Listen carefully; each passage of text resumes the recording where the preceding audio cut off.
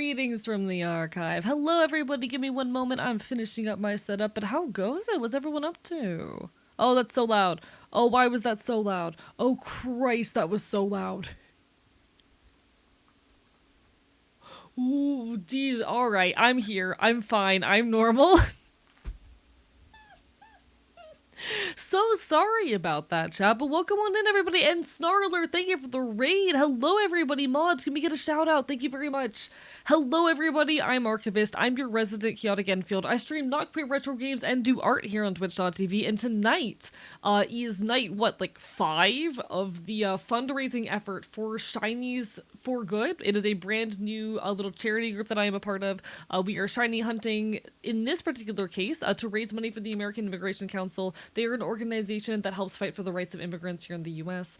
by helping to cover legal fees, as well as fight stigma, which is really important with the ways that ICE is ravaging many of our communities right now. I happen to live in a hotspot for ICE activity at the moment, and I have been watching the ways in which my community has been very deeply impacted. So we are raising money, desperately trying to help folks who have been impacted. If you have the ability to donate, exclamation point ICE out, or fuck ICE, because fuck ICE, can get you that donation link. But even if you do not have the funds to support, don't worry, even just being here lurking means the world. I am donating half of my Twitch revenue for this week to the cause. How are y'all doing? Everyone, make sure you'll give love to Starler. How goes it? Thank you so much for the support. It means the world. It's so lovely to see you guys. Snarler is just an absolute beast of fucking chaos, and a really sweet content creator. Is absolutely worth your time and support. Let me say hello to everyone. Welcome on in to Quarry, Dusklight Wanderer, Endercats, Druid, JM, Denny, Maddie, Gracie, Cat-eared Yuri Enjoyer, Ali, Dark Wolf. Let's see, Fenuri, Yui, Omega Scales, Crocodile, as well as Blue Sub, Sayajin, Slomi, 3 Vilt Icky, I cannot pronounce words, a Ghoulie Ghoul, I love that one, it's a very good one, Crash It Colors, it is so lovely to see everyone, Strawberry Alice, Bark Bark Bite Bite, lovely to see y'all. Oh yeah, well look at this, that absolutely fucking proves my point. Fuck you, Snarler. You're adorable and a sweetheart, and I wish I could stop by your stream more often. I am just absurdly busy all the fucking time. Hopefully someday I'll have free time again, you know? Hello, Brink underscore Levidacia. It is an AK. Yes, I do have an AK over my shoulder. I am a revolutionary bastard after all. Fuck the government. I am a loud punk anarchist on the internet. It's fitting with my entire aesthetic and vibe, isn't it? Thank you so much, Blue Sub, for the follow. It means the world. Hope you're taking care of yourself at least. I am trying to. I'll admit, the main reason I haven't been around many folks' communities, the past few months, I was going through a really bad depressive episode for a bit, and I think I am finally pulling out of it, largely thanks to this whole event, if I can be perfectly honest.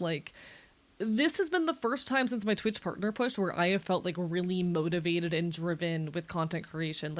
Everything I'm doing has a purpose.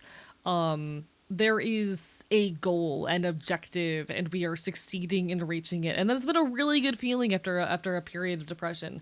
The severe vitamin D deficiency probably wasn't helping, but you know. That's just how it goes sometimes. I promise I go outside. Having something to work towards really helps, for real. Hope you've been doing well though, Starler. What have you been up to? I hope one day, or hopefully sometime soon, I'll have the free time to stop by. Between content creation and my outside responsibilities, it can be rough, but you're an absolute sweetheart, and I appreciate everything you do, and I bark and I bite. Outside is scary. Do you know there are people out there? See, here's the thing. I go outside a lot. I'm very active in my local punk scene, as well as recently this year been getting a lot more involved in local activism. I kind of pulled away from local activism for a bit after getting investigated by the FBI. It's a long story. I didn't even do anything. People were fucking doxing me. It's a long story. But I'm getting back out on the streets, getting more involved in activism, as well as I've always been very active in my punk scene. So I go outside, I talk to people, I live life. My body just decided that it doesn't like having vitamins. Which, you know what, fair? I don't understand what vitamins even do. Vitamins confuse me. Chat, what the fuck is a vitamin? I don't really understand what they are and what they're supposed to do. I just know you're supposed to have them, and you know what? I'm not sure I trust them. It's very punk, honestly. Oh yeah, being able to say I got investigated by the FBI gives me like so much credibility as a punk. And yeah, reject the vitamins. They're not real. When it's over, remember, oh my god, can I read? Remember, the more you grow, the more you can do and help others in the future. Keep that momentum going 100%. Like, I want to do a lot more activism and mutual aid work this year. I'm very much have been putting my channel in a direction recently where I'm basically doing like independent leftist news coverage where I'm talking about like ongoing events that impact queer and marginalized communities. Mostly queer communities and disabled communities because that's what's most relevant to me, but I'm trying to stand up for every cause that I can. And while a lot of my coverage tends to be a week or two late on account of like editing is hard, I've been pushing my content in that more political direction, and it's very fulfilling for me. I'm working on making video essays that talk about a lot of the leftist issues I'm passionate about. Working on trying to bring more awareness to the topics that I care about, and I've been seeing a good deal of success with that, and I'm incredibly grateful for it. Like, I am proud to be the loud punk bastard the VTuber scene needs. Bark, bark, bite, bite. I'm glad that you're still sillying around, Snarler. You're an absolutely wonderful person. Need to get ready for beds? No worries, take care of yourself, get some good sleep. Hello, Wonder. Bark, bark, bite, bite. Cool background song. I just play Pokemon music whenever I'm live. I'm gonna be dead ass with you. My background music is entirely like Pokemon OST shit. You know they prevent scurvy, and that's enough reason for me. You know what? Fair point, scurvy does sound terrifying. Also, everyone point at Wonder. Point aggressively at Wonder. Not for any particular reason, just do it. You're clearly playing chat. You're so right. You're so right. This reminds me that I should probably take my vitamin D supplement. Where did I put my vitamin D supplement? Where's my bottle of fucking sunlight? Hello, Argor. Welcome on in.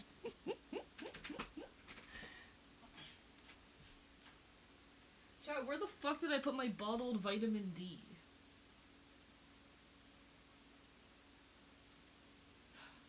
I'm so good at being a person.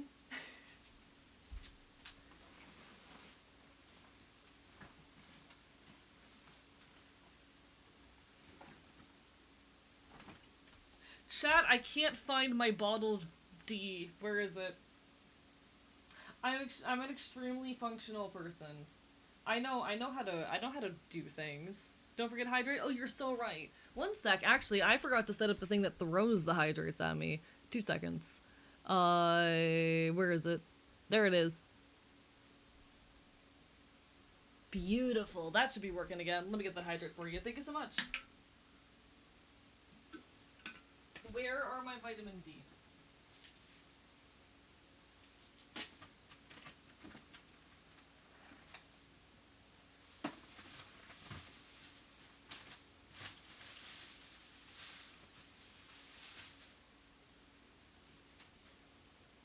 Chat, I cannot find my vitamin D supplements. We're doing great today.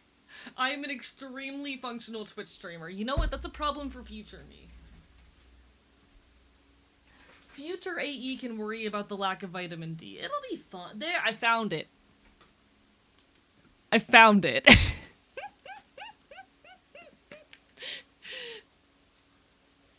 It was under my desk. Again, extremely functional person. I'm so good at this personhood thing. Hydrates or Hades, folks? Which will you choose? I don't know. Hades sounds like a good time if you ask me. There's a lot of hot people down there if the game suggests anything. And listen, I'm a little bit of a simp, as a treat. Your laughs sound like Fox Yips, intentionally so. I mean, I am a weird fox fabiest after all. It's only fitting.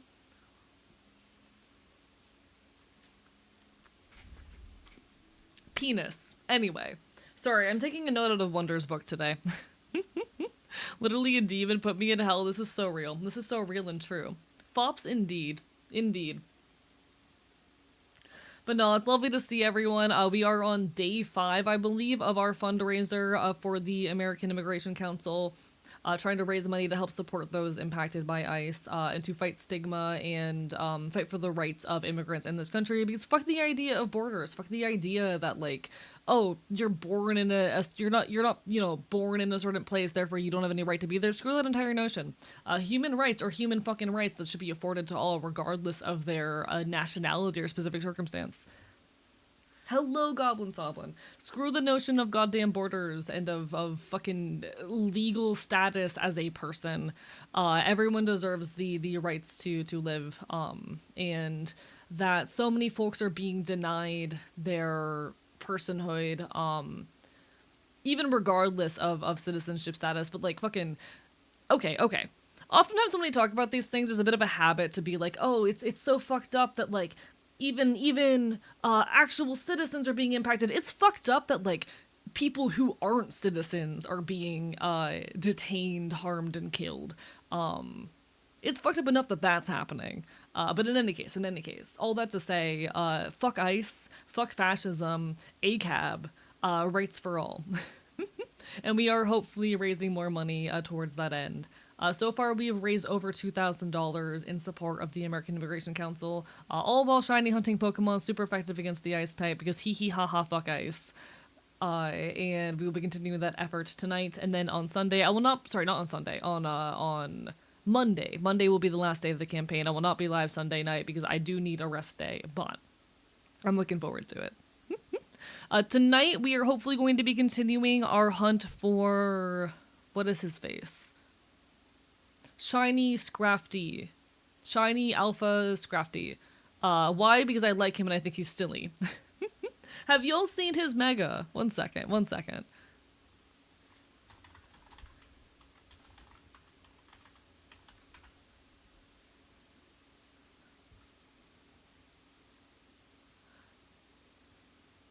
I need y'all to see this absolute boy. Alright?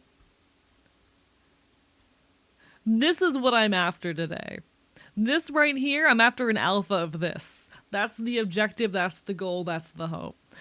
So with any hope, by the end of the day, we will have this boy in our possession. Scrafty is friend-shaped? Agreed. You know, when I was in government class in school, I learned that the Republicans are basically like a hands-off government or limited government. Our current government seems to be a fascist hellhole intent on breaking the spirit of humans. Here's the thing. Traditional conservatism, yes, is like, small limited government, traditional family values, don't tread on me, etc., etc. They say that. That's not really what their values are, at the very least, the ways in which modern conservatism expresses itself. There are those out there that are, more traditional conservatives that still hold that don't tread on me, fuck the government kind of attitude. But they are very few and far between these days, as like modern Trump conservatism has kind of become the primary ideology. It is a much more combative kind of ideology, wherein a lot of that traditional limited government ideology has been tossed to the wayside for the sake of winning, of white supremacy, of hyper nationalism, etc. Good for me, not for the. It is fascism in action. It is a shift towards fascism, which benefits the fucking rich white upper class, and it is fucking evil. Let's go to the Overton window. Oh, 100%. Like, I will say also, fuck libertarians. Because typically most of those like classical conservatives these days would be better classified as libertarians, those being folks who do believe in limited government but are still extremely capitalist in nature. You'll sometimes, in their most extreme form, hear them referred to as quote-unquote anarcho-capitalists. I hate that term because if you are a capitalist, you cannot be an anarchist. An anarchist is opposed to power structures of all forms, and that includes those of capital. But these are the words we're working with. That said, I have no patience for those folks either. That said, yeah, the conservatism of today is not the conservatism of a decade ago, or of 2 decades ago. It is the conservatives a decade ago. Actually, I forget how much time has passed. I forgot how recent 2016 was. I take that part of my sentence back. Actually, the conservatism of today is not the conservatism of 2 decades ago. Just waiting for the day one of those pieces of shit tries to say anarcho-monarchism. It's gonna happen someday, I swear. I feel like I have encountered something like that before. Like I have at least once in my life encountered someone who called themselves a leftist while also advocating for monarchy. Like I've seen that at least once. And I'm trying to remember the ins and outs of their worldview. I think I just kind of put it to the wayside in my brain because it does not compute on such a fundamental level. Hello, Royal Rosie, welcome on in, bark bark bite bite. ANCAP is a term is the result of propaganda saying anarchism is just lawlessness and it'll forever bug me. Anarchism is not about lawlessness. It is an ideology wherein we say no to fucking centralized power structures and we take care of each other. You know? Wasn't there someone like that in Wonder's chat that one time years ago? I remember hearing something like that. I don't know. I've only known Wonder for like probably how long have I known you? I've known you for like 8 months now, something like that. So hell if I know.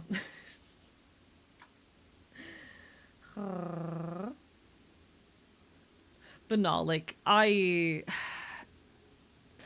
if I can be so real, I miss the like classic traditional conservative because they were easier to talk to and easier to like work with, if that makes sense. I'm very much someone who like I don't think my content is necessarily going to change minds, but in my private life, when I am interacting with folks of other ideologies, I will intentionally like talk about my and pivot the way I have the discussions about my ideology in ways that are intended to make them question things, you know. You'll see me actually do this sometimes in my YouTube content section where like I will carefully choose my talking points in a way to kind of like gently redirect someone and send them on like the path towards potentially more leftist thought. So while I'm not really in interest, especially on stream, in doing that, like when I am interacting with folks who are more liberal or like lightly conservative, I do tend to try and make them question their beliefs in ways that might, I hope, lead them down a better path. Not everyone has the patience for that. I'm someone who does. And when I say that, I mean things like just existing as a trans person in like gun spaces and whatnot does a whole lot to make people question their entire ideology around the existence of trans people, you know? Little things like that to just kind of push people in better directions. Where was I going with that? Oh, right. It is a hell lot easier to do that with like a traditional conservative than it is to do that with like the modern Trump style conservatism, which is so prevalent nowadays. Because like a lot of those more classical conservatives, they'll see that I am not a Republican. They will go, "Oh, you must want super intense, massive government overreach," and I'm like, "Nah, I don't trust the government. I just also don't trust companies." And I've gotten a lot of folks to start questioning their ideologies that way. It's a very gentle situation that you have to be delicate with, but I actually really enjoy doing it. Hello, beat lover. Hello, Goblin Soblin. Consider myself anarchist and anti-monarch, but I think Frederick II sounds kind of little chill. Don't know much about him. Granted, I'm biased because he was an early birder. Fair enough. Nah, we love anarchism. Bit late to stream since I'm still working on that thing in Animal Crossing. No worries. Hope you're enjoying yourself, Zelda. Lovely to see you. Let the libertarian have liberty in name, but support unchecked capitalism. Literally. Screw that shit. And it's very disappointing because like that. Okay. I hate the ways in which terminology will get co-opted, and especially on like the leftist side of things, we tend to just let it happen.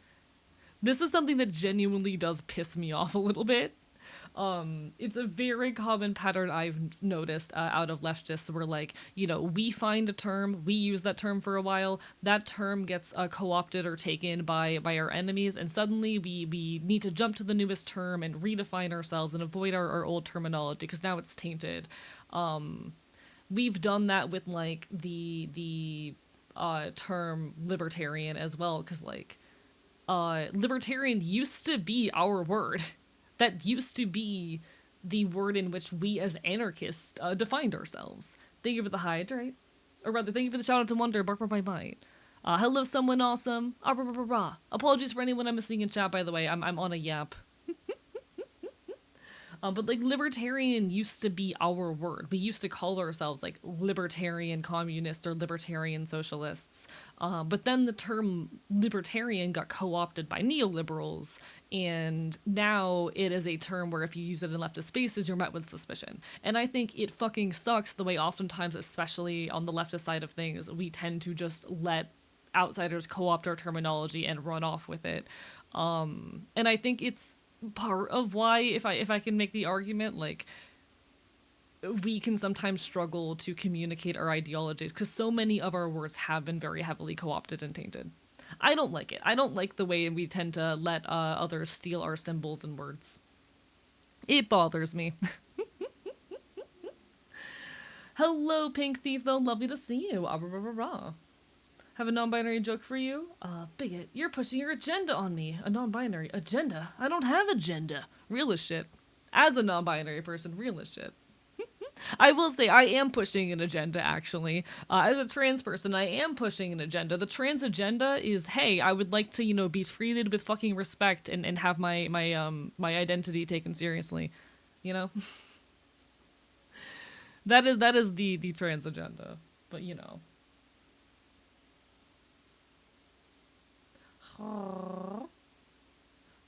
Gender.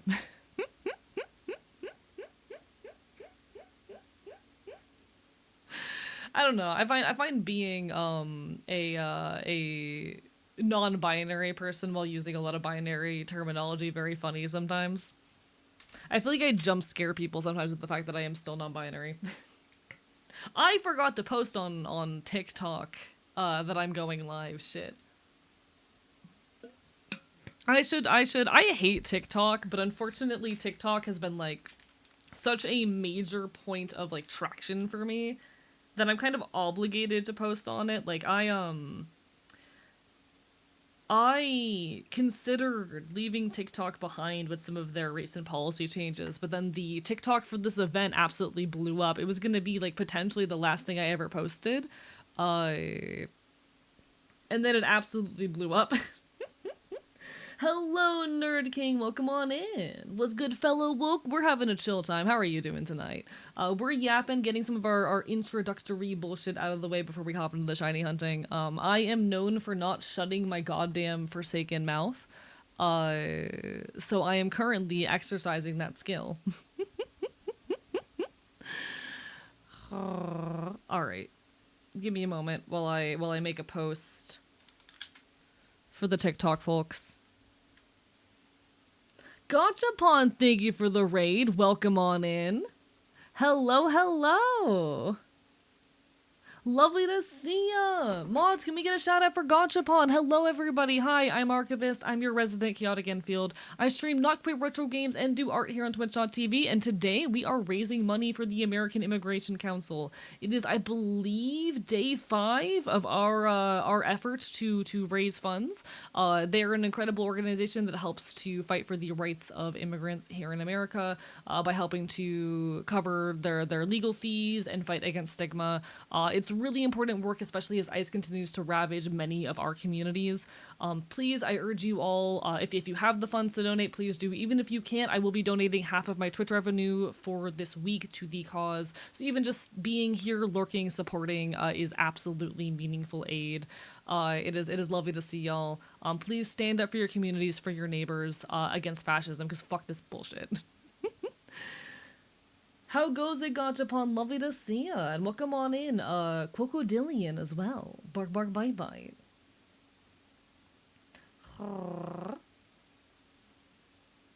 Bark, bark, bite, bite. I haven't seen you on my For You page in a hot minute, but I did see the Everybody Chinese for campaign. Hell fucking yeah.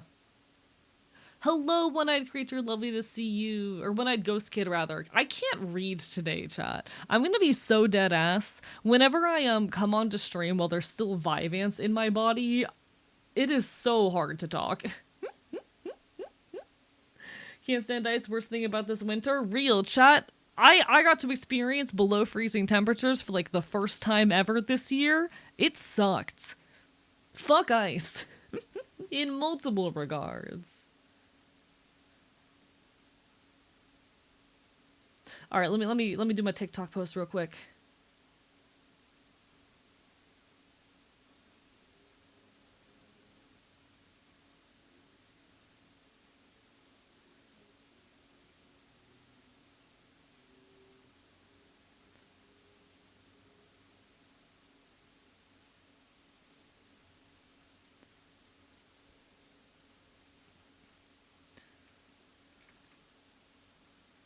All right. I need to change the color. I hate fucking posting on TikTok. All right.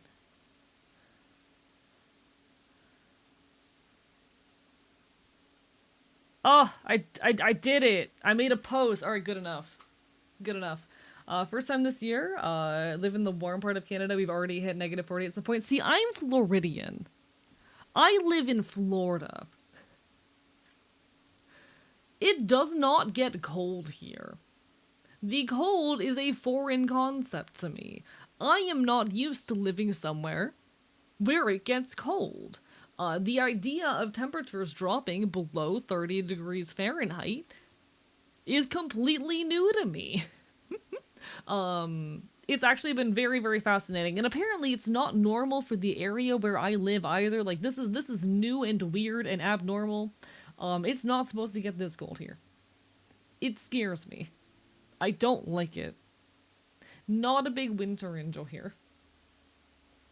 So it's basically been my first ever experience with like genuinely cold freezing temperatures. I hate this shit. Absolutely hate this shit.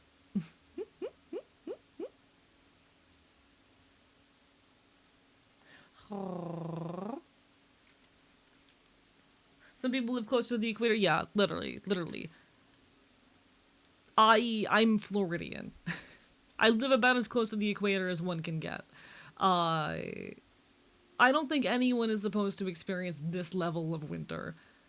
Actually, that's not true. Most people experience more winter than I. I don't think I'm built to experience this level of winter. It's 100% climate change, because how can you tell me that the state I've had one of the driest winters ever snow-wise? No, 100%. Like, the polar vortex, these horrid ice storms that we're starting to see every year, should be the clearest indication that, like, this isn't normal. You know how there was a big, massive, historic ice storm that hit the majority of the southern United States recently? That's not normal. It's been happening most years for the last few years, but it's not normal. It's not supposed to do that. That didn't happen 10 years ago. Climate change is 100% a thing that is occurring. And I do not understand how people continue to deny it at this point. Can you imagine how bad it got with the lack of home heaters and warm blankets? Yeah, like, Florida's not built for the cold. We are not built for it. How's it got to negative 20 in Louisiana? I cannot imagine. I think the lowest I saw was about 30. Terrifying. Not too used to the cold, however, it was really cool to see the different types of bugs that were frozen on the driveway. Nah, I don't handle the cold well. Trump admin unsurprisingly denied climate change recently. I am also not surprised, unfortunately. It's really... I really despise that we are still having the debate about climate change at this point in history. It is 2026, and many of us as children in the early 2000s were being taught about climate change. Being taught about its dangers and risks, because we've known this was a thing for literal decades. And it pisses me off to no end that this is still a debate that we are having, largely because of the actions of oil companies. Oil companies knew and had predicted that climate change was going to happen well before it became public knowledge. And instead of taking action, they decided to keep silence about it and to allow the issue to continue progressing and worsening. It is largely like a lot of the modern rhetoric surrounding climate change denial and lacking research and action is directly the fault of fossil fuel companies who recognize that this information going public and gaining traction would put a dent in their profits. So they discovered it first, but they kept quiet. And when it eventually inevitably became public, they tried their best to publish data denying it and tried their best to push narratives that disproved it. And so many people have continued holding on to those talking points, despite the fact that it is undeniable at this point. I don't understand how anyone can look at these gradually worsening weather patterns and not recognize that climate change is a thing. I know from lived experience that when I was a kid, this is not what winters looked like. You know? The only profit matters. I mean, quite literally.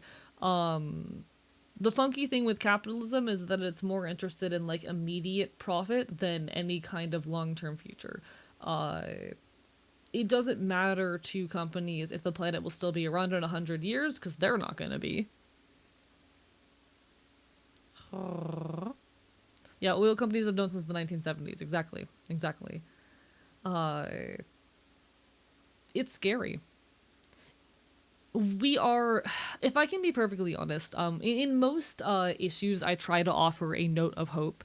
Because I want the conversations we have to be ones where we have a sense of solidarity and hope and a desire and willingness to fight for change. Because the only way things are going to get better is if we collectively come together and fight for sustainable change. You know, we're not going to see the downfall of fascism without banding together and fighting and organizing. We are not going to fucking see trans rights come into fruition without collective action. Electoralism is not going to save us from this bullshit. We need to band together and have hope and fight. And usually, I am someone who is very much on the line of like I want to make sure that I am constantly providing those messages of hope. I want to bookend all of these very heavy conversations that we have with notes of hope, because I believe that hope is a very, very valuable weapon in our endeavors here. Climate change is one of those issues where I find hope a little bit difficult. We are past the point of no return when it comes to climate change. All we can do at this point is mitigate the damage. No matter what we do, there will be major extinction events and crises of food.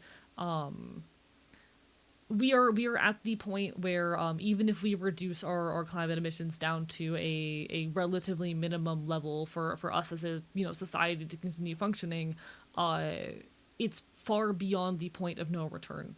There's not much we can do aside of try to stabilize and do damage control. So it is definitely one of those issues where I struggle more to feel a sense of hope.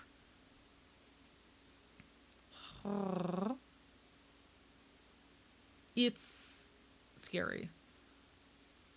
It's really scary. Capitalism is a fucking plague upon the earth. Fuck capitalism. Fuck capitalism. On so many goddamn levels. I don't know what we do in that regards to that particular issue. And I hope that as we come to fight, that we can find better means. I care a lot about this planet. Like the reason I am an anarchist is I think a lot of people assume that you're an anarchist because you hate people and you think that people are evil and poor intentioned. No, I'm an anarchist because I love people. I'm an anarchist because I fucking love humanity and I love the earth and I want to protect people. I want to protect the world. I want to fight for a better existence for all. That is what brings me to this ideology. I fear for the future of this planet because I fucking care about it. I fucking care about it. Sorry about that. I really care about it.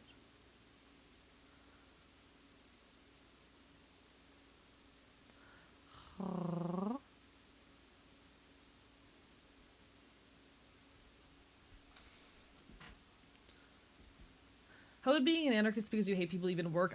No offense, there are a lot of you folks in chat who talk about how you hate humanity while also being leftists. Like it's admittedly an ideology that I don't understand either. I do not understand how people hold on to leftist values while also making the argument that people are selfish and suck and that they hate people. Because I've seen that a lot in my chat. There are a lot of folks in chat who are leftist while also being very deeply pessimistic about like the evils of humanity. Um, I do not understand how that ideology works. It's just something I've seen, admittedly, in a lot of chat. And there have been a lot of points where I've had to say, "Hey guys, let's step back for a moment. People are pretty cool, actually." But also, hello Vexgal, lovely to see you. I don't think I greeted you. Bark, bark, bite, bite.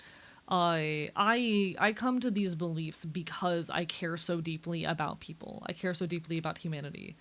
I want the best for the world. Corporation saying, "Oh, it'll go green by X year," but not really committing to it is so infuriating to the point that it's just buzzwords. All of the companies saying that they're going to go green by 2050. By 2050, it'll be too late. There won't be a point anymore. You know, we need to make sustainable changes now.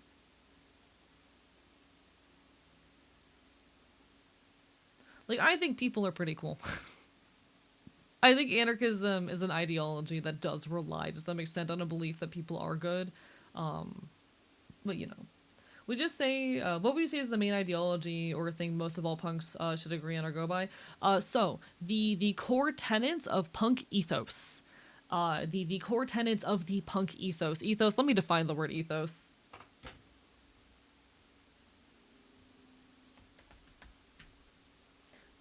Ethos, guiding beliefs. Yeah, okay. The core tenets of the punk ethos, the core beliefs that define the ideology of punk are anti-fascism, anti-capitalism, or rather, specifically anti-authoritarianism in general, but you know, anti-authoritarianism, anti-fascism, and direct action.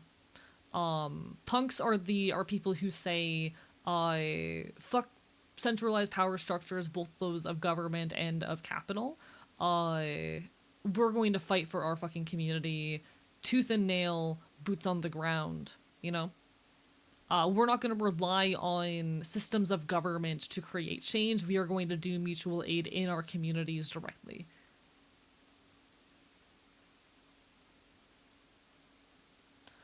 No, I agree, Scale Rider. I've just seen it. I've just seen it a lot. Uh, my whole notion when it comes to being punk, honestly, I don't think you need to listen to the music to be punk. I don't think you need to dress with the fashion sense to be punk. But to be punk, you do need to hold the ideology of punk, which is to be anti-fascist, anti-capitalist, and to believe in direct action. You know, if you are that, if you are a hardcore fucking anarchist who is willing to punch a goddamn Nazi, you can call yourself punk for all I care. I don't care about the fashion or the music, even if I am someone who does personally lean into the fashion and the music. Those are second to the underlying ideology that is punk to me. You know?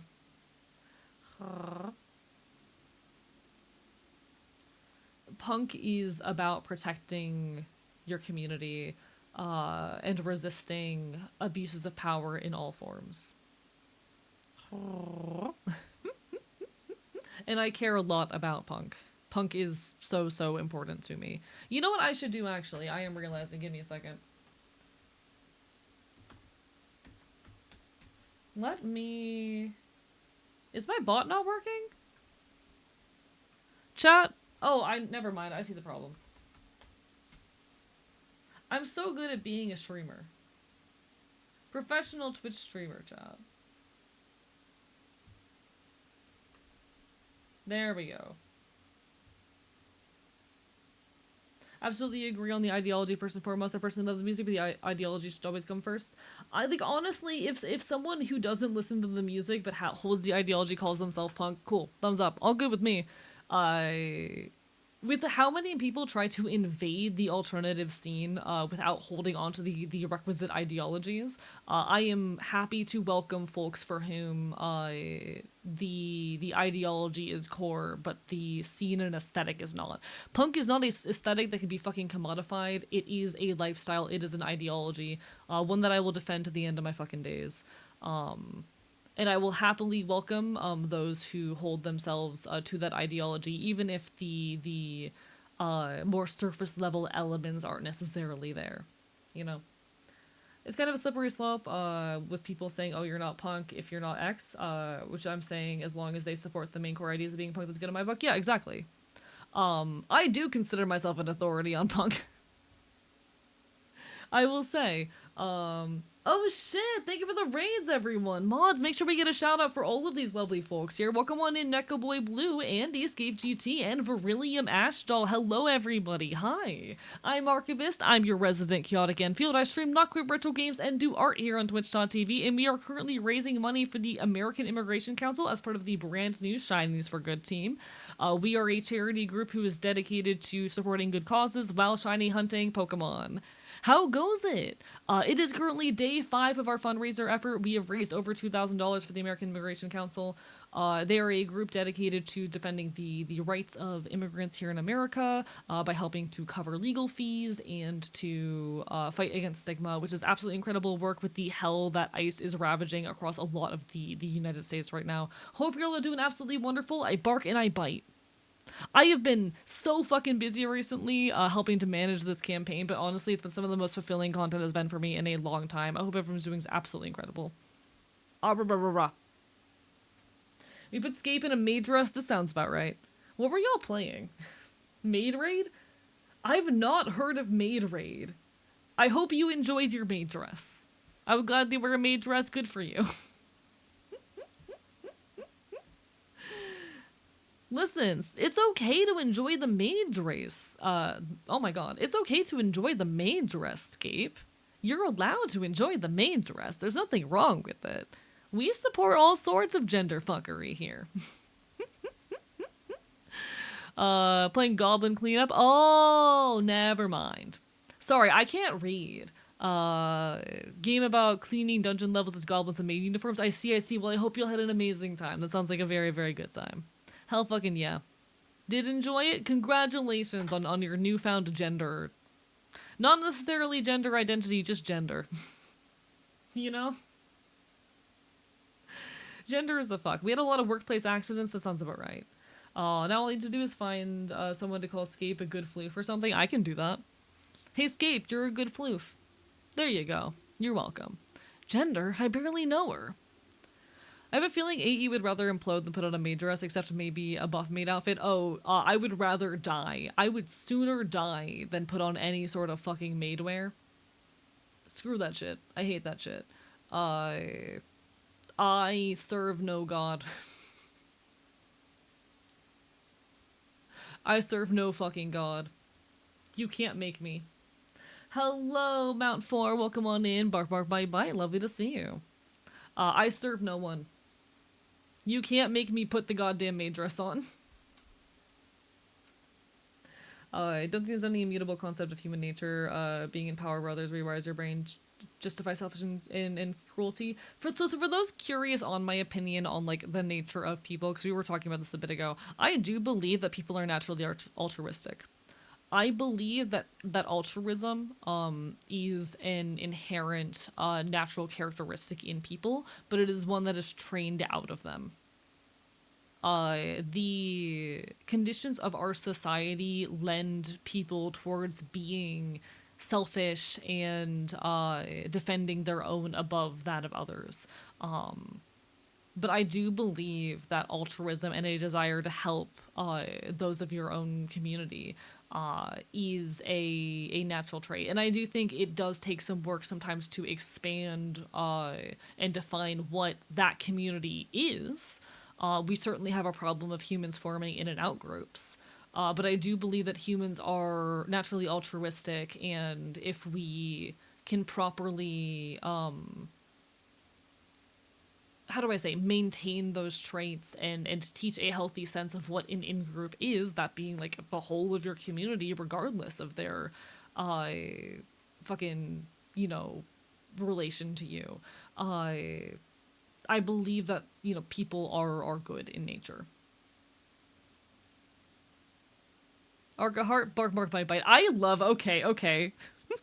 It's become a thing for me recently where I just kind of like say the names of emojis out loud instead of like sending the emojis, or like I type out the name of the emojis instead of sending the emojis.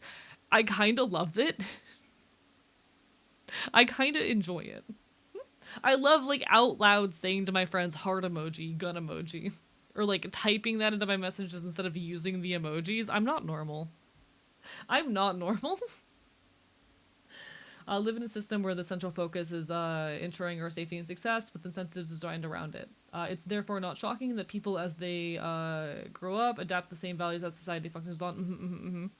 And I believe if we were to build a society wherein taking care of the people around you is the primary drive, then I do believe we will end up with people who are naturally altruistic. I do believe that altruism is in human nature. It's just a matter of we're really bad at teaching people what the right ins and out groups are, or of instilling restrictive in and out groups that cause a lot of marginalized folk to suffer. That's my personal take. Hello, Lucy Muse. Lovely to see you. Bye bye.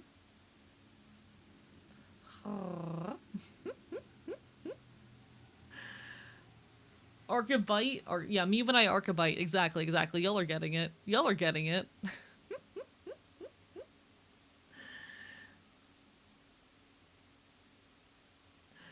Funnily enough, there's something I quote daily. It's from Fallout New Vegas. No gods, no masters. I mean, that quote far predates Fallout New Vegas, but it is a pretty classic anarchist line. Yes. Um, the concept of no gods, no masters, like that's a very old ancient quote. Uh, no gods, no masters is actually embossed into my dog tags. I have dog tags that I wear a lot of the time. Um, Normally I have them available as merch, but unfortunately there's some difficulty with my current merch arrangement, and I'm trying to figure out an alternative situation that'll allow me to continue selling them. It might take me a bit of time to figure that out, and I do apologize. I'm currently in communications with a couple merch stores trying to figure out the best solution that will allow me to continue selling them. Um, but I how do I say? Normally, hopefully soon, I will once again have for sale the dog tags. One of them has a bunch of my personal info on it. Archivist, blood type, birth date, etc., etc. The other one says no gods, no masters.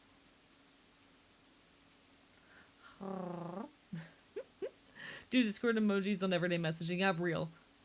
When I'm on Twitch, I miss the pensive emotes so much. I think people also propagandize to be selfish in various ways. Yeah, that's literally what I'm talking about. Like I believe humans are naturally altruistic, but the conditions of our society force that trait out of people. You can call it propaganda. I tend to rely when talking about this specific notion on the idea of biopower, which is the ways in which certain. Okay. You know what? We're quoting Foucault. It's Foucault time, chat.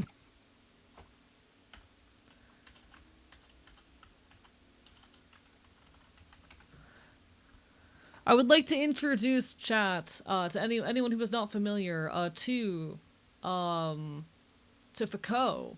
Foucault is a French philosopher who is responsible for a lot of leftist and anarchist theory. Um, he was a philosopher, author, political activist who primarily discussed power and knowledge.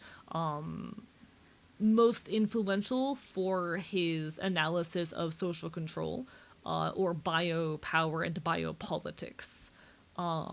He is responsible for the notion of biopower, which is, how do I explain biopower? Uh, various means by which modern nation states control their populations. It is the means by which a government takes a notion and kind of integrates it into the society where it becomes self-sustaining. So there are, certain standards which we have just kind of accepted as being normative and part of our society. And biopower is the process by which those become a thing. Biopower is the process by which the expectations that women are homemakers becomes ingrained in us. Things of that nature. Biopower is a technology of power for managing humans in large groups. The distinctive quality of this political technology is that it allows to control of entire populations through disciplinary institutions. Modern power becomes encoded into social practices as well as human behavior as the human subject gradually acquiesces to subtle regulations and expectations of social order.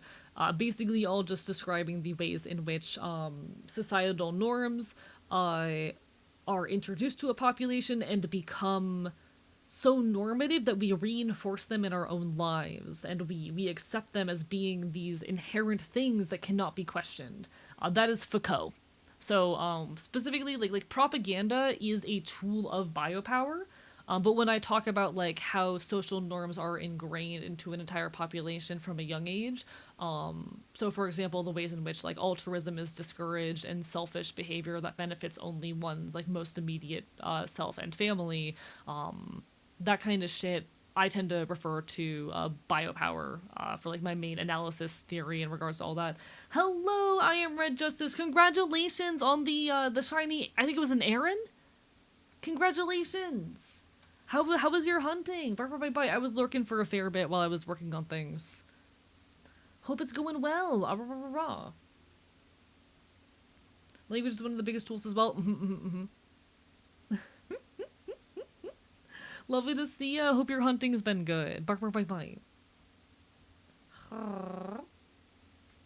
But yeah, this is a lot of very fundamental leftist theory stuff. I genuinely recommend people check out Foucault if they're interested in like reading more philosophy and like leftist theory and whatnot. Foucault's a great starting point as far as like understanding modern society and how much of our reality is socially constructed. Absolutely crazy. Full odds, classic odds, 154 encounters. That is genuinely wild. Congratulations, though. Like, fucking hell. Congratulations on that. A friend who is very much optimistic said egoism is a survival instinct, but when you act human, you act with selfishness. I don't think I understand that sentence. I'll be perfectly honest. But yeah, like, Foucault's really, really good read. Replace that hunt with a randomly picked Pokemon, Relicanth. Ooh, good luck. What game are you hunting Relicanth in? Is it still in, fucking XD Yellow Darkness? Is that the right one? I think that's the right one. I'm psyched. Hell fucking yeah, you got this. Oh, Emerald Relicanth. All right. Well, good luck. Good luck with the Emerald hunt. You are far braver than I hunting at full odds. I've only done like full odds hunts a couple times, and I don't think I've ever actually finished one. I properly got into shiny hunting with X and Y. I'm a little baby coward who likes my 1 in 4,096. Starting slowly, but then slowly increasing the more outright fashion talking points. Oh, 100%. Like, it's how things get normalized. Apologies, Darkwood Rider. Reading is really hard, live. Hello, BunBun01. Thank you for the follow. How goes it? But apologies. It is really hard to read on stream sometimes because I have disorganized thoughts. I hope you all know I've talked about this before. I am schizoaffective, and as part of that, I have thought disorder, so sometimes I do stumble over my words or say the incorrect term. Or end up repeating myself without realizing I'm doing so. My brain's a little bit funky and it shows in my speech sometimes. It's not intentional, and usually I either know what I'm saying or what I'm supposed to be saying. My brain's just being funky. Reading on stream is hard regardless. It is, honestly, especially when you have a loud active chat, but hey, I'm grateful for it. I appreciate this community to the ends of the earth. But no, congratulations, Justice. That is an incredible fucking find. I found 3 full odd shiny in my life. I caught 2 of them. Last one was the Savari Zone encounter. I tried to do some hunting in Gen 4 at one point. I never like finished a hunt in Gen 4, but I tried a few times because I love Gen 4. Okay, actually never mind. I have done one full odds hunt. And it's Pokemon Rumble. I have I did Rumble weekend a couple. Oh, why did Okay, chat box. Whatever the fuck you say. Uh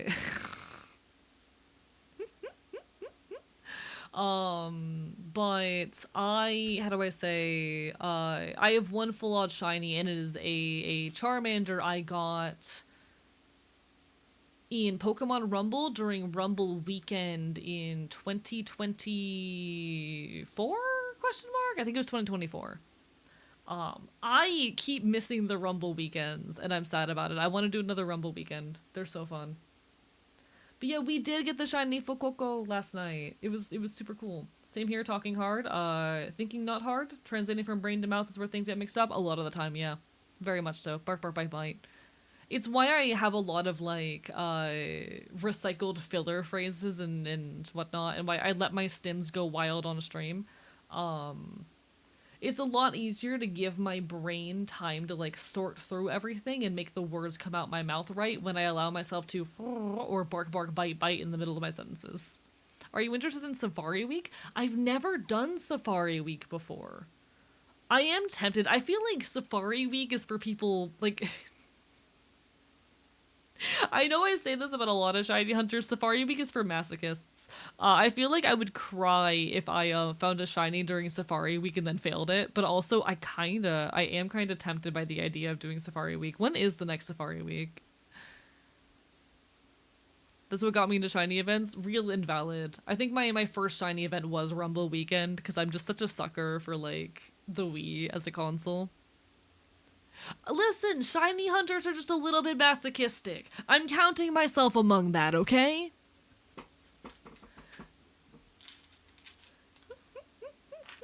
Usually always June. Alright, if I have time in June, we'll see. I'm gonna be doing a lot of, how do I say, trans stuff in June because ayo, imagine being LGBT, could be me. Are you saying you're not a masochist, AE? Oh, just a little bit. Oh, the week is added closer to the month. Understood. Understood. Depending on how much stuff I've got going on for like queer events, I might try and participate. Cause you know what? Fuck it. We will see. I'm gonna be working very hard on a video essay come June. Cause it'll be for my 1 year. My HRT anniversary is June 30th. It'll be my 1 year, so I gotta put something out for it. But oh,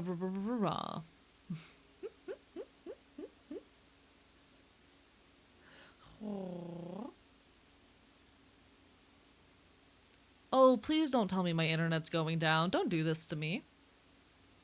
Don't do this to me. Thank you so much for the $25. I couldn't see who did that, but thank you.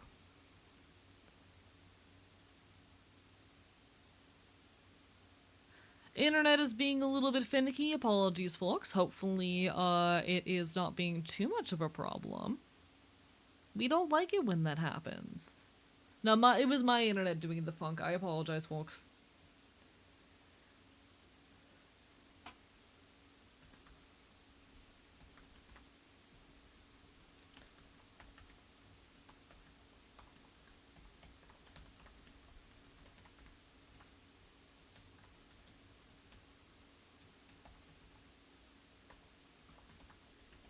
One moment.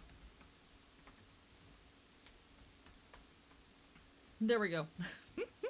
Apologies, it happens every now and then. Fuck ice indeed. Thank you so much for the donation. That means the world. I'm gonna be so real. By the way, y'all should totally check out I Am Red Justice and take a peek at some of the rewards that he is offering, because I've been very much tempted by a couple of them. I'm like, I do have the money that I need to donate that I earned as part of things. Oh, Hello? Oh no.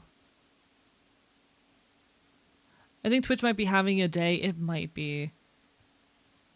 Let me poke in the partner Discord to see if anyone's talking about it. One moment.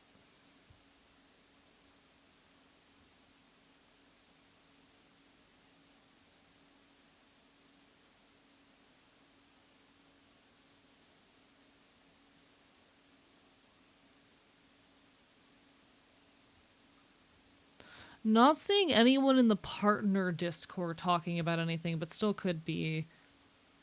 I am so sorry, folks. I just had a network error. Oh dear. Hopefully it doesn't continue. We still here? It looks like, unfortunately, on my laptop is having trouble loading the screen, so we might lose a few folks. I do apologize. Hopefully everything is fine now. I am so sorry. There will also be an ad hitting in about a minute. I might go during the ad peek and see if my router is doing okay. I might go poke at that during the ad break. We'll see. But yeah, John Twitch is being mean to me. I wouldn't be shocked if it was on my end. Unfortunately, my internet does like to get finicky here and there. Consequences of fucking existing. Can still hear and see you. Not chucking for me at the moment. Hell yeah, hell yeah. Yeah, there might just be a mild delay for folks. Can see you and hear you crystal clear. We appear to be normal on my end again. Just lost a few frames there and hopefully it continues. I am gonna peek at my router real quick just in case, but you know. But yeah, I see chat's having a really interesting conversation. Hello, Scarlet, lovely to see you. I see chat's having a pretty interesting conversation about like the co-opting of language, which is something I very briefly brought up earlier. I fucking hate how often we just allow language to be co-opted and taken over for us. Like one of the tools of fascism is the denial of language. Don't let them take your fucking terminology away from you. Don't let them tell you that your terminology is inappropriate. Don't let them steal your language from you. Genuinely. Yeah, fucking showing up next to my router like, please, please give me internet. I need it.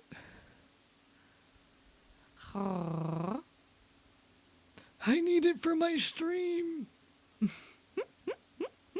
I don't understand how computers work. I'm not a tech person. I'm not a tech person. I'm a guy on the internet.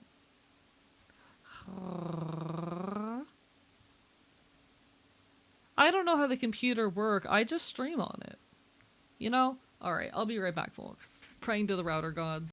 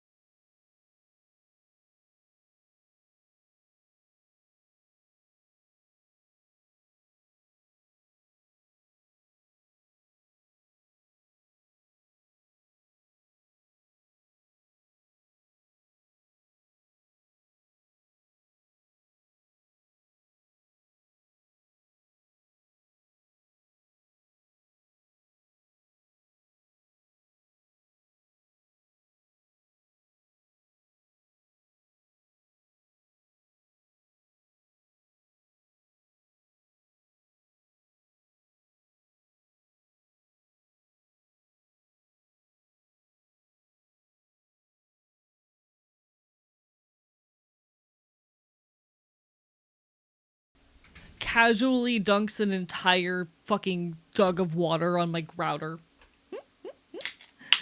Don't mind me. I'm caffeining.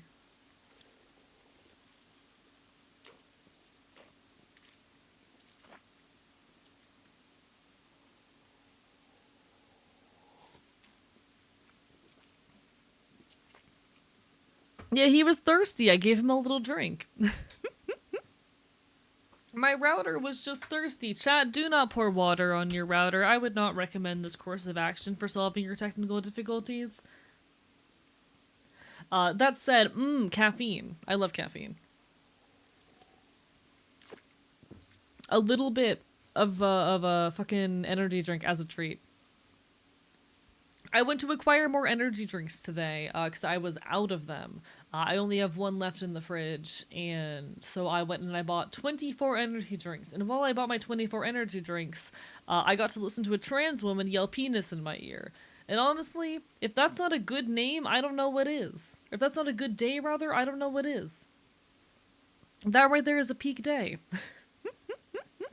Have not caffeine at all today. Now I have a caffeine headache, but that's okay. See, I'm currently experiencing Vyvanse crash, so I'm trying to fend it off with the energy drink. But you know, that's how it goes sometimes. I had a very productive day. I recorded a YouTube short and scripted 2 more. My editor and I are in discussion about some fun projects. I did not get any work on my next long form video done, but hey, progress is progress. Ran some errands, got some YouTube short work done, did a little bit of editing. Things are going great.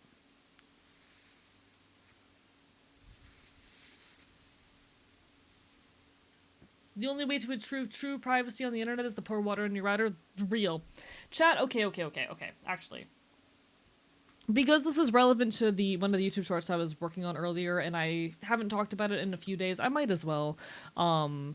I'm sure you guys have heard at this point about the upcoming ID verification choice change policy that is coming to Discord worldwide. I put up a whole announcement about it on Tuesday rather. And we did talk about it then, but I want to kind of reiterate some of my points now because I did some more research and some more digging, and a lot more dirt has come out recently. For those unaware, in the latest of a series of attacks on our digital privacy, Discord has announced plans to implement age verification measures globally. These are the same measures that were introduced in the UK and Australia last year, which require some users to provide legal ID or use facial age estimation tools to access specific features. That includes things like accessing age-restricted channels or servers, unblurring spoilered images, or accessing DMs with users they may not know. And there's been a lot of really interesting news to come out about this. For example, initially, Discord claimed that all age verification was going to be processed on device to ensure user privacy. But we have potential evidence that this might not actually be the case, as Discord was caught in the UK testing out ID or facial recognition, I believe, testing or fucking processing with Persona, which is a tool that was funded in large part by the founder of Palantir, which is the same government surveillance fucking technology that is used by ICE and the IDF. You should not trust this. Do not trust a company when they say, "Oh, don't worry, we're gonna age verify you, but we're not gonna have the data leave your device. We're not gonna save this information." Don't trust them. Do not trust them. We do not know when age verification rolls out worldwide if they will, actually be using Persona as a surface or if they're going to be using their existing model. But we have evidence that they have been testing potentially using Persona as an option, which is very scary. That said, whenever we talk about this, I don't think I need to tell any of y'all that this is not a good. I don't think I need to tell any of y'all that it is not good, that, Discord is trying to get your ID or your fucking face. Even if they are only processing it on your device and it is, not being stored or transmitted, even if they stick to their word there, I don't think I need to tell you that is an overreach of user privacy and a fucking bad idea. We have seen an uptick in recent years in attacks on our digital privacy worldwide, often masquerading as attempts to protect children from potentially dangerous content. This is not a thing that is happening in isolation. This is largely related to a handful of proposed bills and laws around the world Many of these laws have already passed in other countries, including the UK and Australia. But here in the US, the bills in question that you need to be worried about are KOSA, the Kids Online Safety Act, and the Screen Act. There are also a handful of state level age verification or digital privacy or censorship bills that I would definitely recommend you look into. Find out what's going on in your state and take whatever action you can. But we really need coordinated action to stop KOSA, to stop the Screen Act, if we want to prevent this kind of measure from rolling out on all of our apps and services. If we do not defend ourselves against these shifts with Discord, and with, or rather, if we do not defend ourselves from this kind of legislation coming out, there will be no alternatives. There won't be another service to run from Discord. There will be no means of defending ourselves if we allow these kinds of laws to pass. So please, if you have the ability to do so, reach out to your legislators. We're never going to fix the world through electoralism, but fucking anything at this rate to prevent things from getting worse. I'll be sad to have to leave Discord, but will they do this shit? I'm in a very difficult situation in regards to this. This is the conversation I was having with a friend earlier today. As a content creator, my income is partially reliant on having a community hub, and Discord has been that community hub for 4 years. It would be extremely difficult for me to move my community of 700 people off of Discord. And sure, a lot of those users aren't active anymore, and I would hope that the majority who are would follow along. But when we end up split between dozens of services, when it becomes harder to follow the content creators that you like, it is a really scary concept to have to leave behind a platform that has been the main gathering spot of my community for 4 years, and potentially risk a large portion of my income in doing so. I'll admit I'm also in a unique situation because I've already been investigated by the FBI. My personal information is kind of already out there. I don't want to have to leave Discord. If I do have to, I've been scoping out alternatives and I have a couple in mind, and I will be setting up a backup as soon as I have the free time and capacity to do so. But I do not want to leave Discord. Which is why I am asking folks to fight, cancel your Nitro, protest this in whatever way you can. Fuck this bullshit. Hello, Araya. Hello, Ansaraday. How are y'all doing tonight? But definitely, please, guys, look into the Screen Act and KOSA and get in touch with your representatives if you're able. We cannot allow laws like this to come into fruition, and if we do, there will be no safe spaces left. Doing good. Got sick, though? I'm so sorry to hear you're sick. I hope you get better soon, genuinely.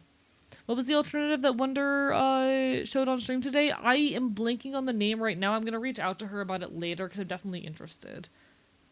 I think it's Fluxter or something? I don't know.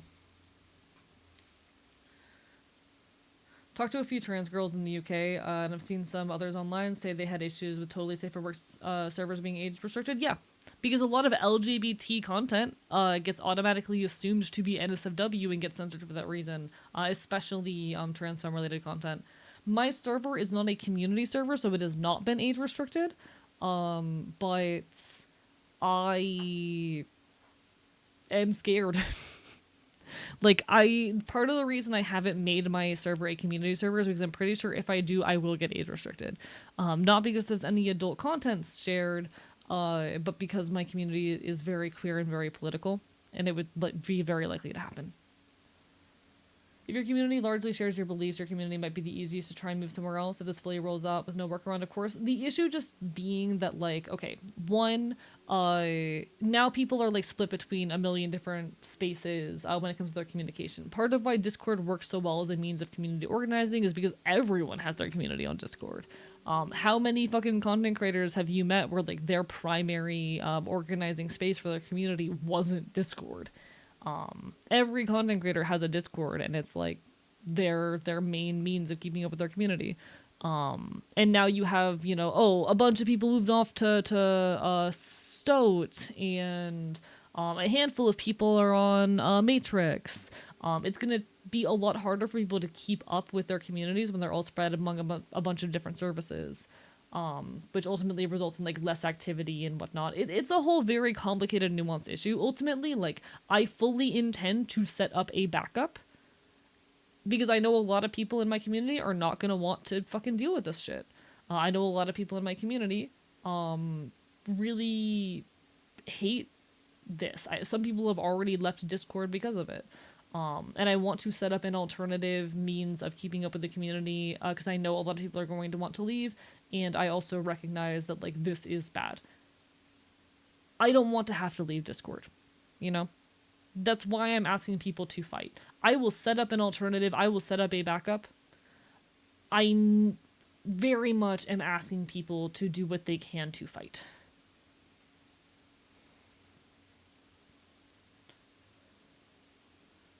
The service can also go the way of Discord too. That's the other thing. Unfortunately, as any service grows larger, they tend to get more corporate. And they also tend to get more predatory because it is really expensive as the demands for data storage and processing grow. I think this is something that like a lot of people don't really grasp, but like the reason why you can't have an alternative to YouTube is because to set one up would be absurdly expensive. YouTube is hit with hundreds of terabytes of data an hour. And to set up a service that could withstand that amount of data transfer and storage would cost billions of dollars and years to establish. It's really hard to set up an alternative to Discord because it is a large company and it is such a large user base. Trying to compete with it in terms of number of features and quality of feature is hard. But also, any company, as their user base grows and the demands on their data storage and transfer grows, they are going to very much risk making a lot of shitty choices and falling into bad hands and patterns as well and becoming more predatory. People complain about Discord running ads, and I agree, it's shitty, but also a platform of this size with this amount of like fucking expense need to be paid for the storage and transmit of data, that's not cheap. It's not cheap. YouTube and Twitch are both websites that operate at a loss. They are not profitable. They are not fucking profitable services. The reason they run so many goddamn ads is in a desperate attempt to make back as much money as they can because they aren't profitable. It is really hard to build a service, a free service that is that large and still make a profit. So the fact that YouTube uses Google uses YouTube for other purposes. Oh yeah, Google also owns one of the biggest like ad serving platforms out there. Well, they're 100% harvesting your user data for use in advertisements. Don't get me wrong, everyone does that. Mytha VT Politics is a very good video about the Discord situation and why we should not just run off to any platform that the fascists want to take. Oh, I 100% agree. Like, I don't believe we can continue jumping platforms as soon as anything bad happens, you know? Link is right up above. It is pinned, or you can type exclamation point ice out or fuck ice.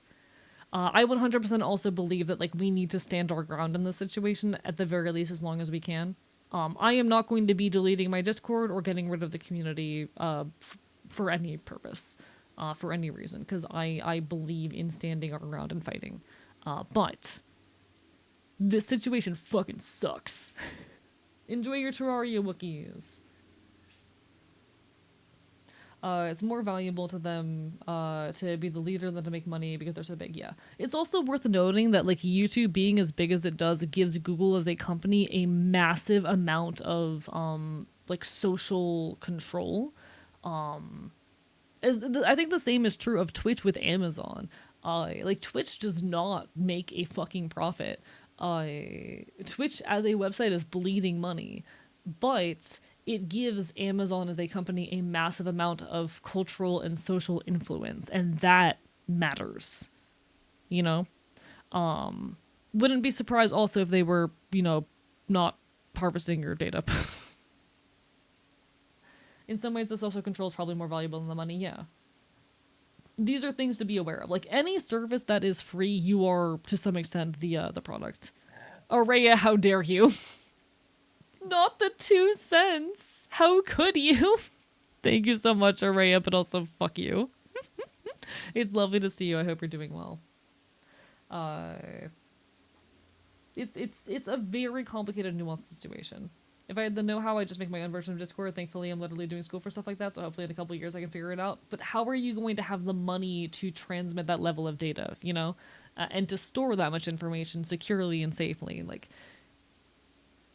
a lot of people, when YouTube did the same thing, went, why don't we just make an alternative to YouTube? Because we would need the billions of dollars required to transmit and store hundreds of terabytes of data every day, you know? And that is not viable. I believe Discord is a service that could be potentially replaced someday. But it would be a shift that takes time. I don't believe any service will live forever. There's going to be a day where alternatives come up and whatnot, but it usually happens very gradually and naturally. Suffer Araya? How fucking dare you? Araya donated $1.02. Essentially, Google and Amazon just buying themselves soft power to some extent. Yeah, and like they're trying to make it as profitable as they can, but they are losing money on these, you know? Or rather, they're trying to lose as little money as they can, but like Google and Amazon absolutely do not make like any kind of mass profit off of YouTube or Twitch. But yeah, like this is a situation where we need to strike back, and I think the biggest thing we need to be doing is calling our representatives and trying to shut down COSA and shut down the Screen Act, as well as to fight back against any state level legislation. There are a lot of state level laws that are circling around for these issues as well. I can't talk about them all because I'm not super familiar with all of them. I am most familiar with the things happening in my local area, as many of us are. But please, do you have the capacity, cancel your nitro, talk to your fucking representatives, send in a fucking message to Discord support, but make sure that you're also fighting on the legislative front too. Enjoy the lurk in Day. We cannot just move to greener pastures when those pastures are so small and so far away. Like, I will be setting up a backup.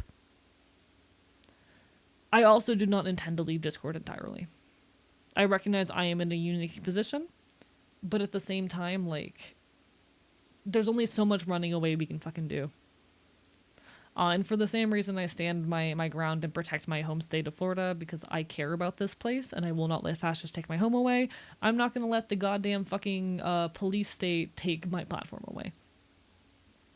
I'm going to fight to defend this, and I ask that you do the same. But fuck this bullshit.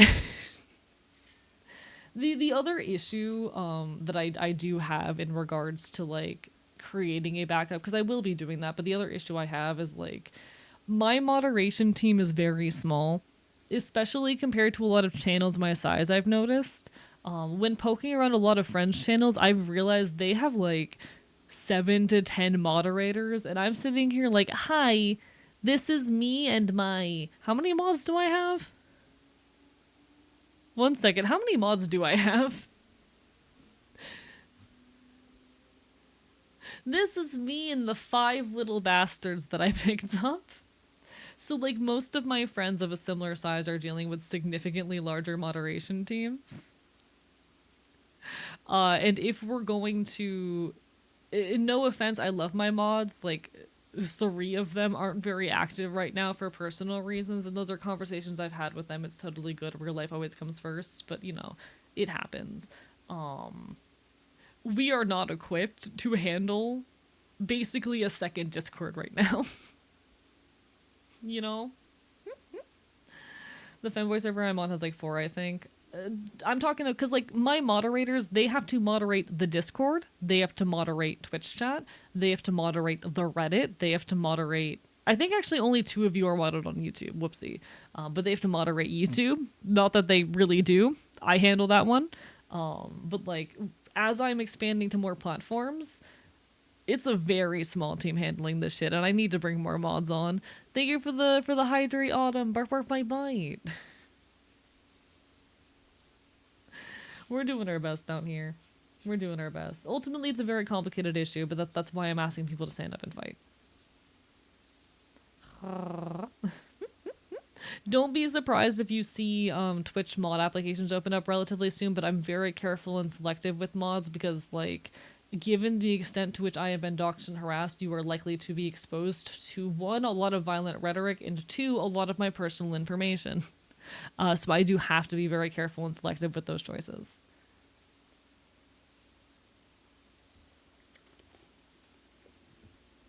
Hi, Napalm Iguana, Bark Bark Might Might.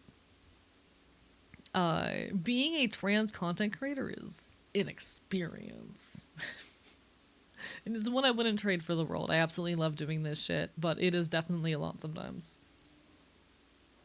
Wait, 5 mods for all platforms? Yeah. I have the same exact 5 moderators everywhere. In fact, not all of them mod all my platforms. All of them mod both Twitch and YouTube. Sorry, both Twitch and Discord. But only a couple of them are on YouTube. Only a couple of them are on Reddit. Ultimately, yeah. Welcome on back. Hope you enjoyed your Helldivers, Napalm Iguana. Hell fucking yeah. It's 5 moderators for everything. I don't have separate moderation teams for different platforms because that would just be way too many fucking logistics to manage. The Femboy server, I'm honest pretty worried about being restricted. It's really safe for work, but they're still worried. The leaders are techie, looking to Matrix now at the moment. They think it's the safest for now. Also worried about the moderation task of it. Yeah. My community is safe for work, but it's probably still going to get fucking targeted or restricted for the fact that I'm so loudly political. Which is why I haven't made it a community server yet.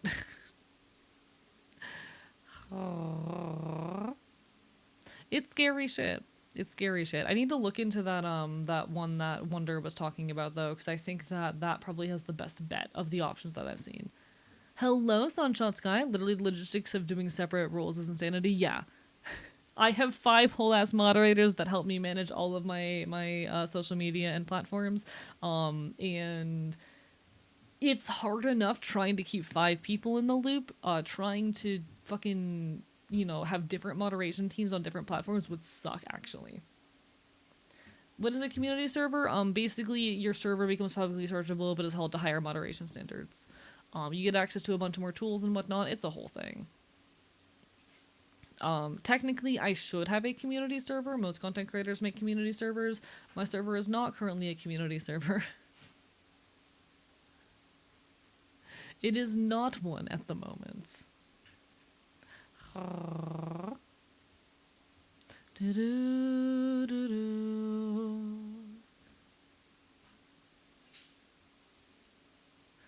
don't fully understand it, I'll be perfectly honest.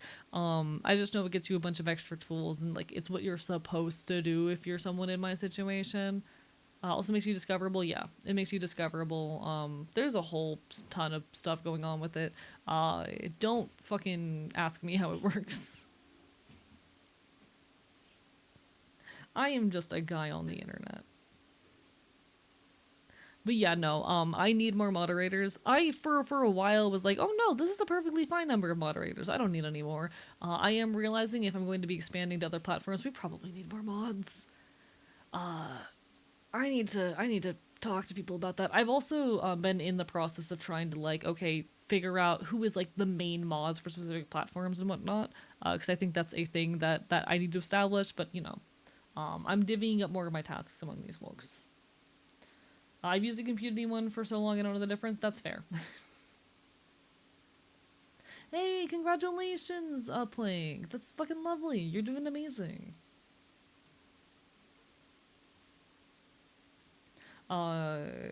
Even getting more popular probably will make more mods a good idea. Oh, 100%. Twitch actually has official recommendations on like how many moderators you should have. And I abided by those recommendations without thinking about the fact that my moderators have to manage multiple platforms. So it's really the multiple platforms thing that is the messy part for my community. We're figuring it out, I promise.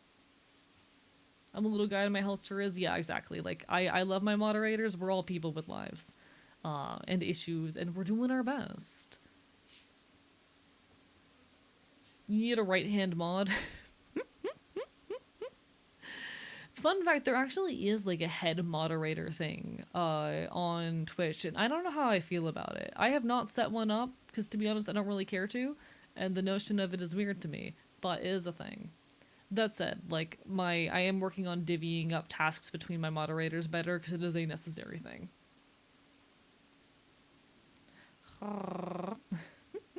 I don't know. It's a lot of stuff that's on my mind with the recent Discord thing. I'm going to be making a YouTube short about this soon, talking about it.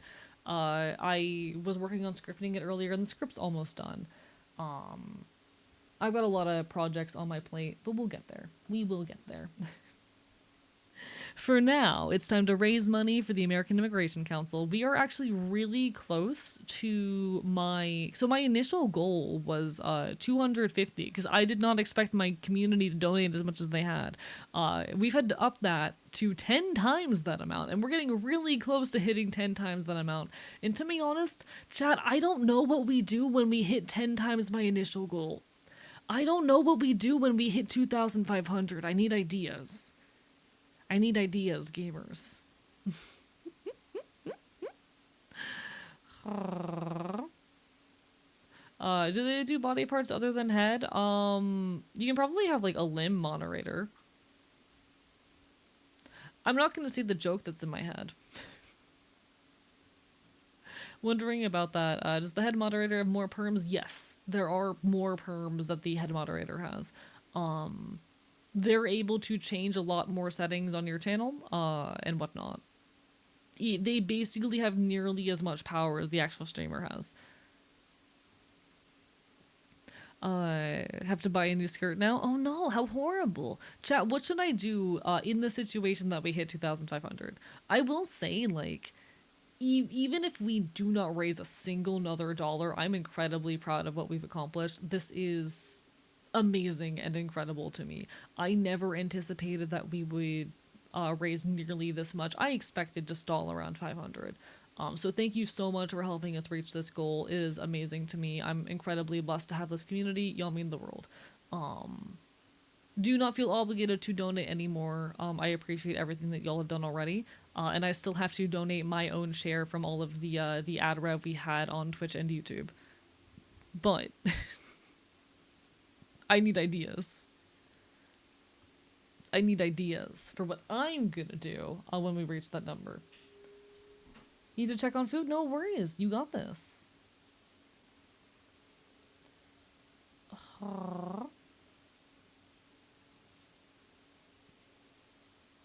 Problem with VTubers that a lot of them try to be apolitical because of idol culture that allows horrible people to propagate and not get pushback. The other issue, so I think a lot of people don't realize this, but a lot of like the older VTuber fan base was very much based on 4chan. So for a lot of like the early history of VTubing, it was a lot of like 4chan anime fans that were the primary voice of the VTuber community. So it was a mix of idol culture and the fact that like the VTuber community was an inherently right-wing community that created the quote-unquote apolitical nature of VTubing. Everything is political. There's no such thing as like being apolitical. Being apolitical in and of itself is a political statement, but even putting all that aside, like the VTuber scene, because of its particular history, that weird mix of idol culture and like, you know, right-wing internet anime bros, very much for a long time was this apolitical with a silent right-wing majority. And it's not until relatively recently that a lot more VTubers have come out on, you know, the leftist side of shit. It's actually been a really wonderful thing to see as someone who has always been more, how do I say, openly political than is acceptable in the VTuber community. I've had a lot of people like refuse to associate with me or deny me collabs or whatnot because I am such a loudly political creator. It's been very nice in the last 6 months seeing how many VTubers have come out of the woodwork and decided to finally speak up. I'm proud of this community. Play a Freudian game until you beat it, like getting over it or something. Ooh, that would be hell, but it's tempting. Organize and host a debate on a topic. I think the other one thought I have is to finally complete a Nuzlocke. I have started a handful of Nuzlocks, and never beat them. I could promise to finally do a Nuzlocke. As far as like hellish games go, I feel like that could be an idea. I don't think doing a debate, like I love talking politics, I don't like doing debates. But ooh. Katyuri enjoyer, that would be so much money. Trying to learn the names of Helldivers enemies? Good luck, you got this. Main thing that sucks about that is that some of the average people seem to take the apolitical thing at face value, except fascist talking points. Oh, absolutely. Apolitical is a political stance, and one that kind of just being apolitical is apologetics to the status quo, and the status quo is one of fascism. To be anything other than willing to stand up in these fucking times is fucking to side with fascism, and that sucks. Randomized chat pick team. I was like, ooh. Randomizer Nuzlocke could be really fun. I do like the notion of a randomizer Nuzlocke. Would y'all be content with that as reward? Hey, hello, Safety. Thank you so much for 42 fucking months. Lovely to see you. Someone saying they're apolitical doesn't mean they're actually apolitical. It just means they like the status quo. Yeah. Either they're completely uninformed or they're content with the status quo and don't want to say it. You know? I think a randomizer Nuzlocke would be really fun. Chat, let's go gambling. Thank you for the hydrate, dangerous safety. Love to see you. Bark, bark, bye, bye. I think randomizer Nuzlocke sounds like a fun reward if we do hit 2,500. I've been kind of figuring out my rewards as I go, because one, I have no free time. I've had no fucking free time recently. It's been like work to stream, work to fucking activist event, work to stream. But hey, we're here, we're queer, we're thriving. And I never expected to get this goddamn far, so like, winning, I guess.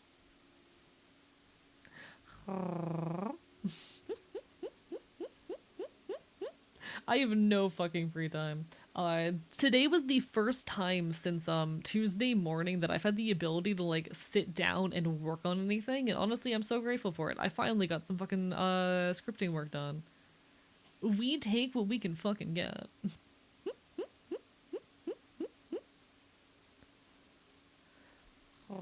Hell fucking yeah. Alright, we'll put down a goddamn randomizer Nuzlocke as the reward if we manage to hit the 2,500 by the end of the event. We got a couple days left.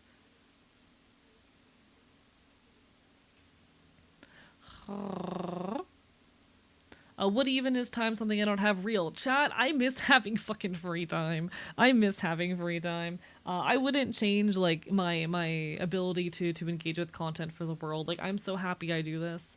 I want to stream as much as I possibly can. God, do I miss having free time? I haven't had free time in the last, like, year and a half. Just name your pokes after us? You're so right. You're so right. I'll do a randomizer Nuzlocke and I'll name my Pokemon after chatters. That sounds like a fun time.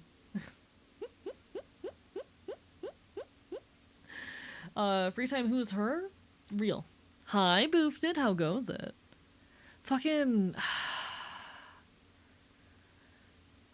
I feel so bad for people who work 9 to 5s, because, like, I can't imagine having time. I can't imagine having the energy to be a person after that. I'm very lucky to be in the position I am, where, like, my responsibilities are only about 20 to 30 hours a week. I'm very lucky to be in that situation. Back with food to enjoy the stream? Hell yeah, Zelda. Lovely to see you. The days where I'm off with my other responsibilities, I get home and I do not have the capacity to fucking go live. I hate when I have to do projects for school. They're stressful. I imagine so.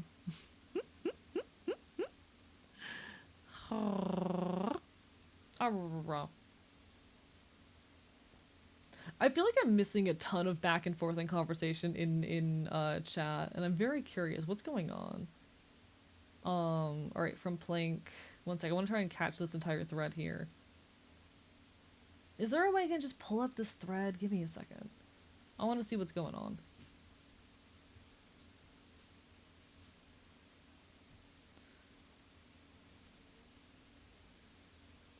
what did I think it was Plink say?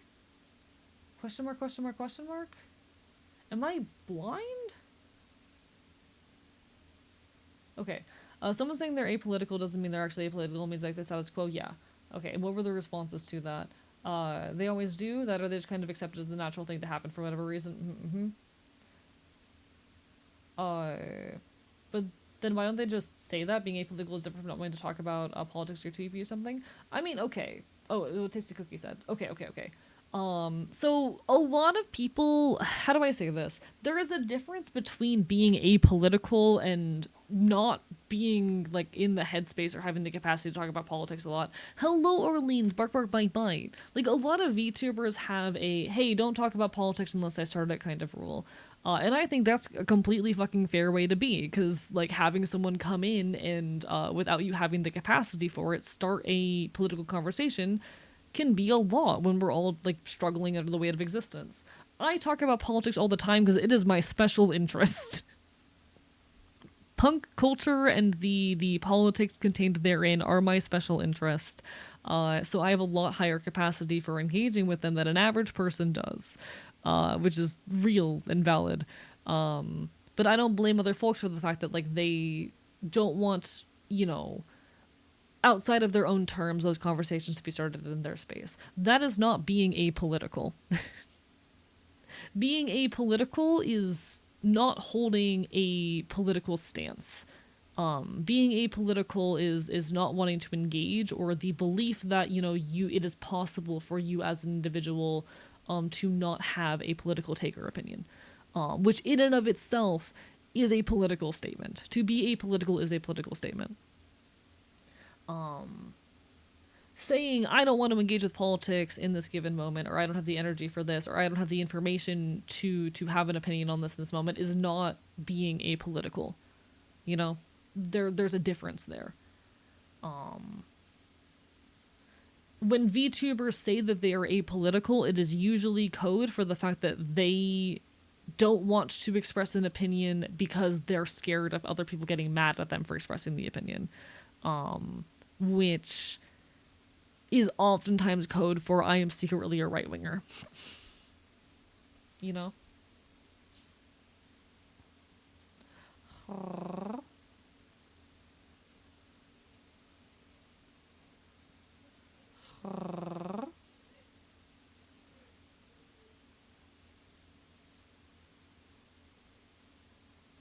Like, I'll be dead ass. There have been times where I've had to tell chat, y'all, I don't have the energy for a particular political conversation in the moment, I've had to do that sometimes, because as much as this is my special interest, sometimes I don't have the information or capacity for a given subject.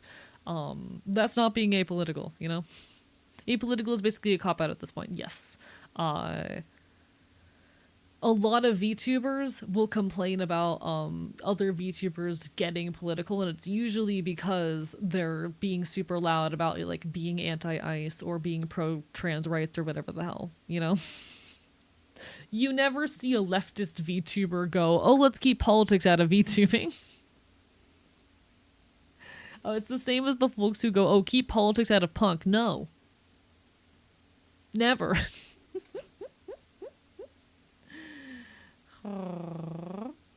But hello, Jordan. How are you? Bark, bark, bite, bite. Bark, bark, bite, bite. All right. We're gonna hop into the hunting soon. I've taken a little bit longer than usual for the yapping. I've been doing 1 hour of yapping during these shiny hunting streams recently, but I felt like a little bit of extra yapping, so I want to talk about the Discord situation. What's next? Keep politics out of policy?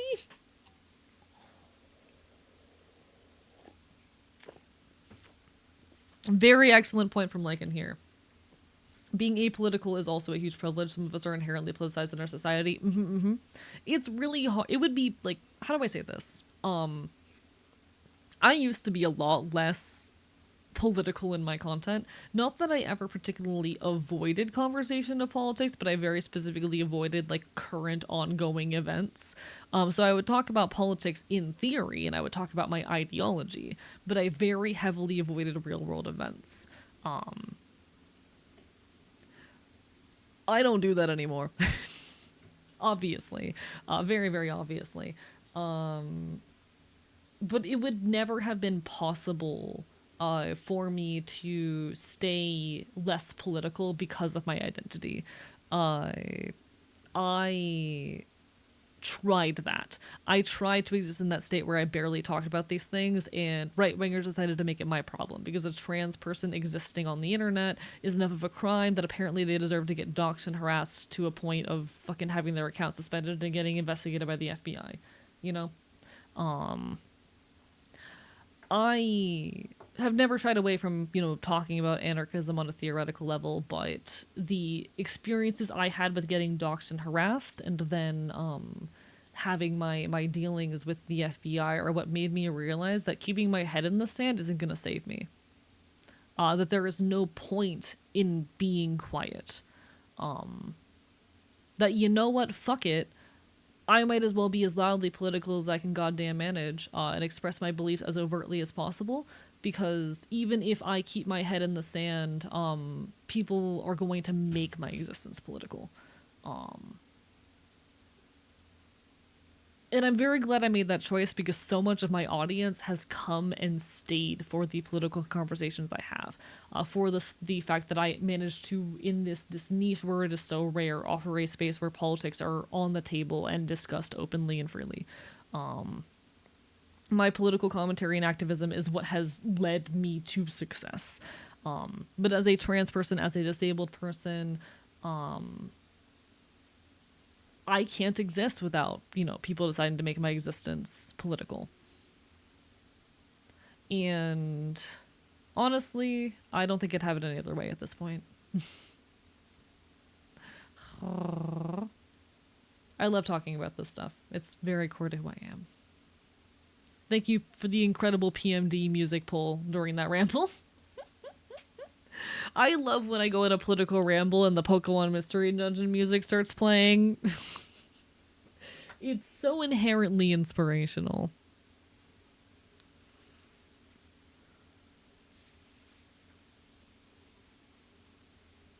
I love PMD. I really want to read my books and write stories that I buy in Latino. Can be either political or wait for the fascists to come for me. Real. No, real. Like, politics, I mean, okay, everything is political, like, because everything exists within a political context. There is no such thing. Everything is political because we live in a world wherein every action we take is in some way informed by politics. Even so much as the food we eat is informed by our culture, is informed by our class. Like, is informed by the economic conditions under which we exist. It is, everything is inherently political. All art is inherently political, and I think leaning into those politics is important in being able to fully represent and understand and address them. And I love that shit. If you're gonna get harassed by idiots or Trump supporters, might as well give them a reason. I used to hate politics, but now I'm similar. It's the main thing I will annoy fascists with. Real as shit. Yeah. Like, I'm not kidding when I say I got doxxed and harassed to a point where people sicked the FBI on me, and that's what made me realize that there was no point being quiet. And what pushed me into doing a lot more, like, real world event news type stuff with my content, and actually talking about ongoing events. Because sure, I created my little cute queer space, and I talked about politics, but I didn't rock the boat.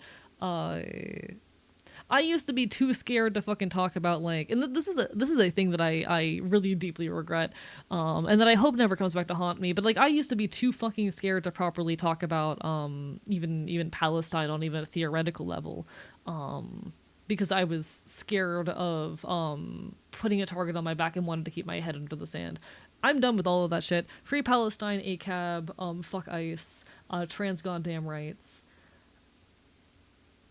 Because if I'm going to get harassed no matter what I do, I might as well do so while standing up for the things I believe. Not gonna lie, also trying to sponsor friendly line while wanting to be openly political is a pain. It's gonna be hell for me as a content creator to, like, ever get sponsorships. There are a handful of sponsors which do occasionally work with like leftist video essayists and whatnot, and I imagine those are going to be these very small handful of folks who decide that I am worth their time. But like I imagine I'm a massive brand risk due to the things I talk about in my beliefs, you know. Um, I fucking how do I say? I recognize like there's the whole notion that like by being political as a content creator you're gonna hurt your career and alienate your audience and lose a lot of money. And yeah, I'm probably losing a lot of sponsorship money, but I also think my viewership would not be nearly as high. Just finished rewatching the HBO Chernobyl miniseries, and yeah, it's very true. If you're gonna get fucked over either way, may as well do whatever good you can. Real as shit. Huh? If I make my stupid lesbian roguelike and make money, I'd sponsor you, I guess. Listen, I'd happily I would happily like if any queer game devs making cool media want to give me like $50 to fucking do a stream of their game, I'll happily do it. Like straight up, hey queer indie game dev studios, if you want to throw me like $50 to play your game on stream, hell fucking yeah. I'll dedicate like, you know, 3 or 4 hours to your fucking game for $50. Easy. Easy. You take care, some femboy. Good night, fuck guys. Never stop being political. You take care. You have a lovely rest of your evening, alright? Thanks for being here. So you like city builders? I'm down to give one a shot. I've always liked the concept of SimCity, but like never fucking played it, because EA sucks ass and likes to make their games inaccessible if they're old. Thank you for the high dirt, Reggie. I appreciate it. Bark, bark, bye, bye. Give me money out of context. Straight up, like, I'll have a lot of people offer me Steam keys, and I've checked a couple of them out off stream. I've never done them on stream because the majority of them, unfortunately, these days, like, I'll look at the Steam page and there's an AI usage, or it's not relevant to my content, or the game's kind of half-baked. There was one that I was going to play on stream, but unfortunately the fundraiser for it got taken down before I got a chance to actually like fucking check it out on stream, and I'm really disappointed about that because I was very excited about it. But I absolutely like if any, you know, indie queer game dev studios want to pay me like 30, 40, $50 to check out their game for a few hours, I'll do it. Hell yeah. I love supporting weird queer art. If you are an indie game dev studio does not use AI, and especially if you are like fucking queer led, hit me up in my DMs. I'm one guy currently, but I'll let you know if I get a demo done. Hell yeah.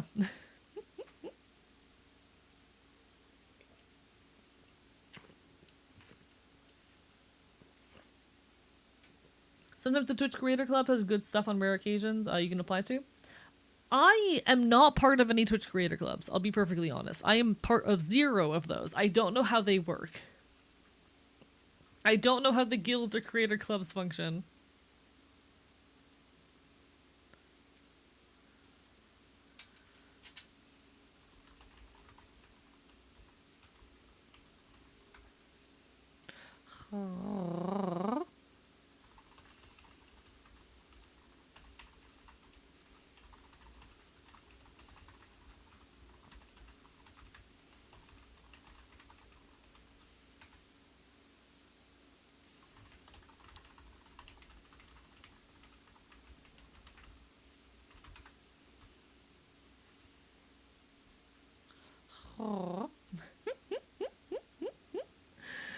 Sorry, apologies. I was answering a DM real quick.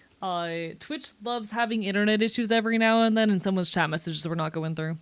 EA is just the evil version of AE. I hate EA as a company so much, and it sucks because like I grew up on The Sims. I can no longer support The Sims.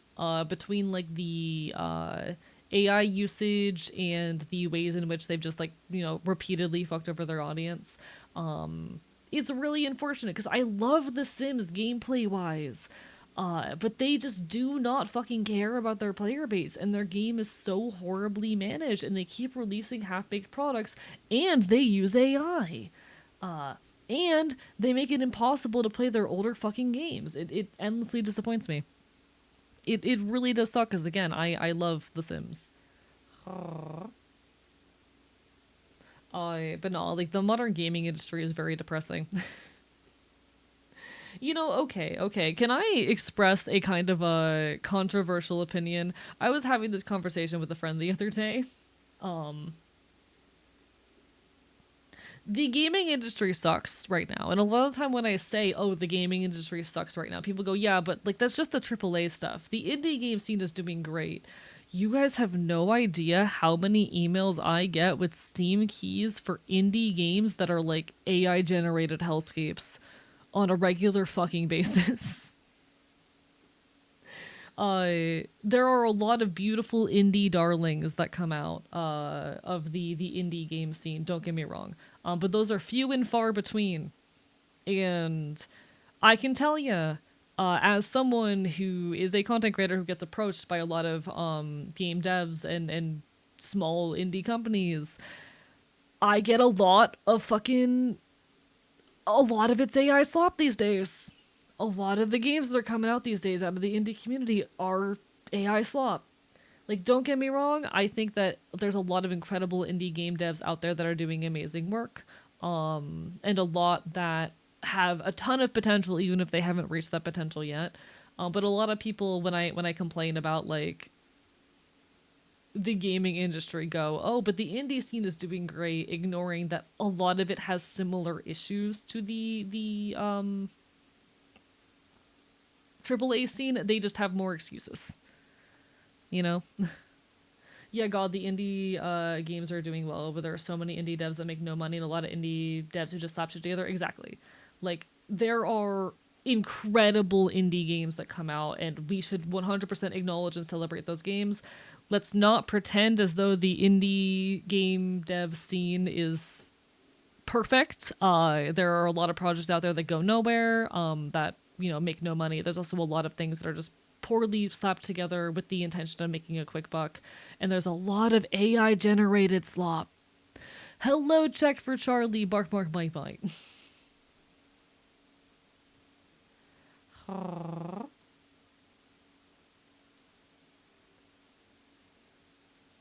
Speaking of AI, my company shared everyone a document about security. It was basically all AI generated. The paragraphs felt weird to read, and the videos weren't even real people. We want to scream. AI cannot give you good fucking online security advice either. That is wild. That is wild.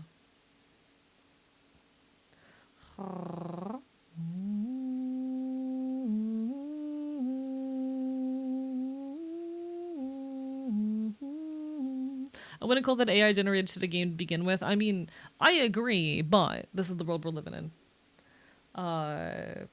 Less foreign country and more things like that. Several places far away become incredibly hard to alter. There's only so much time that can be used. Question mark, question mark, question mark? I have many questions. I think that the funniest case that I've had, actually, there was oh, one sec.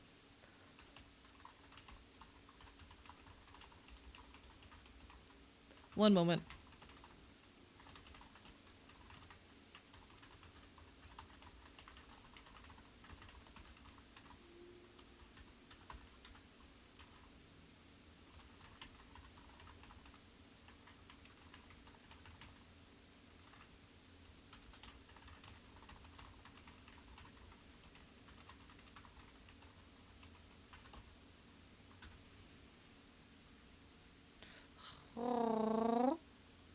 One moment. That was an important message.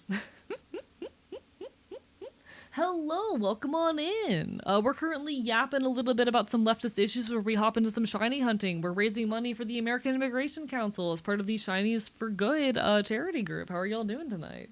Thanks so much for the follow, and hello, Melissa, Barper by Bite, hello, Pyro as well. What's this song? Let me check real quick. This is Route 209 from Pokemon Diamond Pearl Platinum. Fave Pokemon type and a fave lefty book. My favorite Pokemon, Cyndaquil. Favorite leftist book is a hard one. I was earlier talking about my love of the work of Foucault, just really good overview of a lot of like philosophical concepts relating to like how power and social control function. But I have been reading a bit of modern leftist literature recently, and I think a big recommendation, I don't know if it's a favorite, but it's definitely my favorite I've read in the last year, would be Starting Somewhere by Roderick Douglas. The full title is one moment. Let me grab the full title.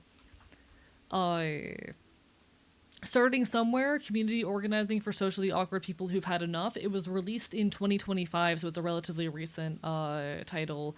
It's a really good overview of like what community organizing looks like in the modern day with a lot of like real world narratives. Very, very excellent starting point for anyone who is looking at like trying to start or get involved with local activism. There are a couple points of disagreement I have with Roderick Douglas, mostly on the role of electoralism. I'm very much in the camp of like, while electoralism is not going to save us, it can be a useful means of damage control in the meantime. Which I know that is a point that that Douglas does disagree with, but for the most part, definitely a very fascinating and useful piece. Especially as someone who's been trying to get more involved in local activism this past year.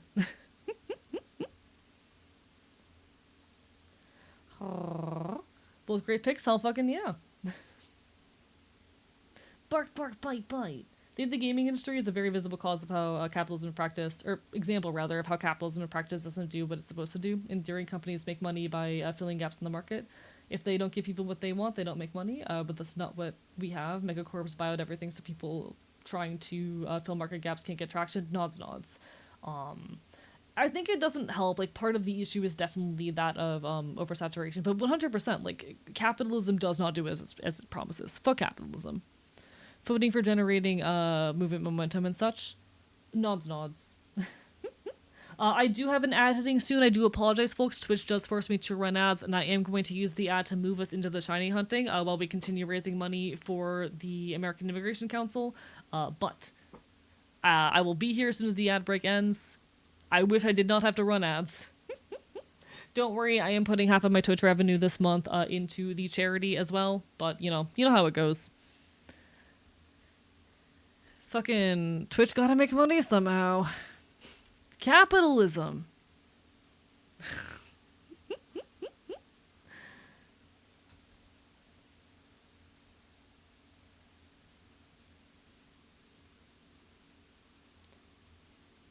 All right. I'm actually just going ahead and getting things running again because my brain's like moving before my goddamn mouth. All right. How do I get this running? It's gonna take forever anyway.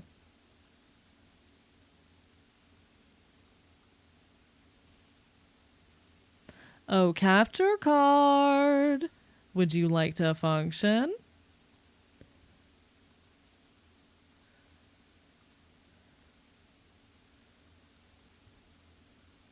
Come on, buddy. I'd really appreciate it if you worked. Okay, here's what I'm gonna do. It's working over here with the Elgato. I'm gonna turn off that source. Huh. That's not what you're supposed to do when I do that. That's not what's supposed to happen.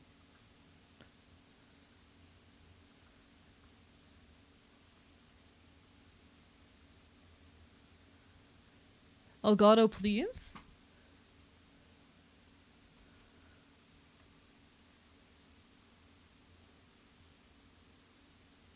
Why do you hate me so? You know what? Here's what I can do. Here's what I can do. Because it's decided that it doesn't want to work with me today, we are going to just create a new capture. Don't mind me. I am going to cover this up. Oh, never mind. Add existing Elgato. There we go. All right. And then we just bring this down in the source.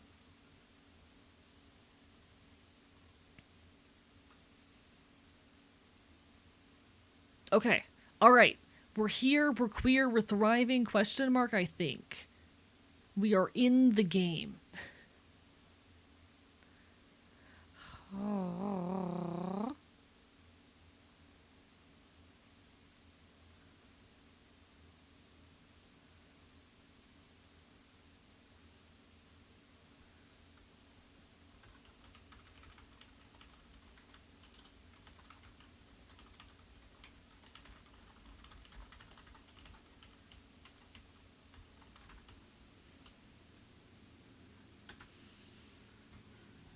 All right. All right. All right. We are overflowing with homosexuality. I'm so gay. How are the gays? How are the queers and the bastards of chat? I hope the answer is well and pleasant. I'm here, I'm queer, I want to eat a deer because I don't have any snacks left. Chad, have y'all ever ate deer before? I have not, but I'm not gonna lie, the temptation has been there sometimes. I am not a deer. No, I am a weird foxbird dog thing. I'm some weird ass babyist. I am not a deer. Venison is pretty good. I do want to try it sometime. Okay, thank goodness, that's fucking hilarious. I'm sorry. Alright. Alright. Welcome on back, folks. Welcome back from the ad. We are back in Pokemon Legends Zeta A in the midst of our hunt for a shiny Alpha Scrafty. One sec while I fix up my team because I was taking photos earlier.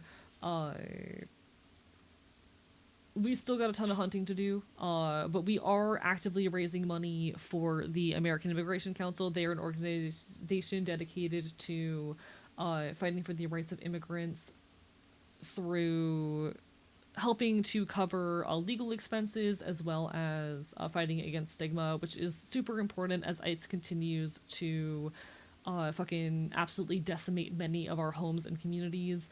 Please stand up for your neighbors and loved ones. Your communities need you right now.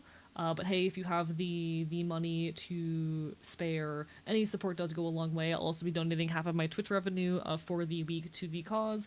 We still have a couple days left on the event, so thank you everyone for being here and being part of it. It means the world. Do you like being hit by cars around me? Very rough for all involved. Yeah, you know, that's fair. I'm noticing that my Elgato is muted.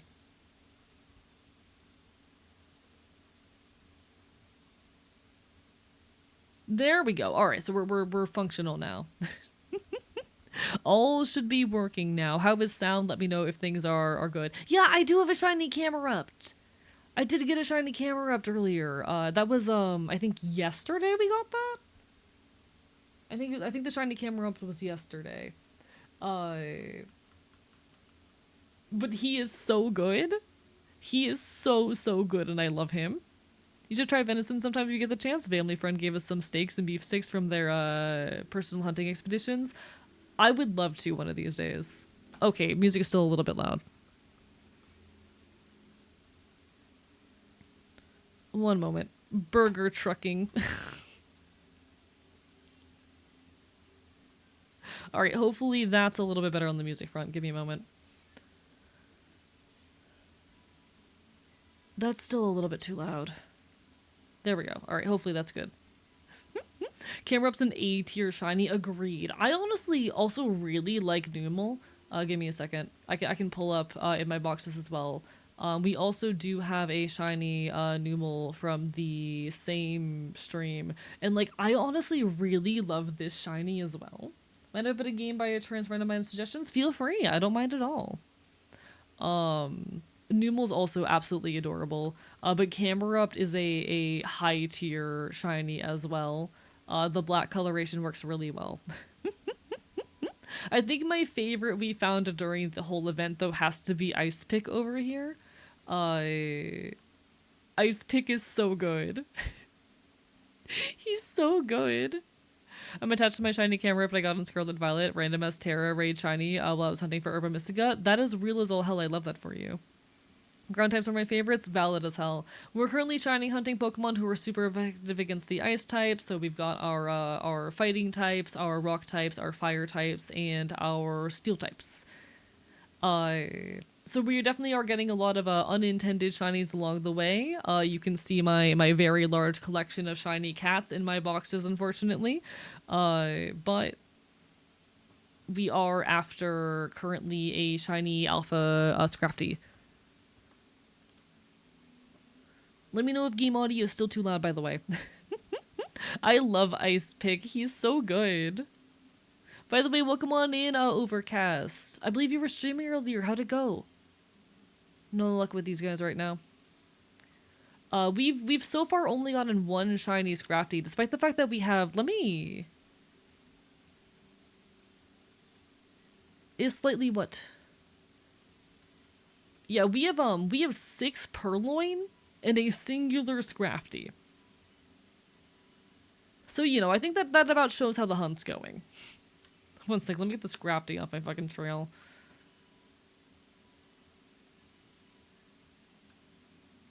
We're not exactly having Scrafty luck. Got myself 2 shinies, but they were both guarantee shinies for the respective donut, unfortunately. Damn, that's a shame. Hey, it's better than nothing. It's better than nothing. We take what we can get. Clipped the last 2 Purloin finds last night. I was so angry. I fucking, I saw it coming too and everything. Oh, solid? Alright, beautiful. Thank you so much. Streaming with the Switch is definitely a little bit new to me, given I mostly just stream anything on my PC. Thank you for the He Is So Normal, Chuckling Bird.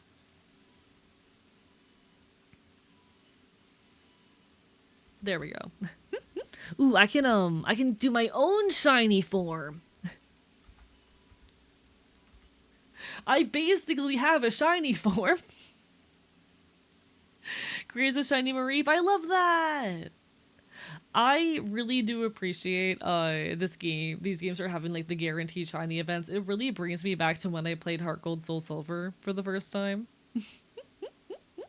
Yeah, this is my main model. I drew and rigged it myself. The Scuff model was made by a former friend. It's very cute as well, but this is my main model, my pride and joy. What kind of hardware does your PC have? Some spare GPUs and a bin and a dresser. I'm currently running a 2070 Super for a GPU. I think I have 32 gigabytes of RAM. All of my stuff's like a little bit out of date. All of my hardware is like 4 to 6 years out of date. But given it's a severe upgrade from where I was when I started. I used to stream off of a 1060. I actually used to stream off of a laptop without a dedicated GPU, and I'm so glad I actually have a GPU now. Yeah, it's not bad at all. It's relatively simple, but yeah, like 2070 is pretty solid for my purposes. I'll probably eventually need to upgrade, but given I mostly stream like older games aside of Switch games, given my niche is like the 2000s and early 2010s, outside of events like this, it works perfectly fine. Very few of the games that I play cause issues. On par with the spare ones I have anyway. I was gonna ask just because I wondered if you need anything. Oh, I'm doing pretty solid right now.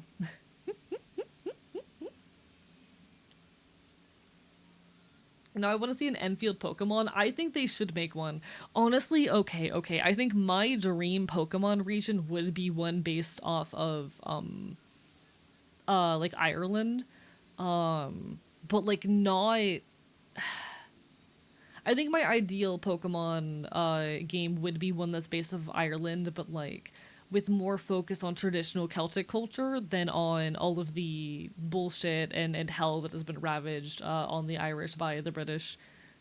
Like I would absolutely adore a Pokemon game that actually is like a good take on Irish culture and heritage. I am Irish American, so I'm a very, very big fan of Celtic mythology. I think they could make so many good Pokemon based off of Celtic mythology, Like, there's a ton of potential there that I don't think has been explored. Sure, we did have our one Pokemon game in, basically, in Pokemon, Britain, but, like, it's not the same. Give me my Celtic mythology themed fucking Pokemon. Please, I want them.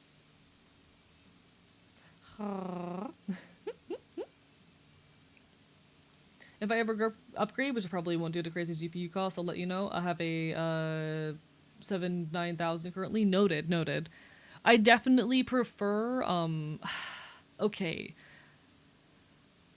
I don't know a whole lot about the thing that Nvidia is doing. I think I heard through the grapevine that like Nvidia recently announced that they're no longer going to be making GPUs or something, which is absolutely terrifying given some VTubing tech is actually entirely dependent on Nvidia. There are a handful of pieces of specific VTuber tech that require you to have an NVIDIA GPU to function, specifically certain types of face tracking tech. And I don't know what happens now that, like, NVIDIA is going to be producing less GPUs or whatever the hell. I have from Scotland. Ireland is so damn pretty. It really is. It really is. It no longer makes them as much money as AI. They're gonna regret that in a few years when the fucking bubble bursts. But in any case, I Whites, Benchies, Pixies, the Tuath, the Foremans maybe. Like genuinely, there's so many fun pieces of inspiration they could take from Celtic mythos. I'm an Enfield, a fox, bird, dog chimera from Celtic heraldry and folklore. I'm very attached to these things. Give it a year tops. I think it might take a couple years for them to finally bite the bullet, but we'll see. If it helps, XR Animator seems to have better tracking than the RTX tracker. Interesting. See, I currently use Google Media Pipe tracking, I think. Actually, let me check if I'm using Google Media Pipe or NVIDIA tracking. Yeah, I'm currently using Google Media Pipe tracking, but I know there are a handful of very specific things that like you can only do currently with either iPhone tracking or with a NVIDIA GPU. And my model just isn't set up for those things currently, because I never got around to re-rigging it to accommodate them. But I worry about like those handful of NVIDIA specific features, given everything that's happening. I know AMD can do it in theory. The hardware is there. The tools that exist though, it's the same thing as a lot of people have pushed me to move to Linux because you can technically VTube on Linux. Like, there are enough tools out there that you could make it work, but the majority of the tools I use are very specialized and it would take so much work to get my streams to look anywhere near like they do today on Linux, And hopefully these things will push developers to focus more on building those tools, but as things stand, it's just not super viable. I would love to see the day come, but until then.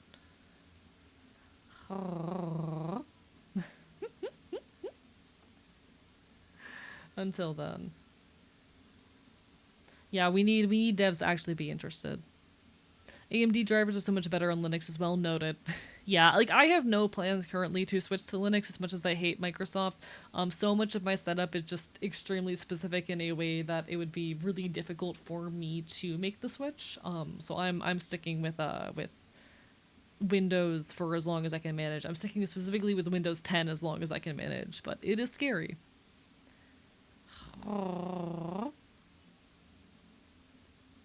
I do know very recently, like, they finally built enough tools that VTubing on Linux is possible for the first time pretty much ever. And I would love to see them continue to build those tools, even if I don't plan on moving over at the current point in time. But, you lose performance on Linux if you use NVIDIA, but you gain if you use AMD. Fascinating. I don't know much about computers. I'm not a computer person. I am not a very techie boy. I'm artsy. I stream. Okay, it's very interesting because I found I have more tech literacy than a lot of people in my generation. For example, it scares me how much people my age don't know how to pirate. It really scares me how few people in my generation know how to commit piracy. And I want to be very clear, hello Twitch moderation, I'm not advocating for piracy, necessarily. I am not overtly advocating for piracy, Twitch staff. Please do not punish me. But it really scares me the number of people in my generation who like do not know how to commit piracy. It concerns me. Hello, Semantics. It has been a hot minute. How are you doing? Lovely to see you. Aw. Thank you, Bratty Barks, for the follow. How are you doing tonight? Bark, bark, bite, bite. Pleasure to make your acquaintance. Chat, my brain's still on like Celtic mythology inspired Pokemon and whatnot. I would love to see a Pokemon inspired by the Bianchi. I would love to see that. I would love to see just a Banshee inspired fucking Pokemon. I think that'd be really cool. I just Banshee. Sorry, I have a conlang that's based off of Celtic, Proto-Celtic, so sometimes my brain auto-corrects to the pronunciations used in my conlang. My bad.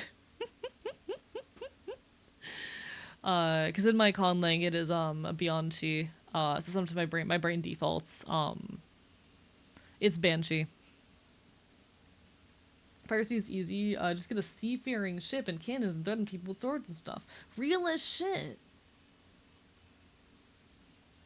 Creating a list of creatures to maybe try and design. Do it. I think a Banshee would go really hard. I want to see like we already have a few Pokemon that I think would actually fit this role well. But if they decided to do a Kachi, I think honestly Purloin would make a good like stand-in for a Kachi if they were to do a like Celtic inspired region. Um and Houndoom could probably fill the role for the Kushi as well, but like I would love to see them make a Kachi and a Kushi Pokemon anyway. I want it. I don't know. There's a lot of potential there. There's a lot of potential there. One moment. Let me drop the. You know what? You know what? I'm taking y'all on a journey.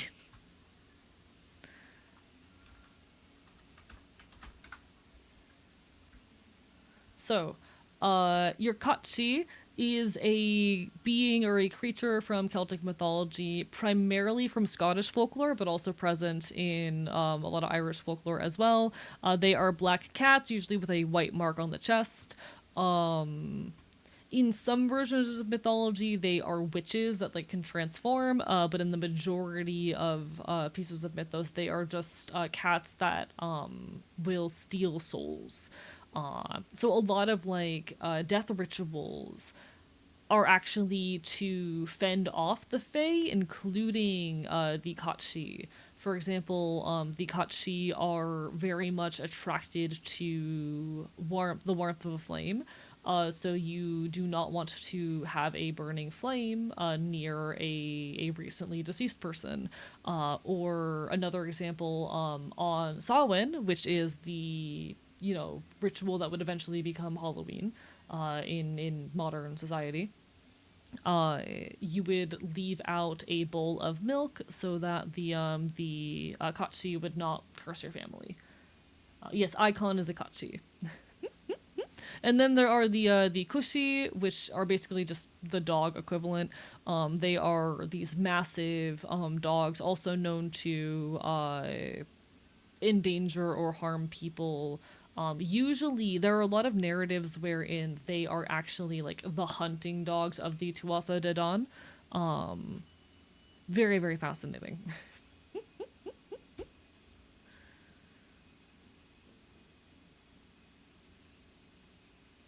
I enjoy these bits of mythology as well.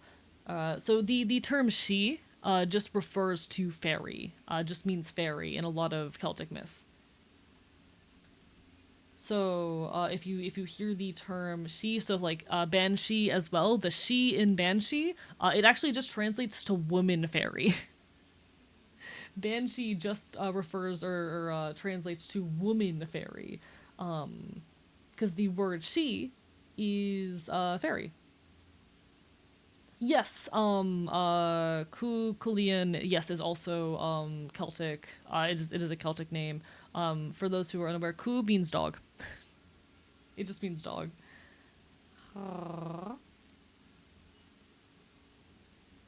Hee hee.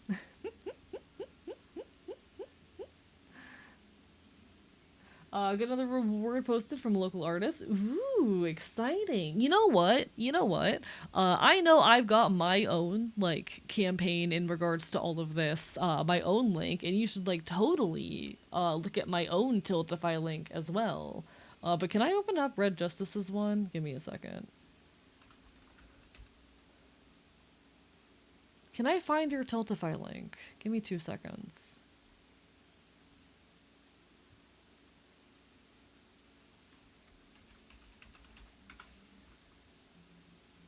There we go. I well, you should totally support my link so that I can win and have the highest number of dollars donated to the cause because I care about winning and I'm a little bit of a competitive bastard.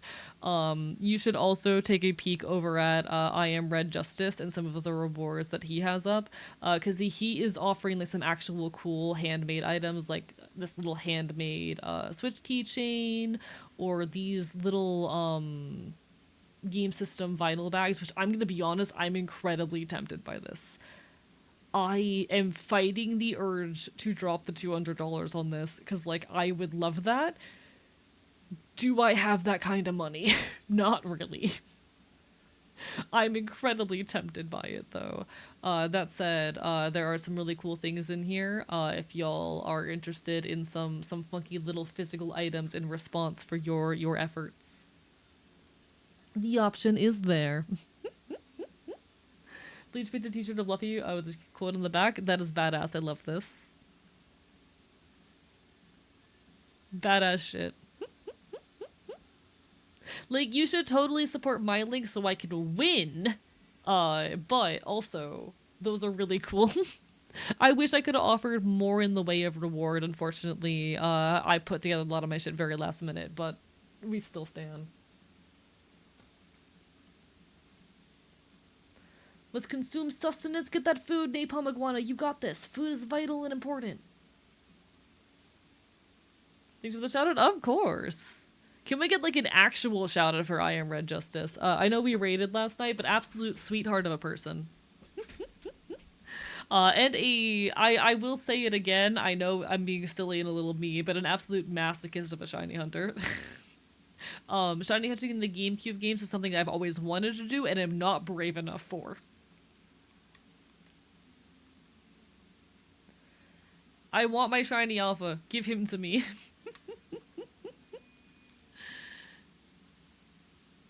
Let's see if there's another cat. If there's another cat, I'll cry. Thank God there weren't any last time. Last time I pulled out, there were two.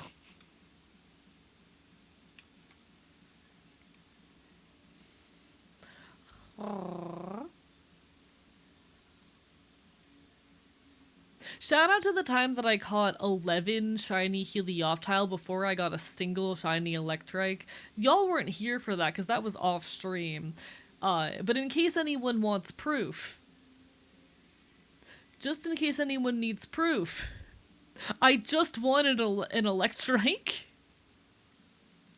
There's another one over here. It's 1, 2, 3, 4, 5, 6, 7, 8, 9, 10 shiny Helioptile.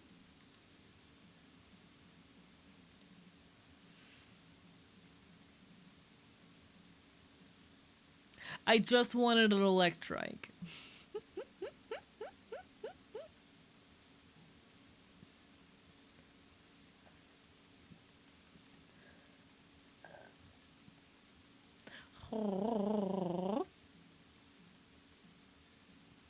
I do want to see if before the fundraiser is over, we can manage to hunt a Lucario again. Because we did attempt a Lucario hunt, and unfortunately we didn't get it. But I'm very interested in potentially trying to get another Lucario hunt going at some point.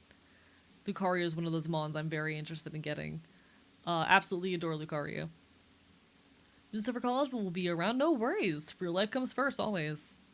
Y'all do make sure absolutely that you are putting yourselves and your real life before anything else.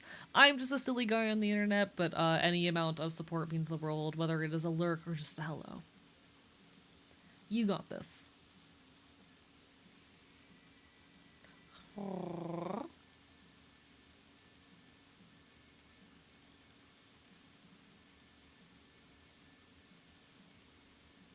I swear, I keep seeing the normal coloration and thinking it's shiny. I keep seeing the normal coloration and my brain goes, is that a shiny? Because I swear the normal coloration of Scrafty, or of Scraggy rather, looks like a shiny. It looks like it should be a fucking shiny coloration. Like, this shiny coloration looks like the normal one to me. I think I'm used to there's a lot of shinies where the colors are just duller than their normal counterpart. Me when I phrase through time and space for eternity without control. Hello, Jay Crispy, how are you doing? Bark bark bite bite. Yeah, we're just like shifting and reconstituting our body over and over again. You know, this certainly will have no negative health consequences. Certainly, me repeatedly teleporting over and over again will not do anything weird to my body. You'll know that one text post where it's like, "Oh, I'm gonna be the old woman who is so anti technology and refuses to use the teleport pads in the future." That's gonna be me. That's also gonna be me. I don't trust that shit. You'll grow old and healthy without any problems. I'm gonna be real. I don't fuck with transhumanism. For folks who don't know what transhumanism is, it is the belief that in like the natural progression for humanity is to modify ourselves with technological parts. It's an ideology that I struggle with and don't really get behind. I find that it gets very eugenicsy very quickly, and I am not comfortable with it. Where was I going with that thought? I forget where I was going with that thought. I think a lot of that also ties into to any kind of technology like this,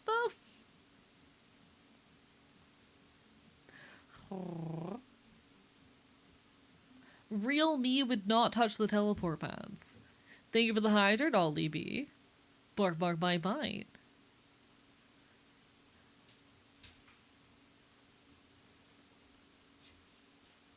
Okay, now my brain's thinking about like the desire for a dark, gritty take on the Pokemon universe. Though I feel like the closest we've ever gotten to that were the GameCube games, and I do really adore the Pokemon GameCube games. Like I think the Pokemon GameCube games, as well as Black and White, are kind of the closest we've gotten to a darker, grittier take in different ways. The GameCube games, they just have a lot more like visual edge to them, and like you are in Coliseum at the very least playing as like a former antagonist rebelling against your larger organization and whatnot. So it does lend itself to that kind of grittier tone, even if it's not necessarily that much so in subject matter. And then with Black and White, it does mess with some more intense themes. But like, I would love a grittier Pokemon game, and now I'm thinking about that. Now I'm thinking about Pokemon Legends Arceus, but like you actually suffer injuries. I would love a portal device, but teleporters like this would fear the devil and avoid like the plague. Yeah, real invalid. Anything that ties together natural progression or humanity must X or improve the human is a bit iffy. Oh, I agree. I do think stream delays kicking in a little bit there, but absolutely agreed. Fear. In 65 years, I'm going to be someone's old mother or grandmother who's constantly nagging my descendants about how the teleporters deconstruct and reconstruct you and objectively not the same person. Literally, that's going to be me too, antics. That's also going to be me. It reminds me of a couple podcasts I've listened to in the past, which have like audio dramas, which have dealt with the notion of like what makes a person a person. Is it your body that matters, or is it your memory and capacity? And I do think ultimately, on an ideological level, I come to the conclusion like the majority of your personhood is built out of your lived experience and memory, which ultimately is not a like with a notion that is without flaw. Um, the issue with like any kind of attempt to isolate what makes up a consciousness or personhood, the issue with that is inevitably you're going to end up leaving out some kind of usually marginalized or disabled population. So even in that particular analysis, like what do you do about people who are, for example, experiencing neurodegenerative disease, where their brains are decaying and they don't have that memory anymore? Are they no longer themselves, the people they were? Are they capable of being people anymore? And unfortunately, I think it is just in the fact that anytime you try to like break down to the core or the substance of what makes a person, inevitably you're going to fall into some kind of pit hole like that. That said, I do think if I had to give an answer to that question, my best guess or best take is the things that make us who we are, that give us our identity, are our lived experiences and memories. That said, I don't trust the teleportation device that deconstructs your atoms and reconstructs you. Don't trust it. Sure, you may still have your memory and lived personhood and whatnot within your brain. Don't trust it. I'm not saying like what makes humanity great. I'm talking about specifically like what makes an individual themselves. What marks the individual. Uh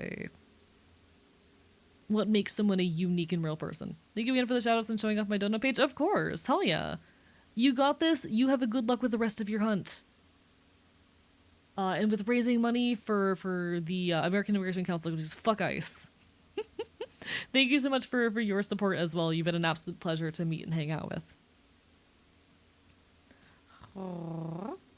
Pokemon Legends Arceus honestly kind of surprised me with how dark it was, but what surprised me was lack of consequences. Spoilers ahead. Whole idea of having to fight against wild Pokemon constantly on your expeditions is not nearly as weighted as it should be. I agree. I absolutely agree. I really liked Legends Arceus, primarily for how it provided a very unique perspective on like what life in the Pokemon universe could be. Like don't get me wrong, I love Pokemon. I think though I'm a little bit done with narratives wherein you are like just a Pokemon trainer and then oh you're the chosen one who has to save the world now. You know, I think we've had enough stories about being a Pokemon trainer and defeating all the gyms and becoming the chosen one along the way. And I think the Pokemon Company recognizes that and is trying to switch up the formula. That's why, like, Pokemon Scarlet and Violet was so different in that regard. You still had the gym challenge, but they added a bunch of stuff aside of it. I really appreciate that the Pokemon's Legends games are giving us ways to engage with the Pokemon universe through a different lens. Pokemon Legends Arceus let us focus on catching and put us in the position of a researcher more than anything. And this game, while we are a trainer, is very focused on battling and gives us a more, you know, unique take in that we are just an everyday person in this world who accidentally got roped into a big situation. I really appreciate the Pokemon games where you get to kind of play a different role in the universe than what is normally handed to you. It's also why I love the Ranger games, you know? It's also why I really love the Ranger games. Currently playing an online third-person shooter, Splatoon, if anyone knows it. Of course we know Splatoon. Have to say, my second biggest pet peeve of the game is that hits are handed to the side of the shooter, not the person getting hit, so I can't avoid anything. I suck at Splatoon. I do own Splatoon 2. I suck ass at it. Gonna be going for now. No worries. You take care, Overcast. Hope to see you again sometime in the near future. Thank you so much for being part of our team. It's massively appreciated. Hope to see you around. Whether for more of this event or for future endeavors like it. That's definitely a part of why I kind of lost interest in Pokemon. Sure, the franchise is mostly aimed at kids, but they don't go too far. But repeating basically the same formula over and over, it gets pretty boring. Which is why I'm glad for the Legends games. I feel like the Legend games have put a fresh coat of paint on what Pokemon can be. And I definitely agree with, like, I wish they had leaned more into both the researcher vibes and into the kind of like darker elements of the setting in Pokemon Legends Arceus. I think it would have been really fascinating to further explore what it means to exist in this world where Pokemon are still this scary, stigmatized unknown, you know?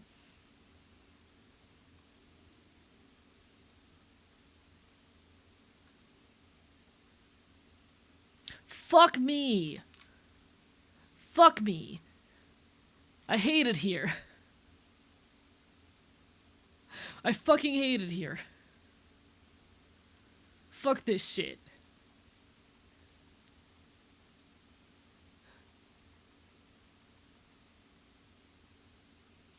One sec, did I put that back in the correct box?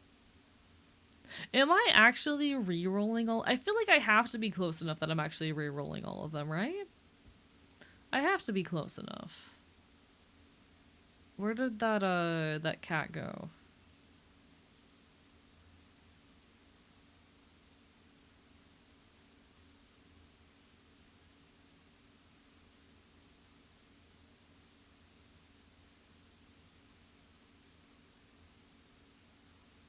Where did the cat go?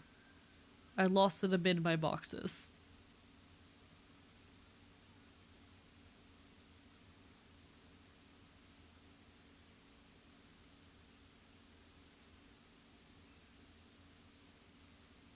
There you are. God damn it. I'm so angry right now.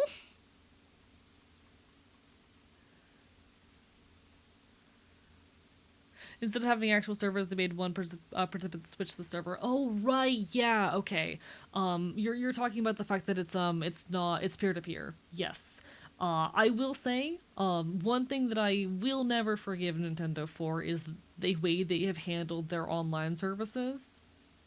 For the first year of the Switch's lifespan, it was an understanding that online was going to be free. It wasn't until the Nintendo Switch had already been out for an entire year and multiple games that, like, online play was their core component, had already been released, that they made the switch to online becoming a paid service. And you know what? If online was free and it was peer to peer, I think that's fine, honestly. At the very least, you wouldn't be paying for a fucking peer to peer connection.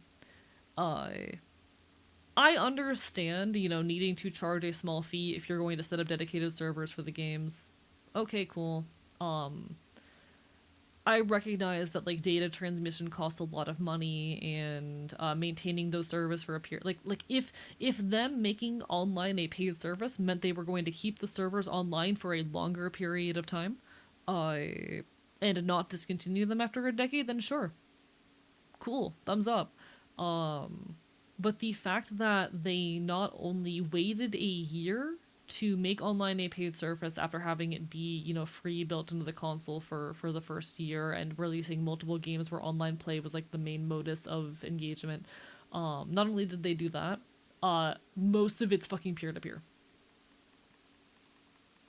Most of it is via peer to peer connection, and that is the part that very deeply bothers me. you know, if you're gonna make people pay for access to online on a device they already own, and with games they already fucking purchased, and you're not even going to bother to provide dedicated servers, what the hell are you doing? People frequently get punished if the host or Switch can't handle it and cuts out. Yeah. I didn't understand your message at first. I catch your drift now. I also despise that. It's terrible. 3DS Online was superior and it was free. Like, I recognize that servers cost money to maintain. And if it means that servers are going to stay online longer and to not get discontinued after a decade, then okay, cool.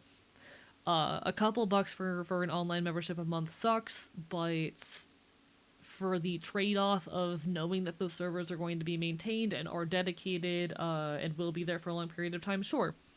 But the fact that they are peer-to-peer fucking connections is egregious.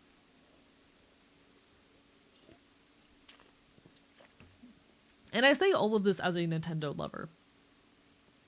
I will say, as much as I am frustrated with Nintendo, I do think Nintendo is one of the better of the current like AAA companies. Given like Nintendo is up against Microsoft and like Activision and EA and whatnot, like the other options kind of fucking suck. I think it's unfortunate that we're in a position where we can say that Nintendo is one of the better of the major gaming companies currently out there. I think that's sad that that is the case, but here we are. I currently have no regular income, so playing $20 a year for crappy online connection is not good for me. Yeah, no, real. If they're gonna make people pay for online access, there should be dedicated servers. You know?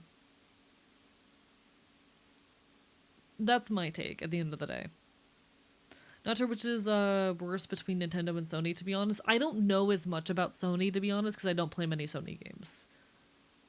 Um, I was talking about this a little bit last night, and I've talked about it a little bit in a couple people's chats as well. If I can be perfectly honest, my biggest gripe with the Nintendo at this point is personal, and it's personal bullshit that happened on Friday. Because I recently had some face to face contact with some Nintendo representatives, and I know it wasn't anything personal, but oh, thank you so much for the $25, anonymous.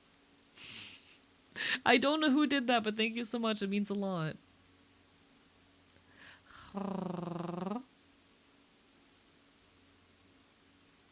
Thank you so much. I appreciate it genuinely. We're doing our best to make some cool shit and to help the world out here.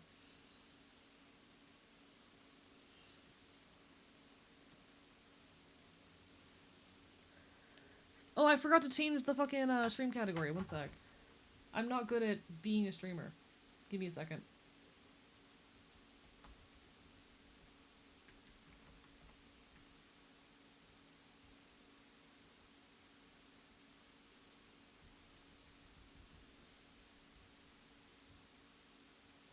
Gonna go back to Splatoon 3. No worries. Enjoy. I mostly just do turf war when it comes to Splatoon. The couple of times I've played it. I wish I got more into Splatoon. If only. But no, I don't know much about Sony. That said, I think honestly though, and despite everything, my biggest gripe with the Nintendo is just the personal bullshit. Uh, because I unfortunately have had to have some professional dealings with Nintendo lately that just have me ogue. Just very ogue.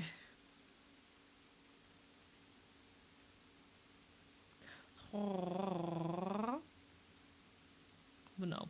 I love Nintendo. I love Nintendo games. My critiques are made out of desire of them to be better. Always, you know? Please. Am I even getting close enough to reset the shiny from here? I feel like I have to be. Like, there's no way I'm so far that I'm not spawning most of them, right? I wish I could, like, find out and see. At the very least, I should be spawning a few of them. Haven't said anything in a while? I appreciate you, Zelda. It's lovely to see you. Bark, bark, bite, bite. But, like, I feel like I have to be getting close enough to spawn them in, right? Probably. I better be. But thank you, Zelda. You're also loved and appreciated.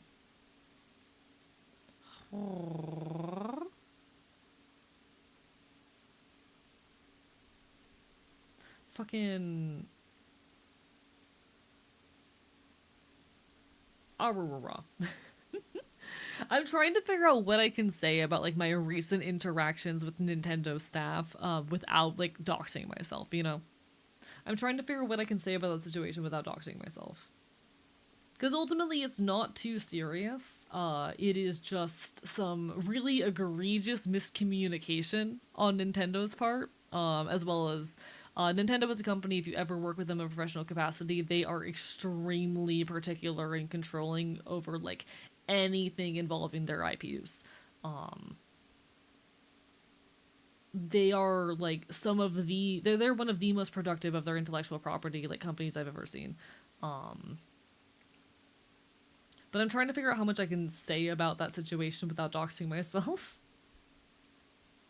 Ultimately, it is just a case, however, of them, one, communicating very poorly, and two, being so horribly specific about their how their IP is handled that it has made my job infinitely harder. And I will be a little bit angry at them for that as a treat. The Fops is allowed to be a little bit angry as a treat. I keep seeing the large alpha scraggies and thinking they might be a shiny. Every single time.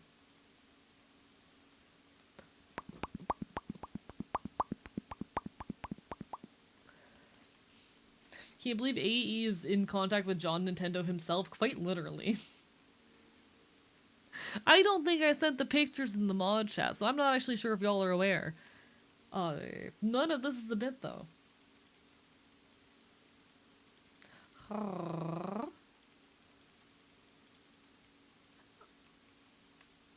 Please, I just want my shiny. Oh, you're not what I wanted, but okay. Um, one sec. I need to see what the shiny for Scrafty looks like again. I know the alpha or not alpha. The other form, the mega evolution is like purple and orange, which fucks really heavy. And I don't know if there's any balls that really go good with that. Yeah, it's yellow and green for Scrafty normal. Okay, let me see what I've got ball wise.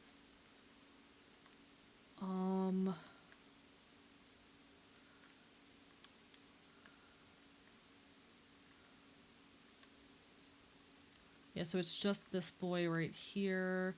We'll probably end up evolving you. No, buddy, stop running away.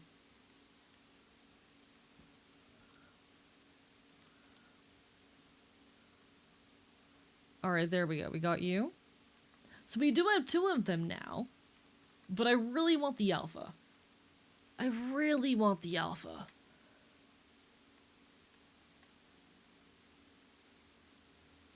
God fucking damn it. Which one of you is it? I heard one of you sparkle. Which fucking one of you? I heard it. There, it's you, motherfucker. Get in the ball. I hate you.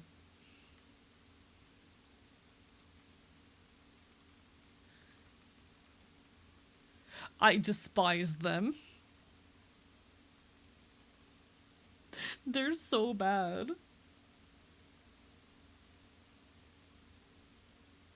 Icon is a Pokemon if I've ever seen one, quite literally. Like, that is the Kachi of Pokemon. I'm just saying, if they made a Celtic-themed, Pokemon game, I think that, that Purloin would fit in quite well as the Kachi.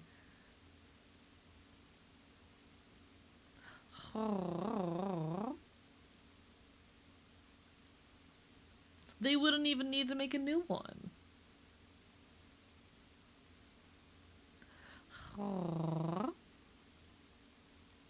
I need to figure out what I'm hunting after this, because I want to go after Lucario, but also I'm really tempted to open up Pokemon Rumble and hunt in there. Purloin, why you dislike? Give me a second. So I'm trying to get a shiny Alpha Scrafty. I just got my second Scrafty a second ago. I have, in the time it took me to get 2 shiny Scraggy, 8 shiny Purloin.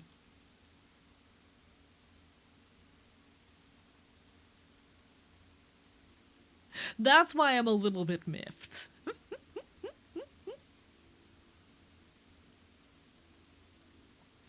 Hello, though, Cat and Bows. How are you doing tonight? Lovely to see you. We're back raising money for the American Immigration Council. Hope you're having a wonderful evening.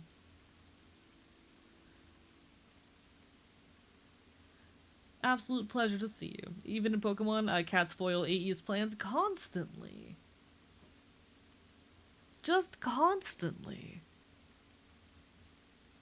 I just want the shiny Alpha Scrafty. How many of those Purloin are alphas? One sec. I need to check that as well.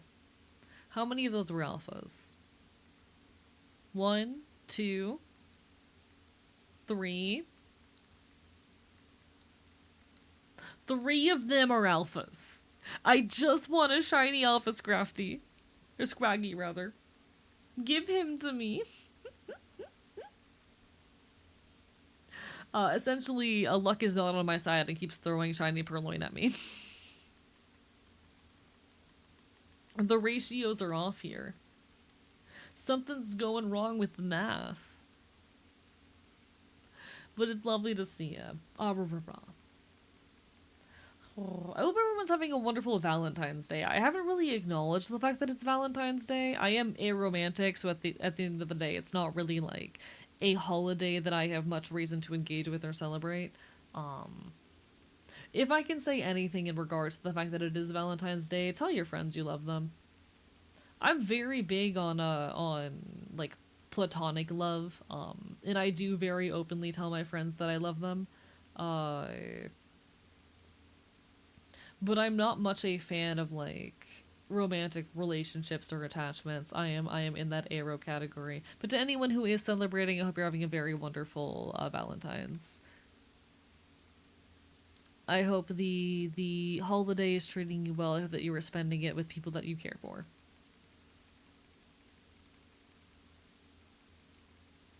AE, you're loved platonically from your mod. Thank you, Zelda. Love you too, buddy.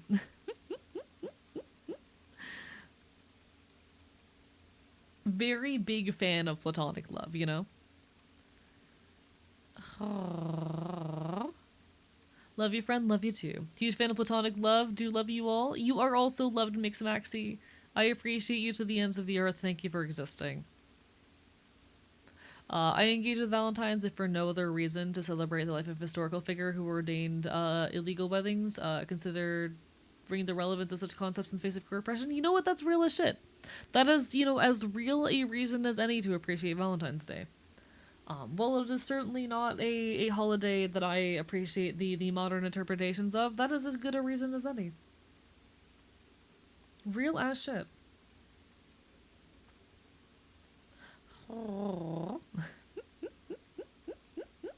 I think for me, unfortunately, for a good deal of my life, I spent a little bit too much time in like the romance repulsed kind of headspace and whatnot. Then it becomes hard for me to engage with even on that particular level. But you know what? Real as shit. I will say, I popped by a friend's stream earlier who was playing this absolutely wild game. Let me grab this real quick. I popped my Trans Knight stream earlier. Can I find the name of this fucking game real quick? Is she still live? She is. All right.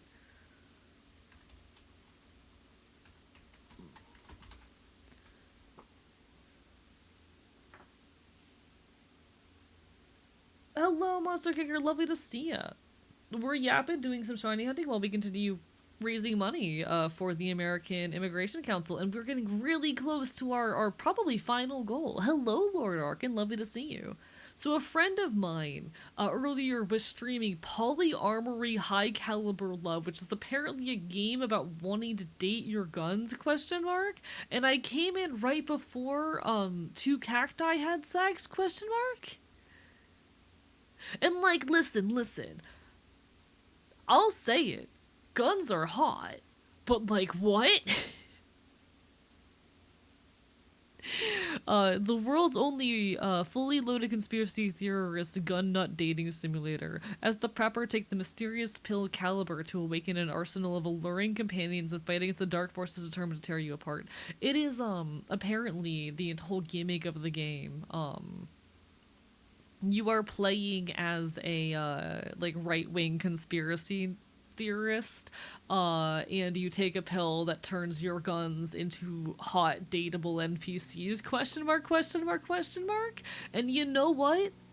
I'm kinda here for it. It kinda goes hard. I kinda fuck with the concepts. I kinda wanna play it. And like, listen, hear me out. Guns are kinda hot. Anyway.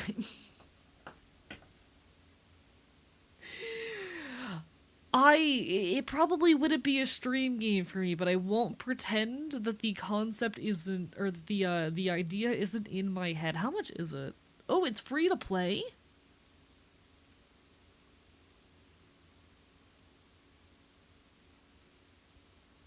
Anyway. Anyway. She only planned on playing it for an hour or so, but she's still playing. I mean, I can't blame her. It kind of looks like a good time. It kind of looks like a good time. We know what you are. What am I? What am I? Tell me what I am then. Also, hello, avid aloe drinker. How are you doing tonight? Look, all I'm saying is why you gotta make them waifus. It's got a hole in it. There's also men. There's also men in there. They also turn the guns into hot boys. I kind of really want to play it. Just to see what the big deal is. Like, you know what? I might play it on stream because it is full of political commentary. Given it is a game about, like, you know, parodying right wing conspiracy theorists. So I might. Chat, would you be down to check that out? Because I'm really tempted by it. I'm doing good. How about you? We're doing well. We're back raising money for the American Immigration Council. Barking, biting, causing problems as we're off to do. It's lovely to see ya. Hope you've been well. It's been a little bit of a quieter night, but you know, nothing wrong with that. We have those nights sometimes. It's alright.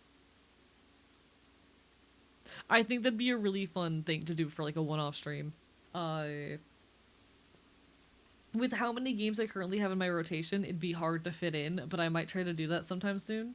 Cause holy shit, that sounds incredible.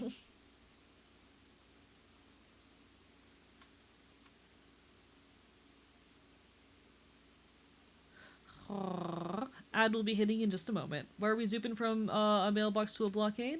Because we're trying to reset all these mods to try and get shinies.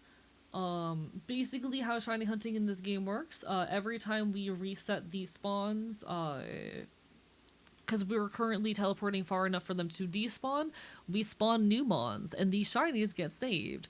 So if we just reset the spawns enough times, hopefully eventually we'll get a shiny.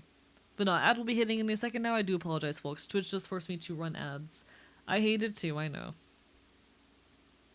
Yeah, I really enjoy shiny hunting in this game. I think all of the method hunts or rather, all of the little means of like forcing spawns and whatnot are very fun.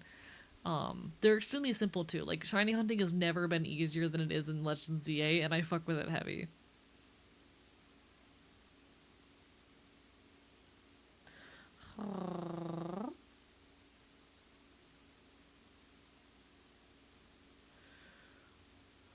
Oh, big yawn! Big yawn. Apologies, folks.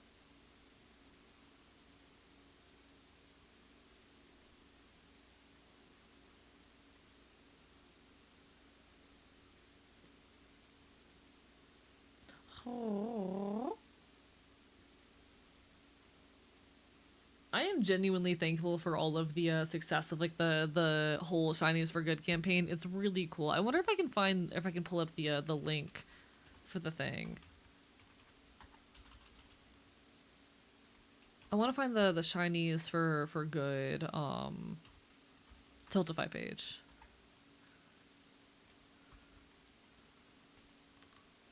If I can talk about it as we teleport back and forth rapidly. Currently, as a group, we talked about this last night. We have already crested the initial donation goal of 4,096, which are modern shiny odds, and we are hopefully making a mad dash to try and reach the traditional classic older shiny full odds of 8,192. Will we reach it? We'll see. But whether or not we do, I'm incredibly proud that we are currently topping the fucking leaderboard at over $2,000. It's really, really incredible, and I could not be more grateful for all of the support. Like, this is amazing to me. I feel really, really blessed for all of the love y'all have given this community and this endeavor. It has been the first time in a while that I've like really felt as though content creation has a point. Thank you so much for that. We're working really hard to try and raise money for a good cause, and I want to do more fundraising efforts like this in the future. I'm excited for the future. Hee hee. That said, I am getting competitive about this leaderboard. This is stroking my ego way too hard. My ego is delicious. My ego has been fed.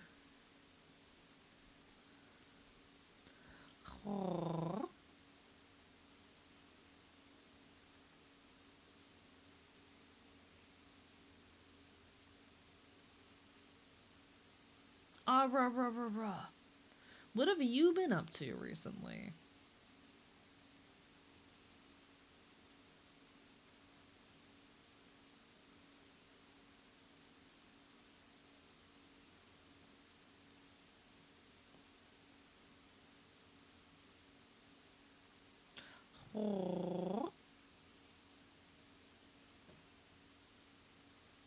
I'm just incredibly, incredibly, like, how do I say?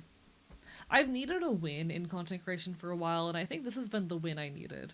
It's the first time in a while I felt like very driven and motivated, like my content creation was within intent and purpose, and that's a really nice feeling. Hello, welcome back from ads, everybody. How's everyone doing? Barbara, bye bye. Hope you all survived the ads in one piece. It's lovely to see you again.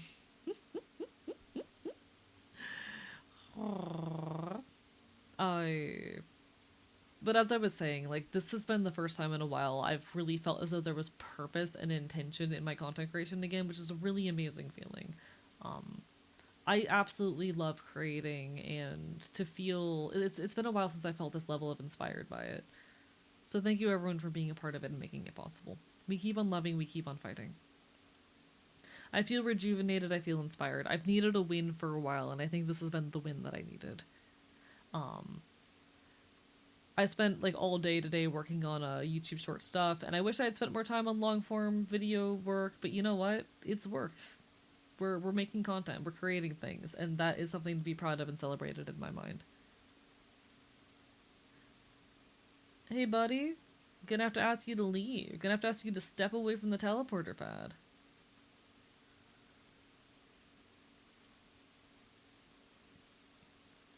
Hey buddy, you can't be over here. We're gonna have to spend a second on this side to get him to despawn. It's fine. I wonder if I've accidentally spawned any shinies in the center. I don't think they'd be resetting in the midst of this yet. Like, I don't think these are going to be resetting while we're doing this. I might as well poke around and see if there's anything around the map at large. I don't think there will be. I don't think we've been triggering any other mons while we're doing this, but like, might as well find out. Where does this lead us? Yeah, that doesn't even teleport us very far, unfortunately. Yeah, we're briefly stepping away from the Zoot Suit because we can afford to. Like, technically I already got all the shinies in this area. I'm just going for, like, extra captures at this rate. Or rather, I'm just going for the alpha at this rate, you know? The one thing I don't have is the alpha. Oh, hi there, buddy. I don't think you're supposed... Damn, okay.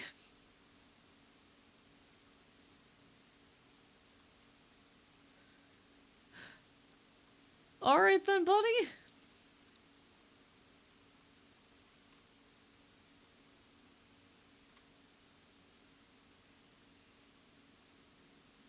That poor fucking dog.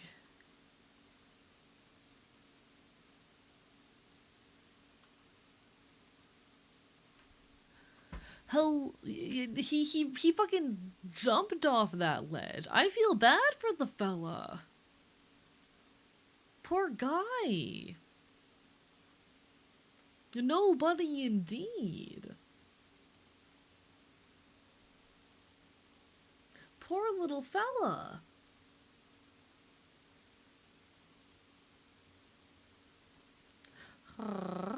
But no, what's up? What's everyone been up to tonight? I hope everyone's been well. What's everyone been up to today? Any interesting and fun plans this weekend? Anyone do anything fun for Valentine's? Anyone have any big fun plans coming up? I know I've got a lot of fun stuff coming up in the near future. In fact, I'm a little bit overbooked the coming weeks. I've been another one. You're not what I want, but I'll take it. I want the alpha, but I'll take it. I've been, how do I say, working on planning the streamiversary a lot recently, and I have a ton of events coming up IRL as well that I'm very excited for. Sitting alone eating chocolate. You know what? Real as shit. I went to the store today to get groceries, and the cashier gave me free candy. Honestly, best thing to happen to me today. Hello, Pyro. How goes it? Lovely to see ya. Do you have a full Pokedex in ZA? I do not have the full distortion dex. There are some distortion mons I'm missing. One sec. Let me go through that. So I do have like the full normal Pokédex, so like all of the base game mons got them. Don't have them all shiny yet, but I'm working on it. However, the where is it? Yeah, the hyperspace decks do not have full yet. In fact, I am missing a lot of Pokemon. Like a lot. What do you mean you're fast? This game's been out for like 4 months. It came out in October. This game came out in October. Being dragged into playing Cards Against Humanity with my family while I'm supposed to moderate. Hey, it's okay. Do what you gotta do. I know, but it's taking me a long time. That's fair. Live 2D is currently kicking my ass. I'm so sorry, all EP. If there's any help I can provide with Live 2D, let me know. It's a little bit difficult to do so when I don't have it open myself, but I absolutely adore Live 2D rigging. I used to do a lot of tutorials for it, and I like to think I'm a decent rigger. I like to think I know what I'm doing.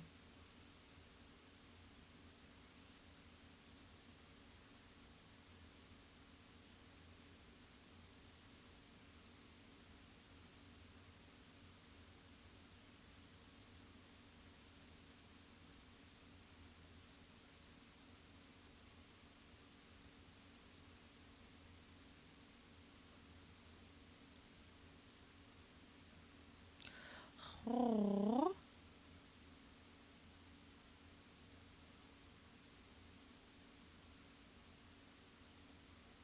Just keep accidentally exporting the wrong PSD of my model into the software and then having to restart once I realize what I did. Oh, that sucks. Yeah, that's unfortunate. I know there are like PSD checker websites, which are pretty cool, but still not ideal.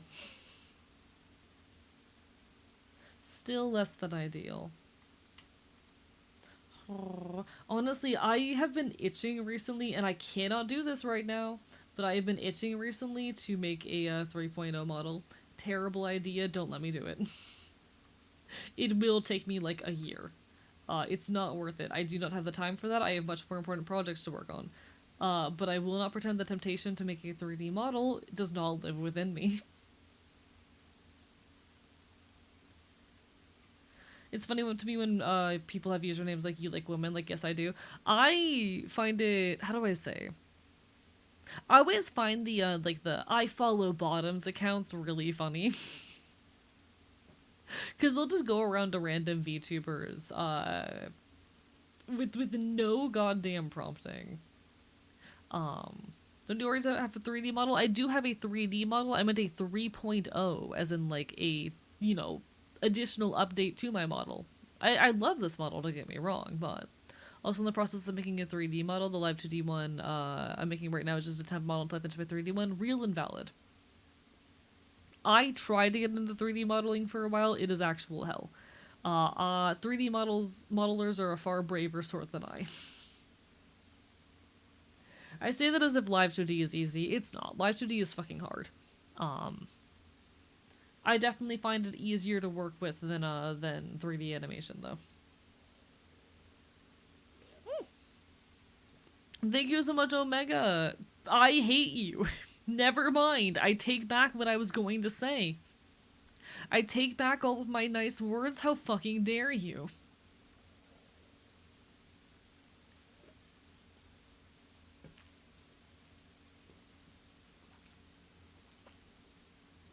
I love 3D modeling. It's like a puzzle. That's how I feel about Live 2D. I think they just might be different skill sets. I need you to peek at the last two digits of the current donation number. I need you to look at the last two digits. I need to look at that cent number right there. Makes it an even 500 from me though. Fuck you. I do appreciate it though, Omega. Thank you so much for everything you've donated to the campaign. I am killing you with my teeth. We are currently a little bit over $300 away from hitting the 2,500 goal, which is really fucking cool. And if we do it, I'm gonna do a randomizer Nuzlocke. It will be hell. Oh, you're so right! It's not 6-7. Thank God. I can't. Chad, I might be dyslexic. What game? I'm not sure yet. Probably like Gen 4 or 5. We'll figure it out. Hello, Baba. How goes it? Chat, I've been thinking for a while that I'm probably dyslexic and it just never got noticed. So I mistake letters as well a lot. Like I have a hard time with recognizing just the characters. It's both with letters and numbers sometimes. Aww. Thank you for the hydrate, Ollie B. I appreciate it. One sec, let me, because I want to fact check myself before I say this. Moxie Punch Rabbit, thank you so much for the raid. Welcome on in, folks. Hello, hello. I'm Archivist. I'm your resident chaotic Enfield. I stream Not Quit Retro Games and do art here on Twitch.tv. We're currently fundraising for the American Immigration Council. They are an organization dedicated to helping to fight for the rights of immigrants here in the United States, including by helping to cover legal expenses as well as trying to fight stigma rather, which is very important in this modern era as ICE continues to wreak havoc on many of our communities. Hope you're all having a wonderful evening. How goes it? Everyone go give some love to Moxie. How you been? It's lovely to see you. If anyone does have the funds to donate, we do have that donation link pinned at the moment. You can also type !ICE out or fuck ICE. That said, even if you do not have the funds, I will be donating half of my Twitch revenue for this week to the campaign. Everyone make sure you give Moxie some love, alright? But yes, I have played Pokemon Infinite Fusion. I played it on stream when it first released, yes. MT4, thank you so much for the Prime Gaming. How dare you bark my bite? Why are you people nice to me? I try my hardest to be a cool, entertaining guy, but what the fuck? Hope the shiny hunting's going well. It sure is going. I have not found my target yet. But you know what I have found? Like 10 cats. Like 10 fucking cats. Does anyone want a shiny purloin? Because I can give y'all a shiny purloin later. I don't need this many of them.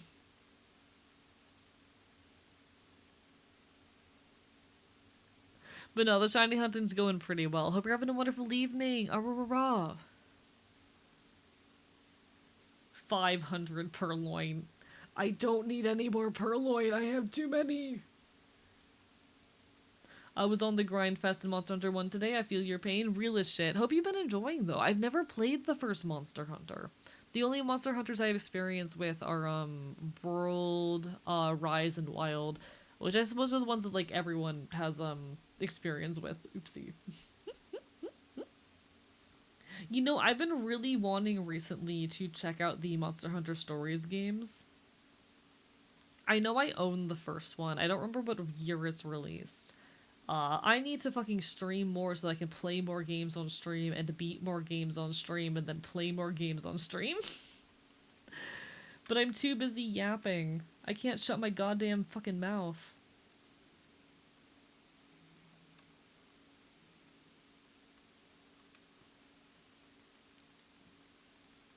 Recently started playing Monster Hunter Stories and it's so fun.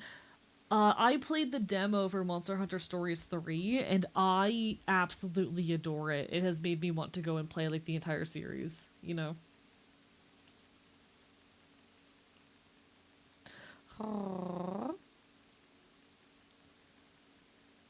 Loving the little guys follow me around real as shit.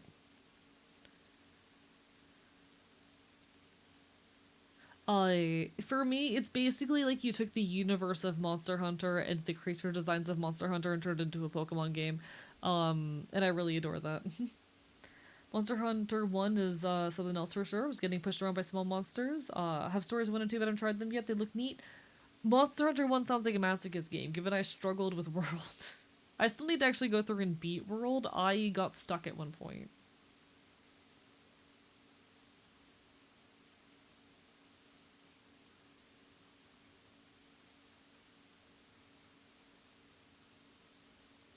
Because those are some of the cutest things ever. Valid. Can you help me decide to either draw or play Minecraft for the night? I say draw. I say fuck Minecraft to draw. That is my humble opinion. Create something. Fuck Microsoft. I hate Microsoft. Much more like a simulator, you have to be kind of slow and steady. Combat's almost turn-based with how deliberate you have to be. That's kind of fascinating, though. I kind of want to check that out. I might poke at Monster Hunter 1 at some point, just for the hell of it. I just want the Alpha Shiny. Please give me the Alpha Shiny. I want it. I don't understand people who can regularly hunt for Alpha Shinies. They're braver than I. That's what I'm finding right now.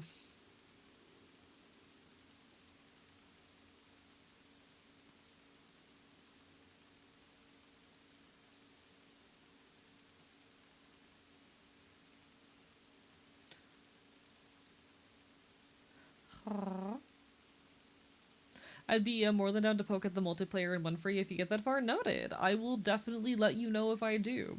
I'll definitely have to check it out and see if it's my speed first, but noted for sure. I do appreciate it. You're an absolute sweetheart. I hope you've been well. I send all my love. I'm very lucky to be surrounded by a lot of very cool and kind people these days. I've been trying to be a lot more appreciative of that fact recently.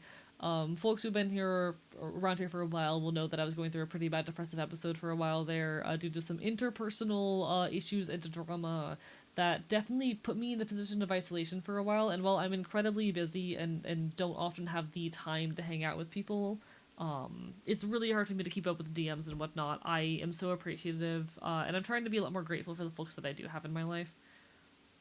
I'm very, very lucky to be surrounded by a lot of cool folks, and I want to interact with them more, and I can't wait until I'm able to go full time so I actually have the time to, like, talk to folks, you know?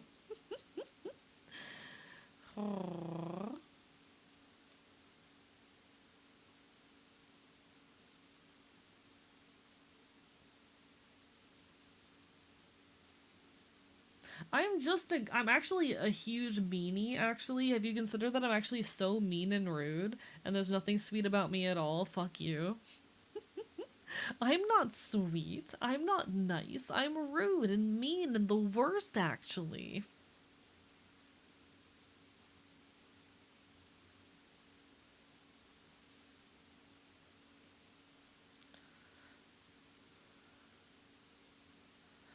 Aww. I might go around and destroy all the floating Pokeballs real quick, because honestly, why the fuck not at this rate? I'm not making any progress in this hunt. Might as well go destroy all the big floating balls.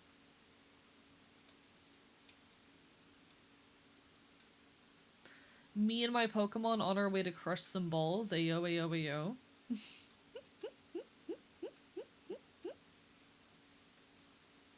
I'm an incredibly normal Pokemon trainer.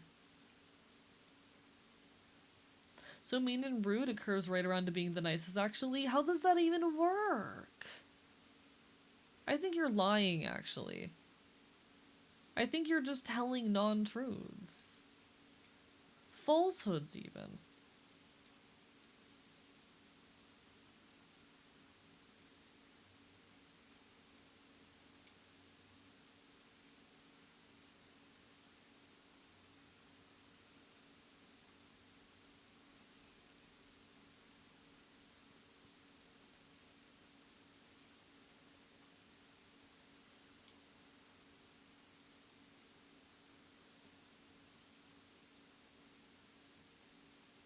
Let's see, what other balls do we have? Another ball? You're not the Pokemon I thought you were. Okay. I need to fix his moves, because he's kind of useless right now, I'm realizing. He needs a better move set, but I'll fix that later. That's a problem for future AE. I think my model is actually so simple that it's making breaking harder. Oh, do you not have enough layers? Because not having enough layers will absolutely make a model harder to rig. You need as many things as possible to be on their own layers and whatnot. Um, Layering effectively is pretty key to making a live 2D model easy and friendly to work with and like very flexible in its result. I have been live 2D rigging for many a year now. I think I've been a live 2D rigger for like 3 years now, something like that. Pretty sure this means chat wants you to be mean to them. You know what? This is true.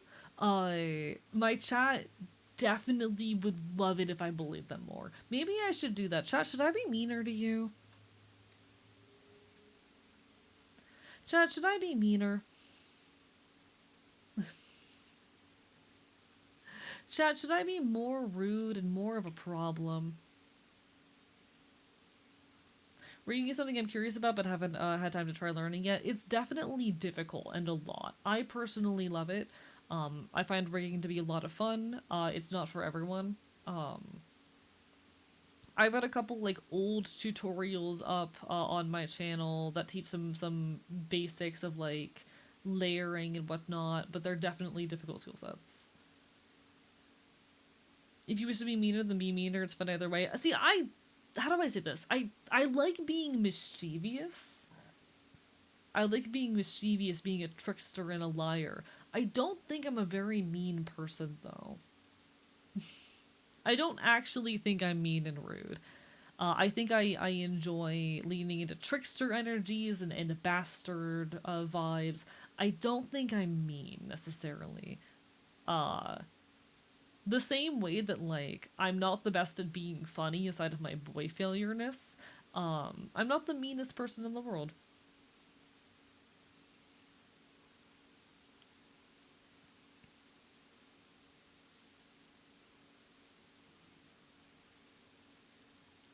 Oh, but no, I adore live 2D rigging. It's definitely a lot.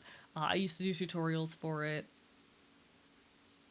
I will admit I don't like rigging on stream. I've rigged on stream a lot in the past because I had like big projects with harsh deadlines and whatnot. I kind of find rigging on stream to be a little bit miserable. And I don't make content centered around it anymore. I very much found my niche with my political content.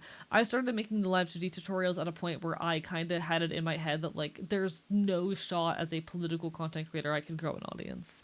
No one would want to hear that. And I'm very glad to have been proven wrong because I'm very happy with the content I'm currently making. I I love live 2D rigging. I do not enjoy doing it on stream or making content about it, but like if anyone ever needs advice, I am happy to help out.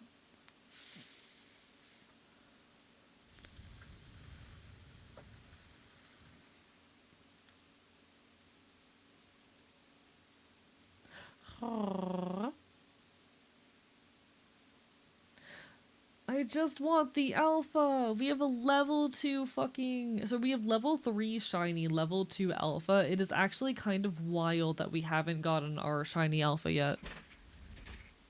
That feels wrong. It honestly feels like incorrect that we haven't gotten the shiny alpha yet. What should the odds on that be? One sec. Is there like a Legend ZA shiny odds calculator out there?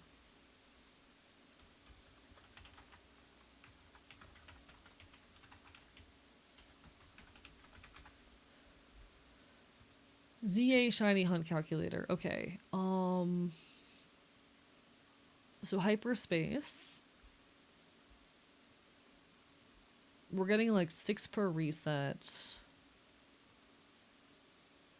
Level 3. Warp pad.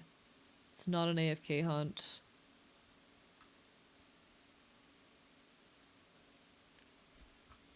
So we should be getting a shiny every 10 minutes? Let's see.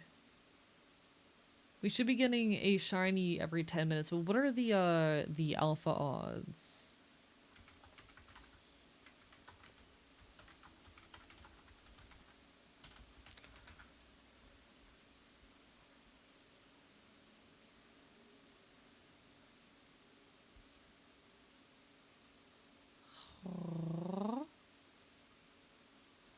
Probably something around like 25%.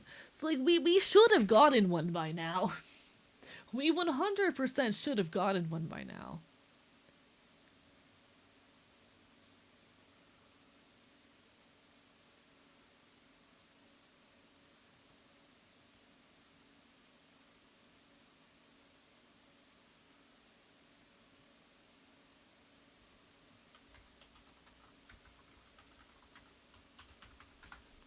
Aww.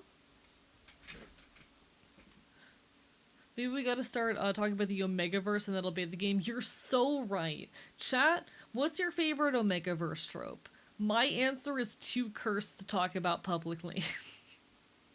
Chat.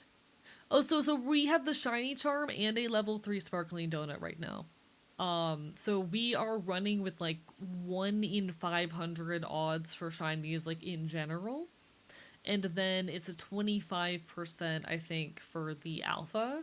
So it is something like 1 in 2,000. But we should still be over odds by now. But in any case, chat, maybe if we start saying curse stuff, the shiny will show up. What's your favorite Omegaverse trope? My god, what the fuck is Omegaverse? Okay. So Omegaverse is a fan fiction trope that actually originates from a handful of sources. It's most commonly attributed, though, to the Star Trek fandom. It also has a lot of roots in, that old since debunked theory about like alpha and omega and beta wolves of a wolf pack hierarchy and all of that. It is a fanfiction trope which kind of like supposes that alpha, beta, omega, etc. categories are real and would exist among humans and come with their own like biological consequences. So a lot of like animalistic mating behaviors become a thing in Omegaverse settings. So like heat cycles and ruts. Also men can get pregnant. It basically started or originates from a handful of sources, but primarily or most commonly attributed to like old Star Trek fandom shit. Low-key basic proximity triggering of ruts cause of sudden heats. Real and valid. I I'll be so honest, I find it really funny, like, when you talk to normal people on the internet, how cursed Omegaverse is perceived to be, when it is, like, it's a very common, relatively basic, like, fanfiction trope. It's not all that weird compared to some of the other stuff I've encountered on the internet. All I know is every time AO3 goes down for maintenance, I am out of sorts. Real as shit, I love AO3. I don't spend nearly as much time there now that I'm busy being a Twitch streamer, but I've spent many hours of my life on AO3. But yes, Omegaverse is basically a very common trope in fan fiction, especially queer fan fiction, wherein alpha, beta, omega, etc. Wolf dynamics are supposed to be real and act as secondary genders, and humans exhibit both hierarchies and mating behaviors adjacent to animals, or at least to the ways in which we've kind of like socially constructed what animal mating cycles look like. So most common like basic stuff, you'll have your pairing, usually it is gay men, of like two gay male characters, and one of them's the dominant alpha, who is in charge of the relationship. Then you have the submissive omega who can get pregnant, uh which I know sounds wild to people who are not terminally online, but this is pretty basic for fan fiction. Are you a shiny? No? Fuck you. Then stop respawning in the same place. What the fuck did I come into? Don't worry about it. Omegaverse is my tame preference. My Cursed is Human Domestication Guide. I'm familiar. I don't like to talk too publicly about like the kinds of content that I've engaged with online, just because I one, I worry about power dynamics being enabled if I'm too open about my tastes, and two, I don't want to get canceled on the internet.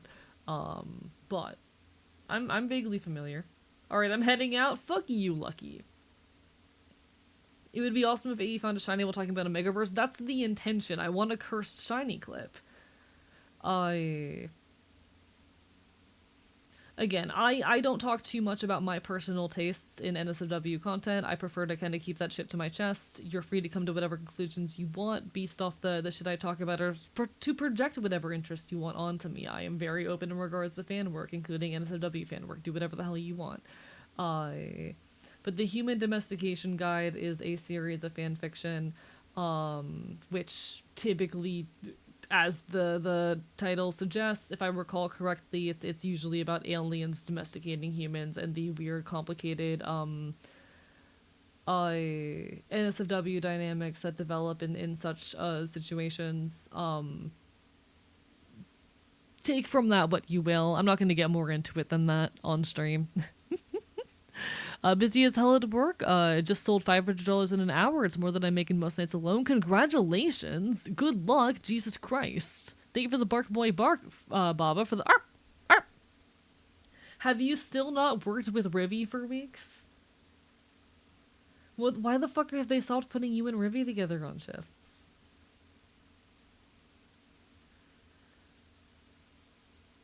But yeah, no, like, my AO3 bookmarks stay between me and a god I don't believe in.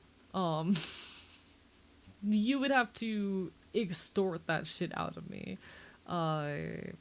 Primarily because, like, I worry a lot for, Oh,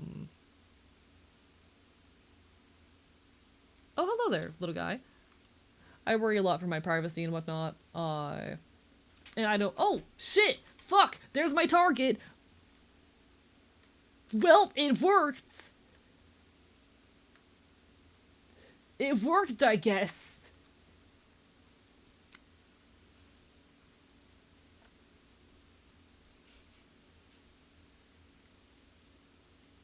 We did it!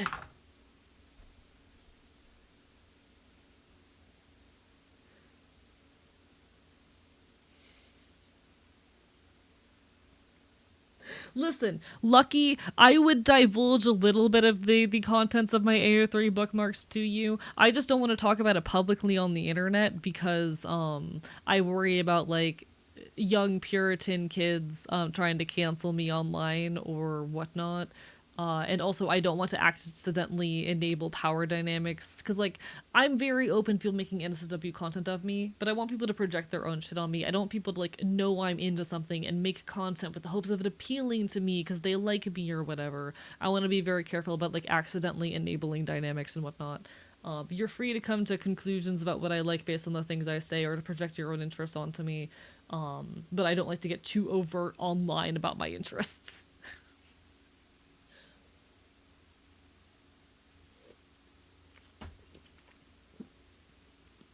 But yeah. I worry about power dynamics and shit. Anyway, we got the target. Do I go after another one? I think the answer is no. As much as I'm tempted, I think the answer is no. We got what we're here for. I want to get a shiny Houndor while we're in here. But I think after that I'm good with this zone. Gotta figure out what's the optimal setup for trying to get the Houndoom though. Just got here, we're gonna say yes. I don't want to go through that again. So we can see about trying to get a shiny Houndor. Be back later, guys, gals, and pals. You take care, my guy. All the best. Is there any, like, easy way I can get in and out of this area?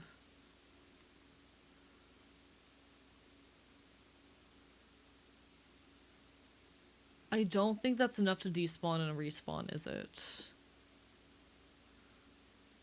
Yeah, I don't think that's enough to despawn and respawn, unfortunately.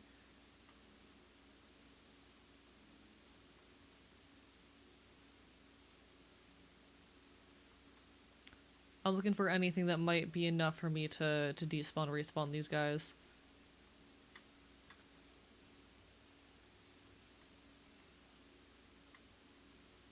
I don't know if they're still in range here. It's like, I don't think this would work. I think this is too far away. I don't know if they're still spawned in when I'm here, but they're probably not. Like, that difference probably isn't precise enough to do it anyway, unfortunately. Huh. It's okay, you smokescreen everything really well with how often Vor comes up on stream. The funny part is I'm not into Vor. That's the thing. That's not one of the things I'm into.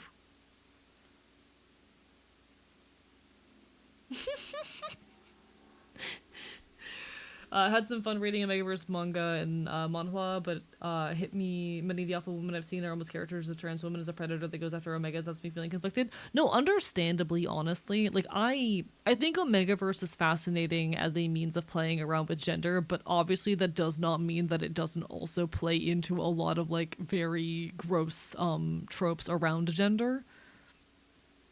And you know, like that can absolutely be a problem. Well, I don't think most of the authors who are writing it are intending to do so. They can very easily write like fetishistic caricatures of, for example, like, you know, in that particular case, trans women, but also of trans men. It's very easy for like a submissive male omega who can get pregnant to also like caricaturize like trans mask folk. That said, when it can be handled well, it can also be a really fascinating exploration of and a deconstruction of gender and sex. It's really just a matter of how willing authors are to analyze those on meaningful, or rather, to explore that in a meaningful way. And I feel like the result oftentimes depends a lot on how much gender theory an author has read, if I can be perfectly honest. You know? Generally, I'll be perfectly real, I don't give too much a shit. Porn is porn. And while some porn can lean into problematic tropes, I find that, especially when it's being written by queer people or people within like these demographics, I don't fucking give a shit. Sure, like some of the NSFW content I see created by like other trans people or by other queer people, I'm a little bit like at different story when it's being written by like, you know, cis authors and whatnot. I feel like that can very easily lead into very different territory and whatnot. But like, how do I say? Omega versus one of those things. It is a fan fiction trope that very heavily deals with gender, and as such can, just as easily as it can be a very interesting exploration and deconstruction of gender, it can very heavily reinforce a lot of stereotypes, including extremely transphobic ones, both for trans femme and for trans masc folk. Super fascinating how Megaverse is either the most interesting deconstruction of gender or it leans way too hard into them. Exactly. uh And when it comes to other queer people doing that, especially other trans people, I don't give too much of a shit, even if it ends up being like weird and problematic at times. When it comes to cis authors doing it, yeah, can be a bit questionable. But at the end of the day, there have been enough good takes to come out of it that I don't particularly care too much, if that makes any sense at all. Like, I'll be so real. Uh, there is a part of me that winces pretty heavily at like the how do I say about the very obvious like trans mass caricature that can be the male omega getting experiencing an unwanted pregnancy and whatnot. Like there are times where that can get under my skin as kind of a fetishization of fucking like trans guys. Okay, like for context, being a trans guy who is very into men, so many fucking so many being a trans guy who is very into men, there are a lot of men who do not know how to navigate that and will like project some really gross things onto you. This is not my story, but I have a friend who uses Grindr, and it's the main reason I've never like installed Grindr, and has told me stories of the kinds of really gross DMs he gets from people basically going like, oh, immediately finding out he is a trans man and immediately like joking about getting him pregnant and shit. Uh Immediately off the bat, like you just learned he's trans guy, he's trans mask, and immediately their first impulse is joking about getting him pregnant.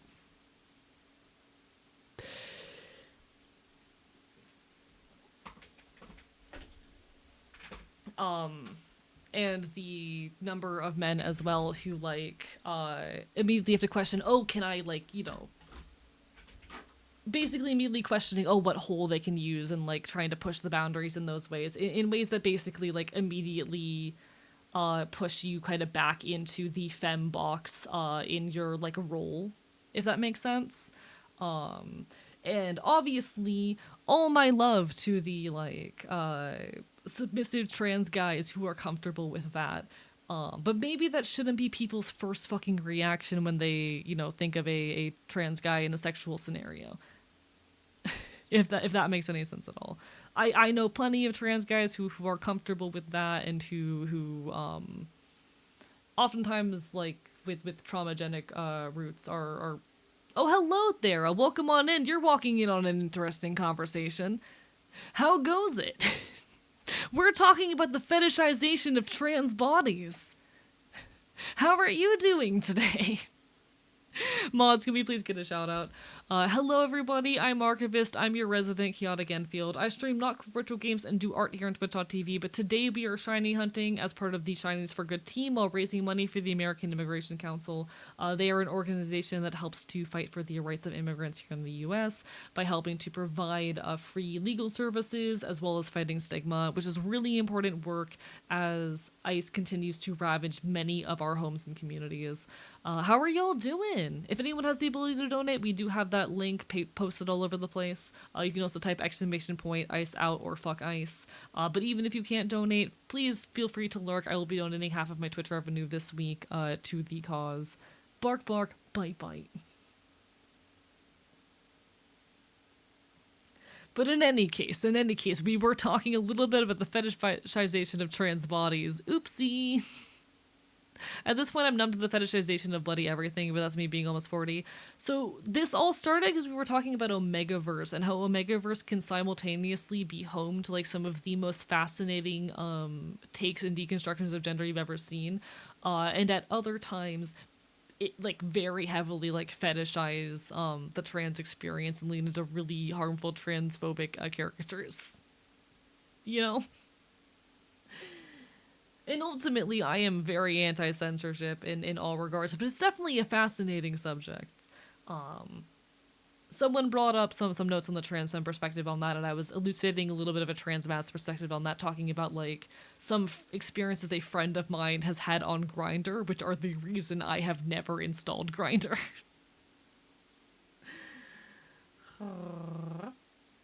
But lovely to see y'all. Thank you for the hydrate, Sleepy Hussy. It's been a hot minute. How are you? Lovely to see you. Hi. I feel like I haven't seen you in forever. Also, welcome on in The Truth. It's wonderful to see you as well.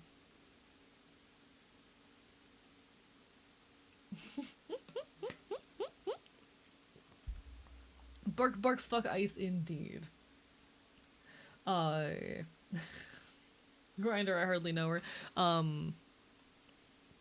But yeah, like those sometimes when I'm like engaging with a piece of Omegaverse fanfiction and I see like a very heavily transmass coded submissive Omega going through an unwanted pregnancy, and I have to sit there and wonder if the author is cis or not, because it really is a question at that point, like whether or not I am comfortable with that piece of fiction at that point really depends on whether or not the author is trans. I know plenty of trans guys who, you know, have breeding kinks, for lack of a better term, and who are comfortable with that style of content, often as a means of processing trauma, because Jesus Christ, girlhood does come with a very inherent level of sexual trauma. That's one of the big things that my video essay, I Don't Regret Girlhood, centers around the kind of like implicit sexual trauma that is built into the experience of girlhood. About how like from a young age, being forced to cross my legs and being told that if I didn't, people would look up my skirt. Like I'm talking at the age of like fucking 7. Having men tell me that I was going to make a man very happy someday. All of those little inherent bits of sexual trauma. We did get the Scrafty, yes. We did get the Scrafty. We got the shiny alpha. We're going after a Houndoom real quick before we leave the area, or a Houndour rather. But about all those like little bits of sexual trauma that are very much like baked into the experience of girlhood. And I know a lot of folks who like carry those particular sexual inclinations in large part because of those bits of trauma and whatnot. And you know, that's super chill and good and badass. We'd love to see it, but sometimes again when I engage with that style of fiction, I have to wonder if the author is fucking trans or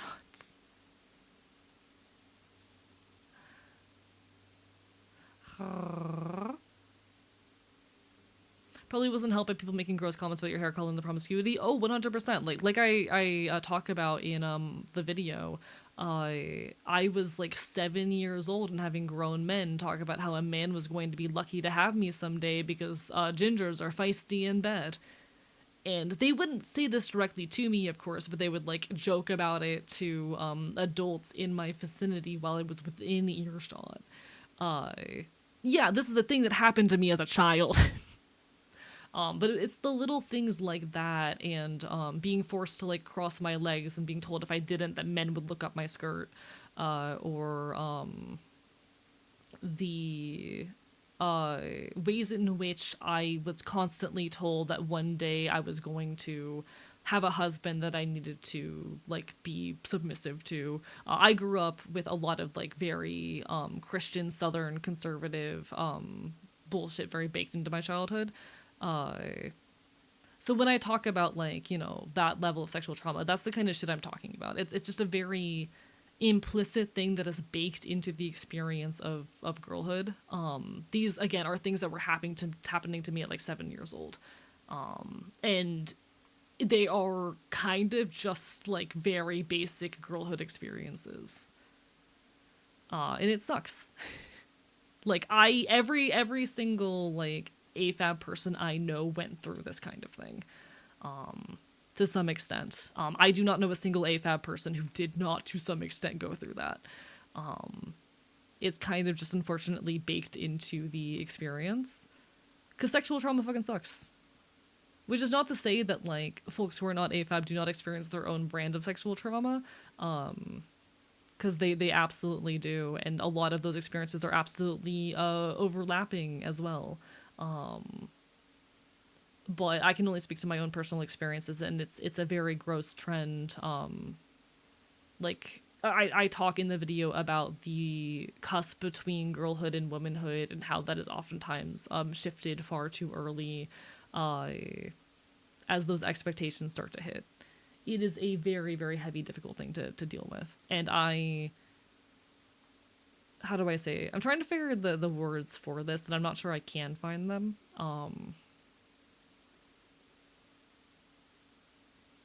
I'm not sure how to express the thing that is in my head, how to put words to this. Womanhood is an experience that is beautiful, but also riddled in pain in my mind, you know? And I don't say that to take the joy of womanhood from anyone, but womanhood, as beautiful and wonderful as it absolutely is and can be,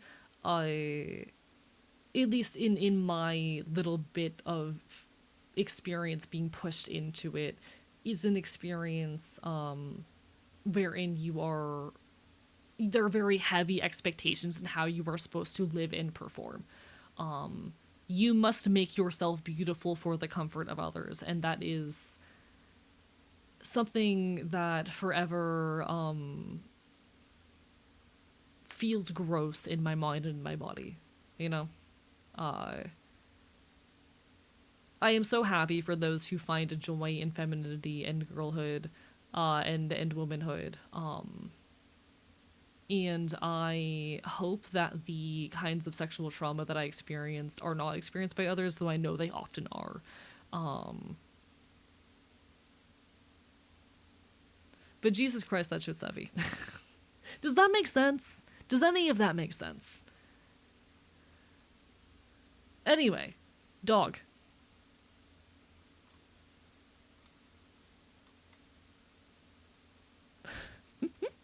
I think that's every shiny I wanted to get out of that zone, so we can call this one a win.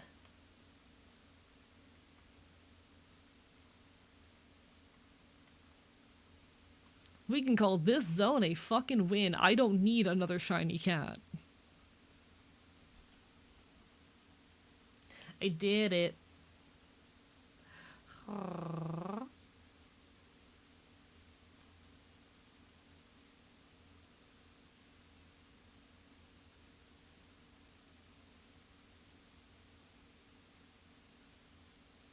Oh, hello, Corview. How are you doing today? I'm not gonna voice act, because I have not figured out a voice for this guy, but I love him. He is, like, my favorite.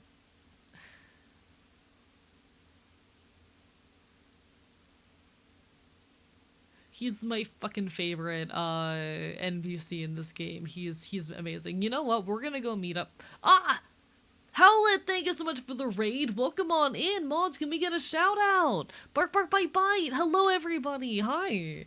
I'm Archivist, your resident chaotic Enfield. I stream not quick retro games and do art here on Twitch.tv. But more than anything, I am a loud punk bastard. I love talking about queer shit, leftist shit. And today we are shiny hunting Pokemon super effective against the ice type while raising money for the American Immigration Council because fuck ice. How are y'all doing? We have currently raised over $2,000 to help support the rights and legal costs of immigrants who are, especially those currently impacted by ICE activity here in the U.S. How are y'all doing? Howie, make sure you get your rest, take care of yourself, all the best.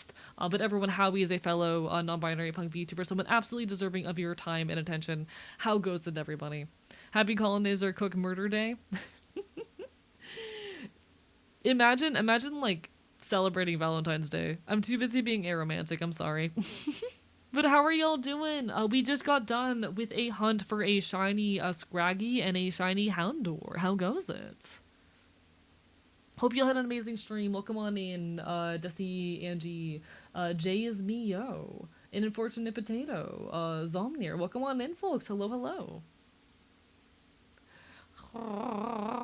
The shiny hunts continue. We need to figure out actually what our next hunt is going to be. Because we did just spend 2 hours. Let me grab the guy that we just spent 2 hours for. We spent 2 hours for this thing. We spent 2 hours on fucking this thing right here. Can I level you up and evolve you?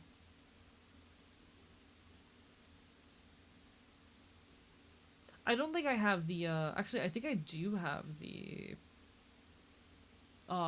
fucking item to Mega Evolve you, so never mind. Now we can evolve. There we go. Celebrating by making a lovely VTuber model? Hell fucking yeah. I love Live 2D. Hope everyone's having an absolutely incredible evening, though. It's so lovely to see you all. Arrararah. And there is our... I actually kind of hate Shiny Scrafty so much, but listen, it's worth it for the Mega. It's worth it for the Mega, I promise. Where is Scrafty the fuckite?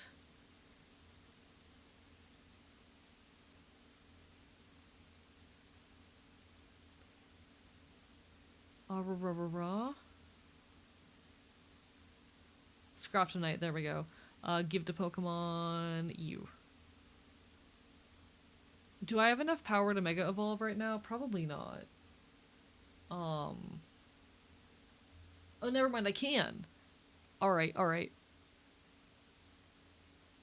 Y'all, look at him! Look at my boy!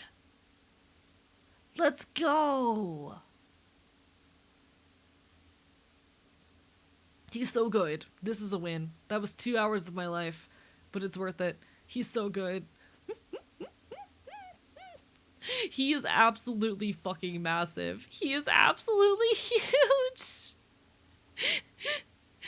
He's so good. Look at that man right there. One sec, actually, can I open up the camera in game? Let me... one sec. I need to... Here we go. Let me... Nah, fuck! God damn it. Getting shinies with these are so hard. Hello, Violet! Hi, lovely to see ya! That was a man indeed. How are you doing? Happy Valentine's Day to you as well. How have you been? I miss you! Rah, rah, rah, rah, rah. I hope you've been well. There will be an editing soon, I'm so sorry. Fucking timing is so inconvenient. But it's so lovely to see you, I miss you very much. My man's is just a guy. He really is just a guy. Alright, I could not get a fucking photo with him. This is so sad. This is so sad.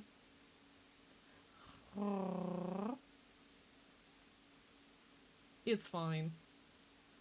It's fine. It's chill. It's okay. Alright, we need to decide our next target, and that's really going to depend on the donut luck. The alternative, chat. Either we can pick a different target in this game, or we can go hunt in Pokemon Rumble. What do we think? Do we want to hunt in Rumble, or do we want to find another target in ZA? Just realized I have 100k points now. I will simply hoard. Thank God. I'll be in Florida soon for a music festival. Try to meet up when I come down. Yeah.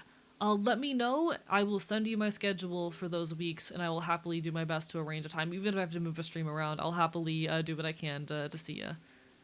Hell fucking yeah.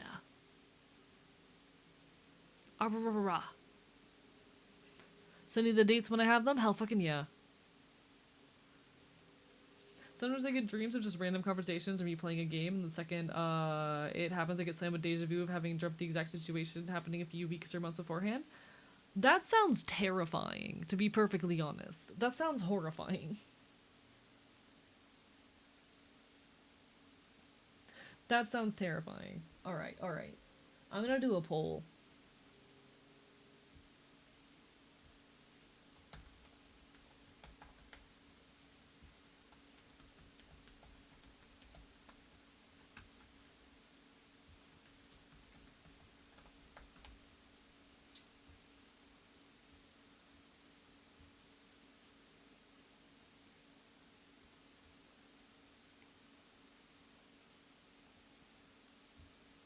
Alright, alright.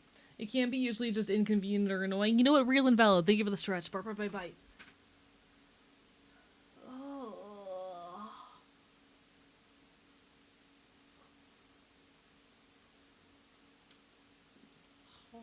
See, I've never particularly gotten deja vu, actually. I don't think that's ever happened to me.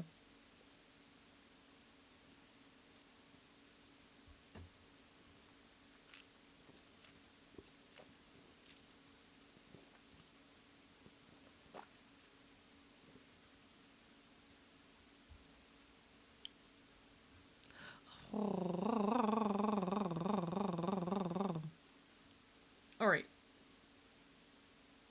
I've never really gotten it before. I get it all the time, but may also be the ADHD hacking up my memory and then having the same combo again. That's fair. See, despite having both ADHD and schizoaffective disorder, and I've been scuffed. Despite having both ADHD and schizoaffective disorder, I don't think I've ever really gotten deja vu before. Huh. Weird thing to think about. I don't fucking know. And I've been made normal.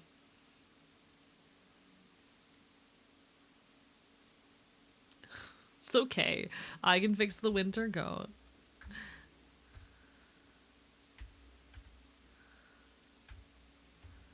There we go. Alright, alright. Hello, King Kai. How goes it? Lovely to see ya. Bark, bark, bite, bite. We're currently shiny hunting while raising money for the American Immigration Council. Because fuck ICE.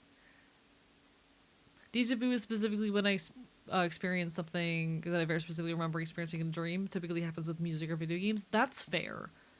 I think part of the problem might be that I just don't remember my dreams, like, ever. Alright, one second. I'm going to put down a backup save real quick. So, chat, we need to decide what our next hunt is going to be.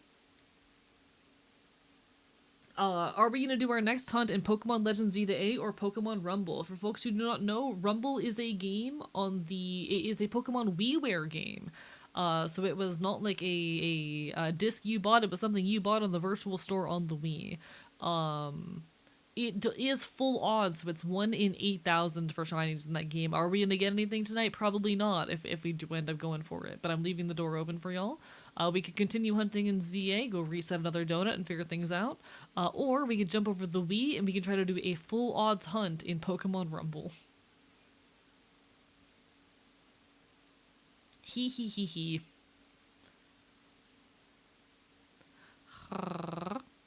Kind of just prophetic dreams in general. See, I've known folks in the past who have claimed to have prophetic dreams, and I'll be honest, it's one of those things that I can't really believe. Especially since, like, the particular friend who believed that in the past would kind of use it to manipulate me into specific courses of action. So it's one of those things that, like, I've known a handful of people who have claimed to have prophetic dreams. I can't believe it. Just due to my personal experiences with having someone, like, you know, use it to manipulate me. Also because I'm just a very, like, science-minded person despite everything, but, you know. In any case.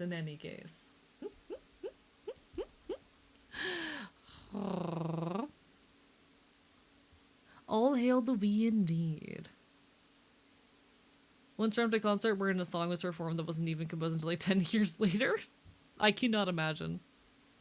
But now, how are you, King Kai? Lovely to see you. I'm doing quite well. We've been raising money for the American Immigration Council. We have raised over $2,000 for this amazing cause, which is incredible and far beyond any number I fucking could have guessed we would reach.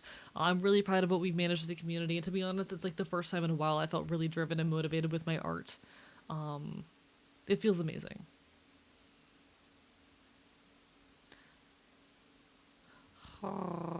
If you actually have the dream you're deja vuing of, it's your brain having a minor racist right error? Shrug. I don't know how dreams work. Dreams are not something that are really like understood on a scientific level, unfortunately, because they're very hard to study. Looks like so far the poll is really gunning for Pokemon Rumble. We have 6 votes for Pokemon Rumble to 1 vote to stay in Z to A. So I guess I'm gonna go ahead and fucking start saving. Bird.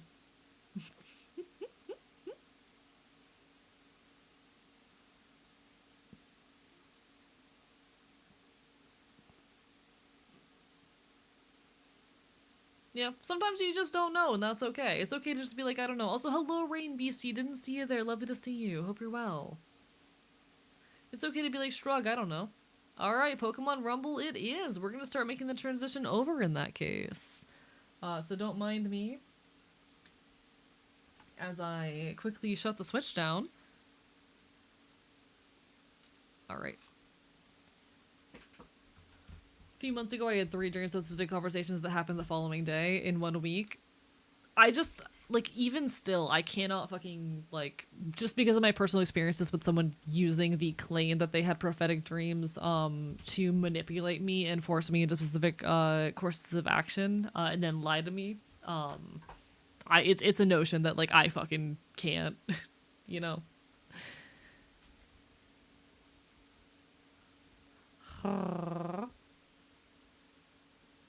That's how it goes. Alright, do I have things set up for this? I think so. Actually, I'm gonna stay on this screen because it's got everything set up. And then we're going to get... Where is it?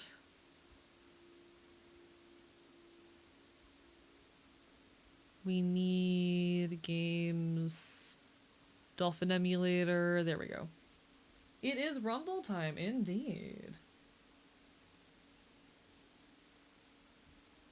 Alright.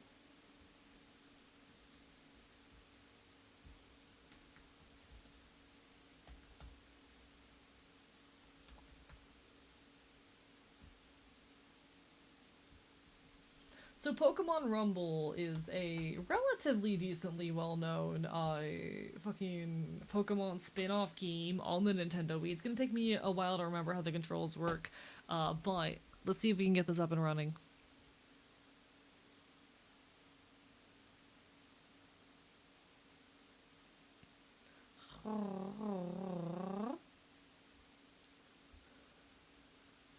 Don't worry, we won't be in the void for much longer. I just need to get the game thing up here. This thing is annoying. Let me grab game capture you.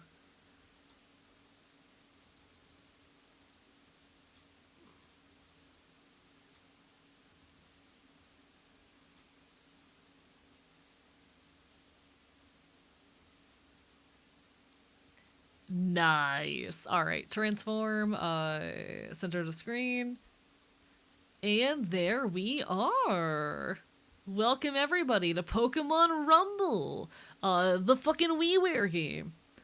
When was this shit released, actually? Does anyone know when Pokemon Rumble was released? Let me look that up. Pokemon Rumble. 2009.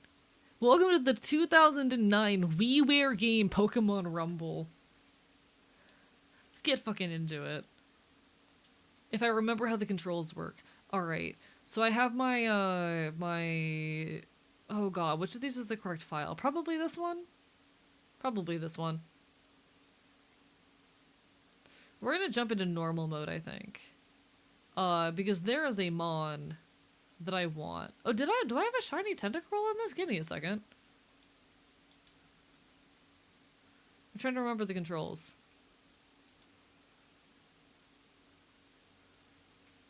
Are you shiny?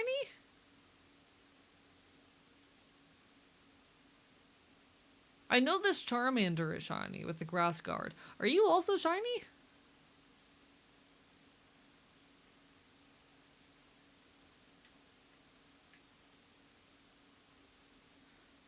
What does shiny Tentacruel look like again?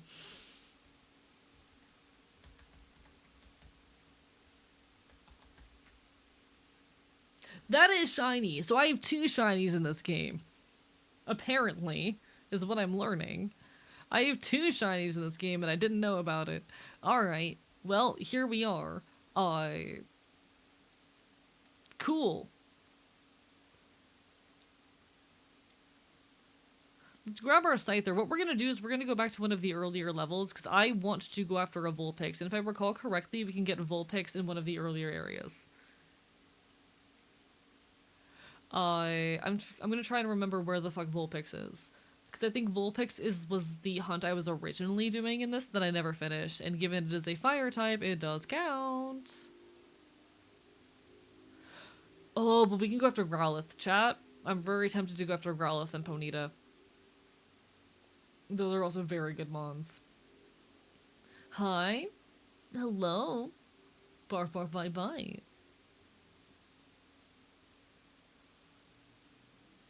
Alright, chat.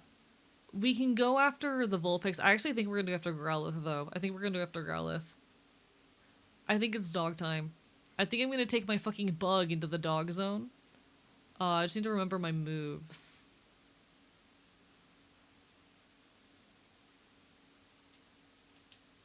Okay, there we go. Beautiful. Chat, it's dog time. So how this works, this is a kind of beat 'em up style game, and we're basically just gonna be running through the levels, trying to not touch anything and look for the shinies. It doesn't really benefit us to like actually fight anything. And we're not going to get any useful captures. But typically, as you would play this game, you would end up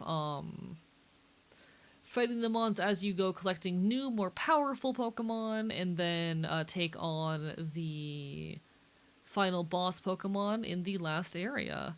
This is a like old classic odds game, so it is 1 in 8,000 if I recall correctly. We're probably not going to see a shiny tonight. Last time I did this, it took me fucking forever, like 3 nights to see a shiny. But you know. So this is similar to Pokemon Rumble World? Yes, this predates Pokemon Rumble World and Rumble Blast. They are both, like, you know, sequels to this game. This is the only one that has shinies, though. I am very sad that you cannot shiny hunt in the other Rumble games. Like extremely upset about it.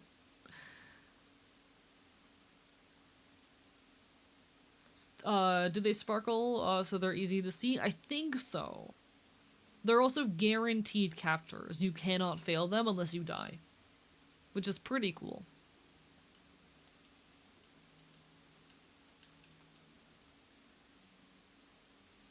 Anything special in here? Doesn't look like it. In which case we return to the terminal. Nope.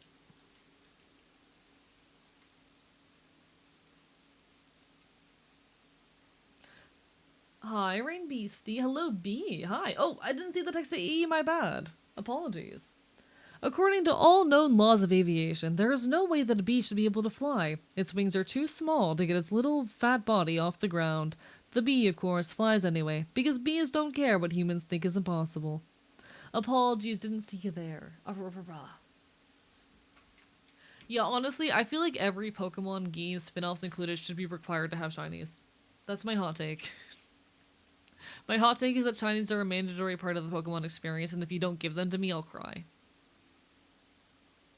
You know?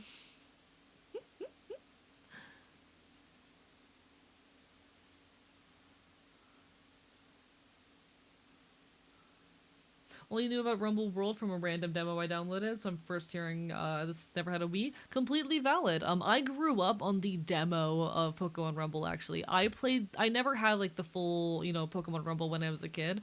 I just had the demo, and I played the demo over and over again. I was obsessed with it. I must have beaten the demo at least 20 times and never got the proper game. Which, to be fair, it's a very predictable gameplay loop, but regardless. It's not like there's anything particularly special going on with it, but I care. I care about it a lot, okay? Do Fire Red and Leaf Green remakes of shinies in them? I'm pretty sure, yeah. I'm 99% sure they do. Certain Pokemon Ranger game hacked for shinies is now an idea. Please. If you made like a Ranger hack that added shiny Pokemon to it, I would play that over the original. 100%.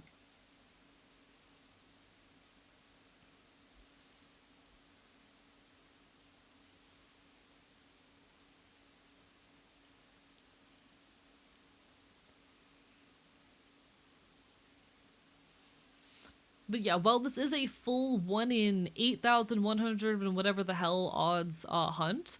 Because you see so many Pokemon on a regular basis, it is a relatively it's faster than your normal full odds hunt would be. Um, you know, a full odds 1 in 8,000, whatever the hell odds hunt is going to take forever.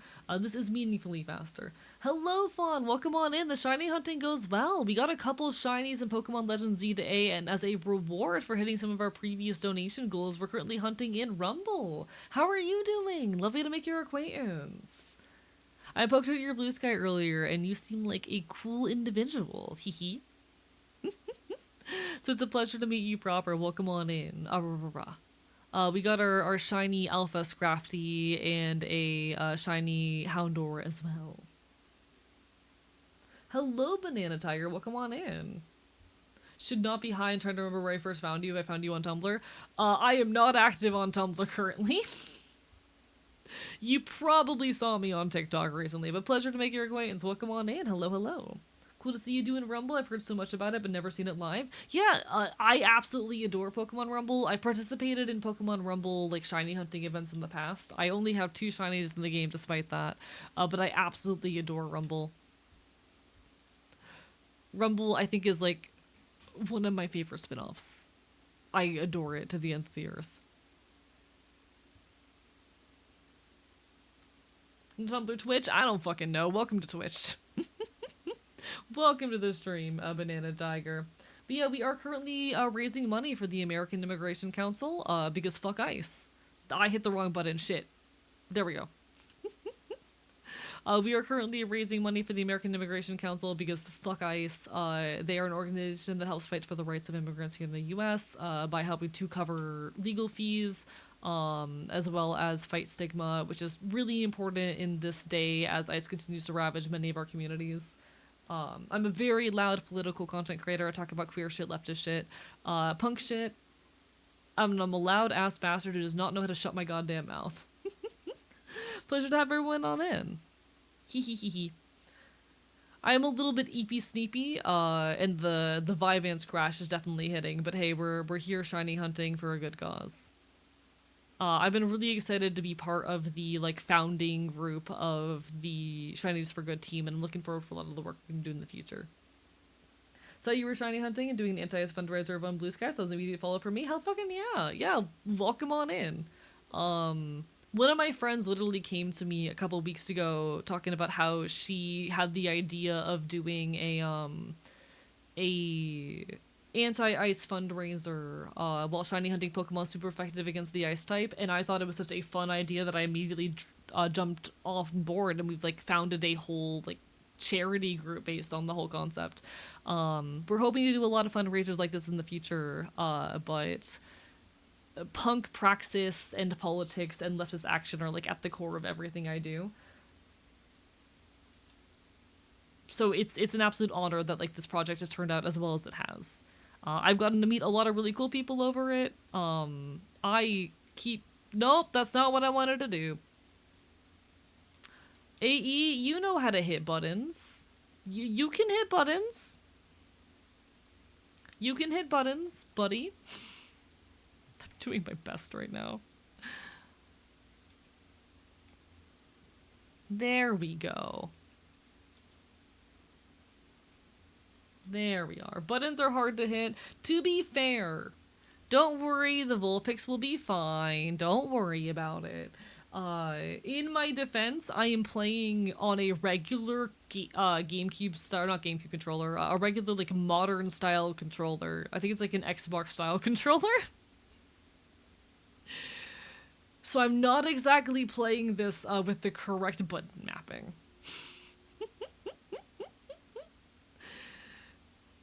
Hell yeah, sign me up. Need a next fundraising event? Hell yeah. I know if you type exclamation point shinies for good, it'll bring you to our blue sky, and somewhere I think it's like in the replies to the pinned post there should be the Discord. Feel free to hop on in there.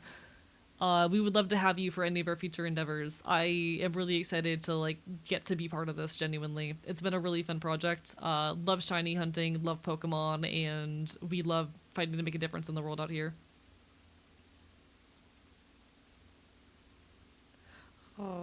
Yeah, the Vulpix is fine. Don't worry. He just needs to go to the hospital. It's okay. We all need to go to the hospital sometimes. In the Pokemon world, they have free healthcare.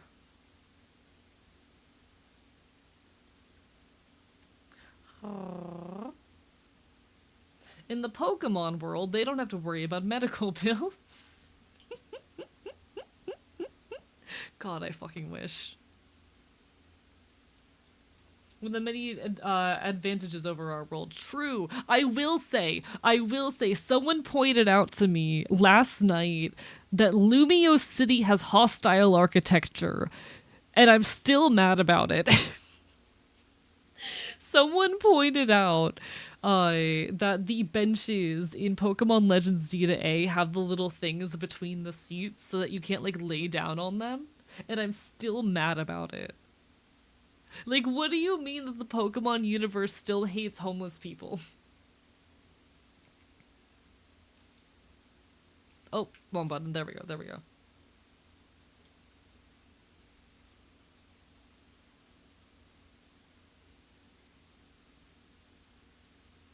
What you didn't know about that? I hadn't seen it. To be fair, I was very much avoiding like conversation online about Pokemon Legends Zeta A during like the early stages of its release, mostly because everyone was just complaining and being mad at the graphics, and I didn't want the negativity. I really like Pokemon Legends ZA. My opinion about Pokemon Legends ZA is that I liked Arceus better, but that it's a good game. You know. I don't fucking care. I'm having fun, and that's what matters. And I just wasn't vibing with a lot of the negativity around the game, so I just heavily avoided a lot of the conversation about it online. Uh, and I was so mad last night when someone pointed it out to me. For context, I was homeless about a year and a half ago. I spent the latter half of 2024 homeless. So like, while I was never on the streets, I know a thing or two about unstable housing, and so it's an issue I care quite a lot about. Here in Florida, I was lucky that like the worst off I was ever in was sleeping in my car. But in the state of Florida, it is not legal to sleep in your car for longer than I think 4 hours. If you sleep in your car for longer than 4 hours, you are committing a crime. There is so much hostile legislation against homeless populations here, and it pisses me off to no end. Really don't understand complaining about the graphics in Pokemon of all games, literally. It's a good game. But you know. Really hoping they were going to do a storyline wherein the villain had a hand in the city design because the benches were so gross. You know, real and valid. I do wish that, like, in Legends ZA, like, they had... How do I say? Um, Okay, one, it felt like there really wasn't an antagonist in Legends ZA. Obviously, the antagonist is like the mega or the rogue mega evolution phenomenon and whatnot. But I do kind of wish like they had a really good opportunity to mess around more with the leadership of Lumiosity, and they set up a lot of themes around like discontent the general population had with how things were going in the city and whatnot that they just never really played around with, and I think they could have like built some really interesting messaging into that in regards to things like uh struggling or marginalized or homeless populations or whatnot. Like they there was a lot of potential there that they didn't really dig into, and I won't lie and say I'm not disappointed about that, even if I do love the game as a whole. But somehow I played the entire game while missing that the hostile architecture. To be fair, I had to go out of my way to do the research mission where you rest at 5 benches or like spend time with your Pokemon at 5 benches or whatever the hell. Because I actually did that 0 times while playing the game proper. There was a start of some really good storylines but needed follow through. Yeah, I think that's the main reason why it did not live up to Legends Arceus for me. I think Legends Arceus, well, I still wish they had built out like the concept more. It followed through on its themes a little bit better. I wish that that Legends ZA had been allowed to play around more with some of the themes that it set up because it definitely had so much potential as a game. Didn't mean to win that battle, but okay, one shot, I guess. Legislation my deeply despised real. Love the game, but I think they were so close to something new better. Yeah, yeah.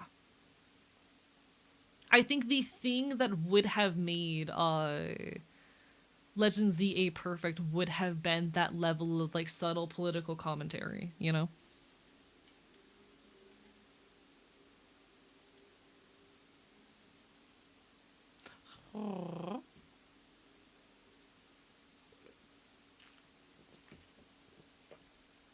It being legal to sleep in your own property pisses me off. Yeah, Florida is a hell of a state.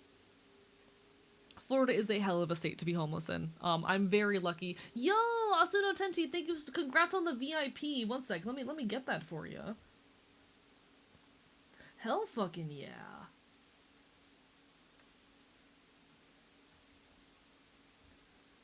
One moment. VIP. Congratulations, you have joined the ranks of VIP on the channel. I'm so proud of you. Thank you so much for the long time support. It means the world. Ah, rah, rah, rah. Banger redeem, you fantastic funky worm, real as shit. But Florida was a hell of a state to be homeless in. Like I've said, I'm very lucky that like I was never on the streets. At my worst, I spent like a week and a half, almost 2 weeks, like sleeping in my car. But it could have been much worse for me. Shout out, by the way, to Cracker Barrel. Most Cracker Barrels have overnight parking lots, and they will let you sleep there, no questions asked. Massive shout out to Cracker Barrel for that one.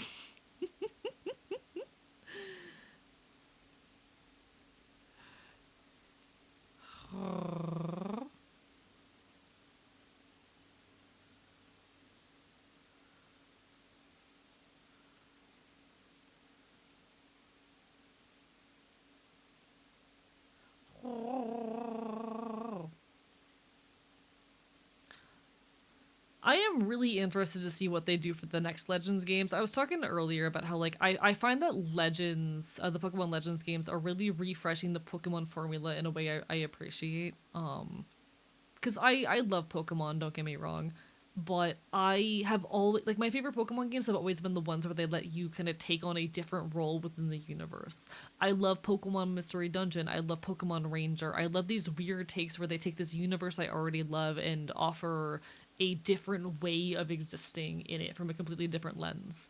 And the Legends games have been very, very fun for the ways in which they allow the player to step into the shoes of a more normal character or of a researcher or whatever it may be. Uh, it's very fun. So I'm curious to see what they're going to do next as far as Legends is concerned. Hello, Quizzicolotl. Lovely to see you. Barber bye bye. I think we're doing a pretty good job of melting ice tonight. I think we've gotten like what 3 or 4 shinies tonight. Most of them were duplicates, but hey, we got our alpha Scrafty that we were after. So big win right there, and we've turned to shiny hunting and rumble for a bit to make sure we meet a reward that I promised y'all earlier. The rumble hunts will continue. How do you handle not having an address for car registration and stuff? I already had the car before I ended up homeless. being homeless is really, really difficult because, like, if you want to get a new social security card or anything of that nature, you do need an address. Um, if you need a job, you need your legal ID and whatnot, and to get those ID, you need an address. Once you end up homeless, it is extremely, extremely difficult to escape. And I was very lucky that for the bulk of the time that I was homeless, that one, I had, you know, my legal documents on me. And two, I spent like the majority of the time sleeping on a friend's couch. There was just a couple weeks of an exception. Um, but no, having an address is basically an expectation in order to like participate in society. Um, Society at large, once you end up like it's extremely easy to end up homeless, and once you end up there, society at large basically abandons you. There are very few routes by which recovery is possible. You need an address to get a job. You need an address to get the ID necessary to get a job. But to get an address, you need money. Uh, it is a complicated, messy, no-win kind of situation. With the Glorpus Pokemon Rumble is a WiiWare game from 2009. We're shiny hunting. Current target is either Growlithe or Ponyta. It's a funky little game where the entire premise is like you're a little wind-up toy Pokemon. It's a beat-em-up style game. I think it's very fun and cute. I enjoy it quite a lot. I think it also might be like one of the first 3D Pokemon games. Um, I think it uses the same models as My Pokemon Ranch or whatever that one was called. It might have just been Pokemon Ranch. I'm trying to think, like, what was the earliest 3D Pokemon game? I guess there are the GameCube games. I forgot that those existed for a moment there, despite absolutely loving Pokemon XD Gale of Darkness.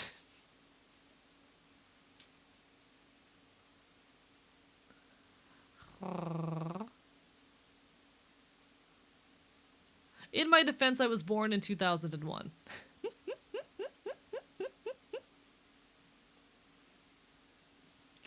What Pokemon games were on the 64? Because I'm not sure. There was, oh god, what's it called? The one where you take pictures. The first Stadium. Oh, you know what? You're so right, actually. Stadium did exist. I forgot that Stadium existed. Coliseum was GameCube. Pokemon Snap, you're right. That's the photo one, yeah. So I suppose those do exist. I'm just uncultured. Is what we're learning today.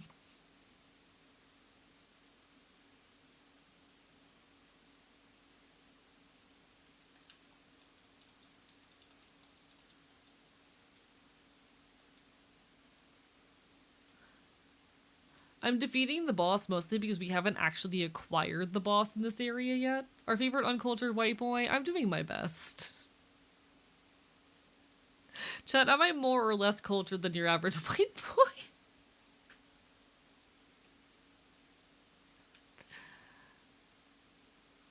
I'm so happy to be your little quirky white boy who's doing his best. More? Alright, beautiful. Good, good. I'm glad to hear. I may not know niche internet memes, but at least I have a general awareness of the world.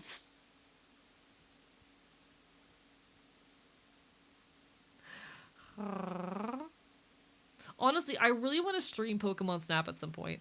I've never played it. It's one of the games I missed out on. I would love to do a Pokemon Snap stream one of these days. But do I play the original or the remake?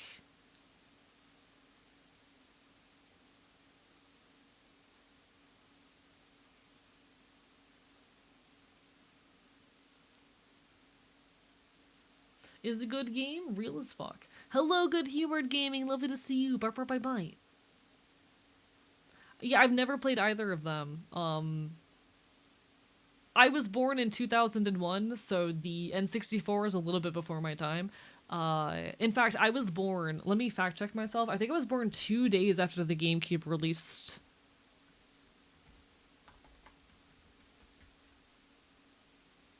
Never mind, I was born exactly a week after the GameCube released. I hate to break this to chat, I am younger than the GameCube. I am, in fact, younger than the GameCube.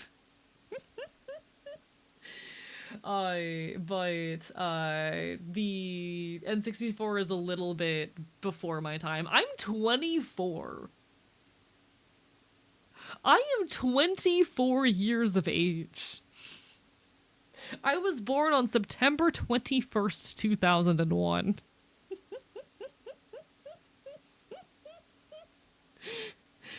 But the N64 was a little bit before my time, and as far as like the new Pokemon Snap, I'm poor.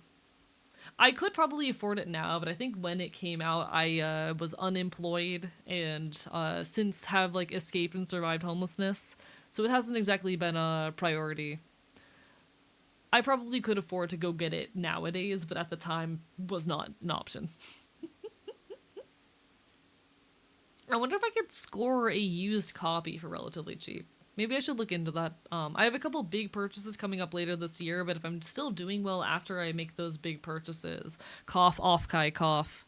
Cough, I'm leaving Florida for the first time in 8 years to go to a fucking convention in California.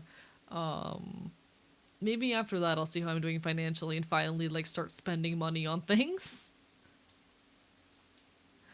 I was born in Y2K and grew up with every household in my extended family having an N64 for some reason. Not complaining. That's fair. I did not have that luxury. I grew up on the Wii and the Nintendo DS. So, like, my childhood with Pokemon is Rumble. I was talking earlier about how, like, when I was a kid with a Wii, I never actually owned the full version of Rumble. I just had the demo, and I played the demo easily, like, 20 times minimum as a kid. I would boot up the demo, reset it, and just play it over and over again, like at least fucking once a month. And I so desperately wanted the full version, but I never got to have it because, you know, poor person moment. I'm forever a little bit miffed that I never got to get it.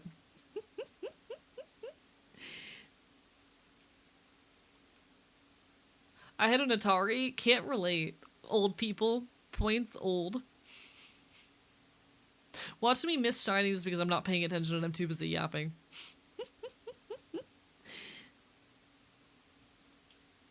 I'm 35, so my rule of thumb is that anything that existed in my childhood is pretty old. Yeah, that's real. I will say, like, when I throw around old, I'm saying it with the hee hee ha ha silly.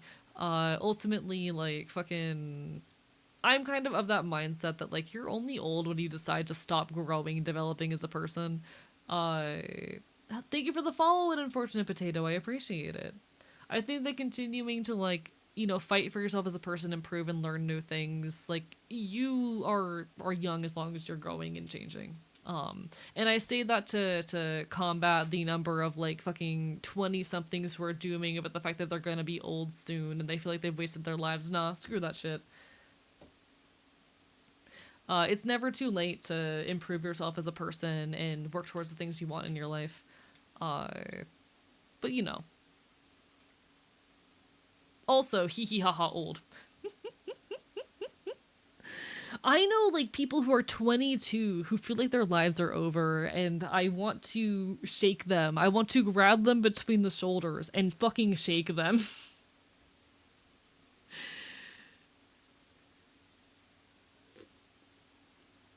Like my life did not start until the day I escaped homelessness. My life started at 23, which is still relatively young for your life to be starting, I do think. Figuring out personhood takes a while, y'all. Figuring out this personhood shit, it takes a while, and that's okay.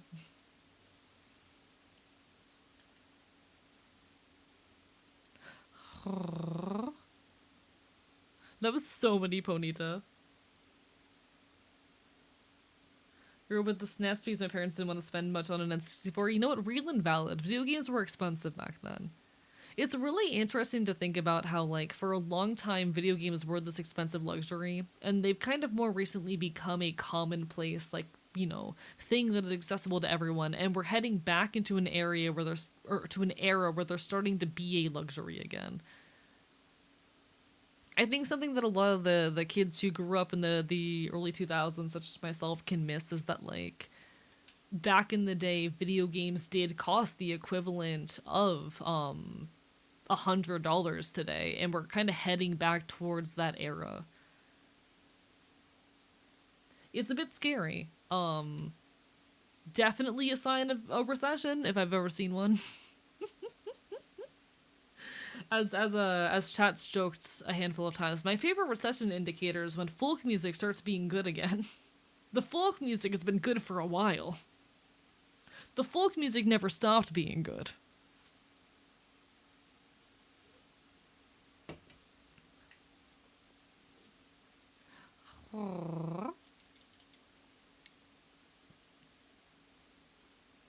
You can go out and do fun clubbing stuff as a 30-year-old. Go out, have fun, make bad decisions. When the person who's currently juggling, a bottle precariously, real.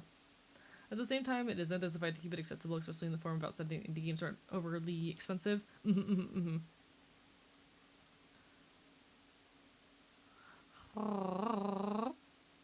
I think and hope that this shift back into the being a rare luxury from the being affordable is going to lead indie game into dominating the sphere because AAA can compete with the indie game pricing. The average consumer won't be able to afford AAA pricing.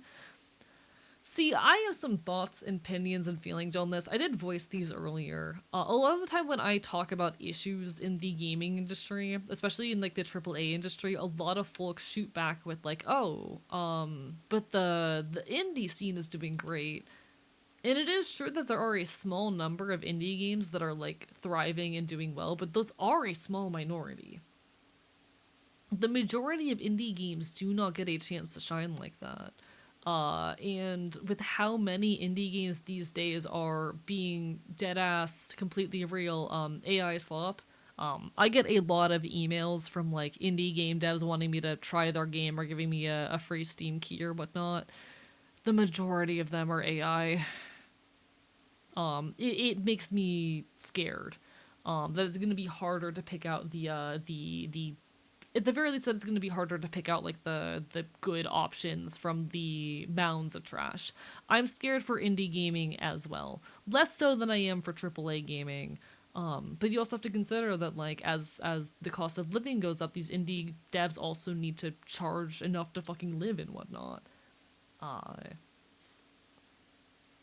oh, is my bitrate suffering? One sec.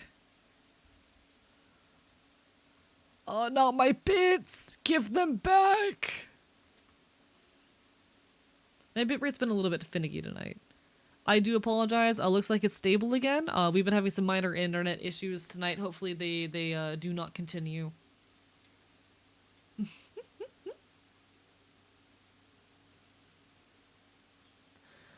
Like I am less worried for the state of indie gaming than I am for AAA gaming, don't get me wrong. Um but let's not act as though the indie scene is a absolute haven. When we think about that, we think about the handful of games that get a chance to shine in the spotlight. Um, the majority, unfortunately, don't get that far.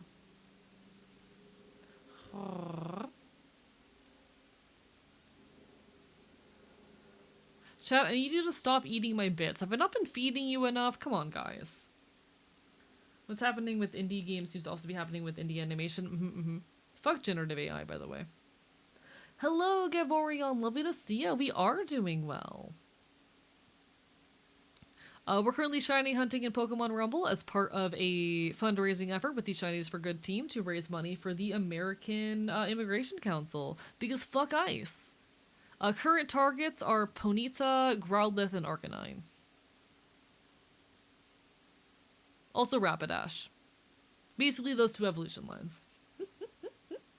Today's not been great, but at least I have little queer people on the other side of my screen. I am happy to be the little gay person in your phone.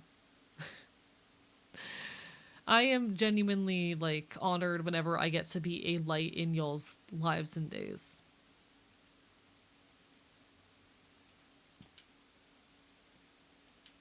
Please feed us. We're starving and hungry. What do y'all want to eat? I have microwavable burritos in the freezer. Last night I made Actually, okay, chat. I know this is gonna sound stupid, but I need you guys to be proud of me, okay? Last night, I cooked chicken for the first time. For people who do not understand why that is a big deal for me, I have very severe paranoia around food safety. That oftentimes stops me from like using certain ingredients that I worry can be expired or whatnot. Like I will sometimes go weeks without being able to keep milk or cheese on hand because my brain is genuinely convinced the milk or cheese will poison me.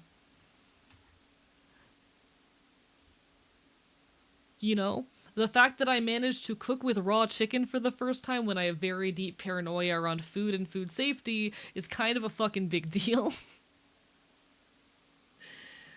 I'm making steps as a person. And when chicken is so much cheaper than like a lot of other meats, we take those fucking wins.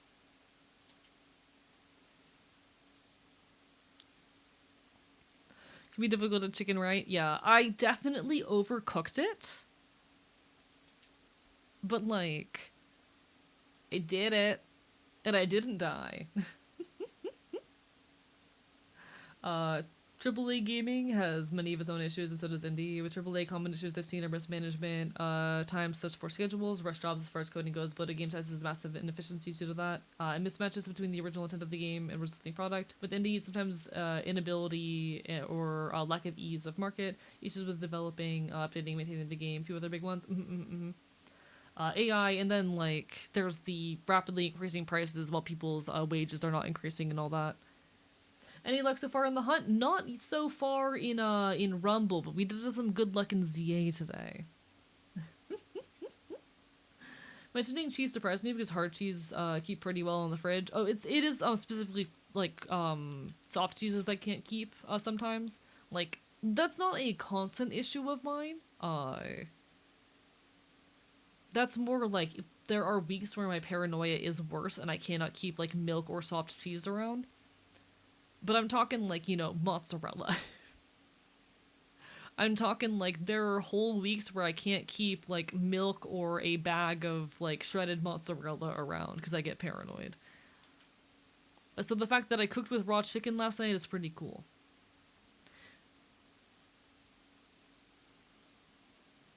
I made chimichurri chicken and rice.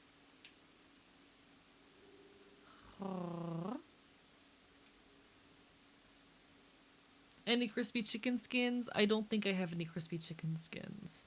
That said, Chad, if you want my chimichurri chicken and rice, actually, I have a photo of it.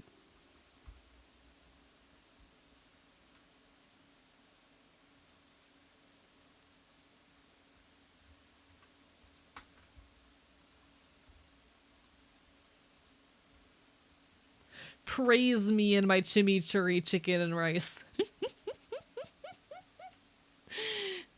I'm very proud of it. I'm very proud of it.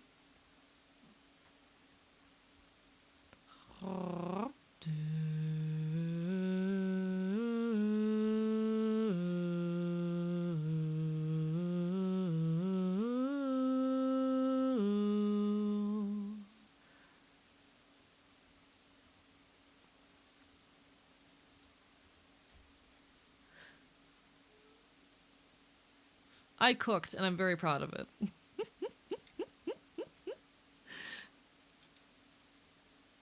Looks like meat eaters will love it. It's also a recipe that could very easily be made vegan. You just have to remove the chicken, but you know. I'm just proud of myself. I've been needing a bit more protein in my diet, so I'm trying to work on finding cheaper means of adding protein, because I have basically just not been eating protein for the last year, because like ground beef is so expensive, and I cannot digest beans consistently due to my stomach is partially paralyzed. Long story. So you know, we take what wins we can get. We take what wins we can get.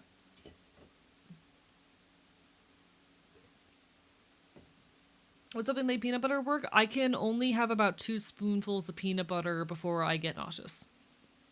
So basically, my stomach's partially paralyzed, so I have to avoid foods that are high in fat, high in fiber, high in acidity. I'm supposed to avoid alcohol and caffeine, but you can't tell me what to do. And if I take an edible, I will be high for 20 hours. Being high for it's not fun being high for 20 hours, by the way, y'all. It gets pretty lame after like hour 10.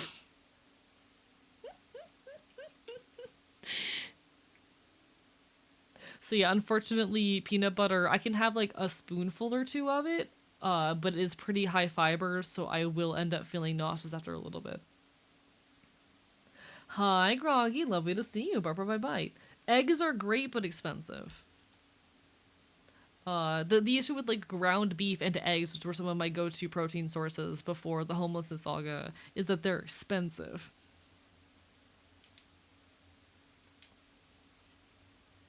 Thank you for the hydrate, Windbreaker. How are you doing tonight? Pops can only have 2 spoons of peanut butter as a treat. Exactly. So you basically get bored of getting high, go to sleep it off, and wake up still high. Yes. I remember the first time I had a 10 milligram edible. I was no joke high for like 20 hours. I took this edible at my friend's place. A few hours later, passed out on her floor.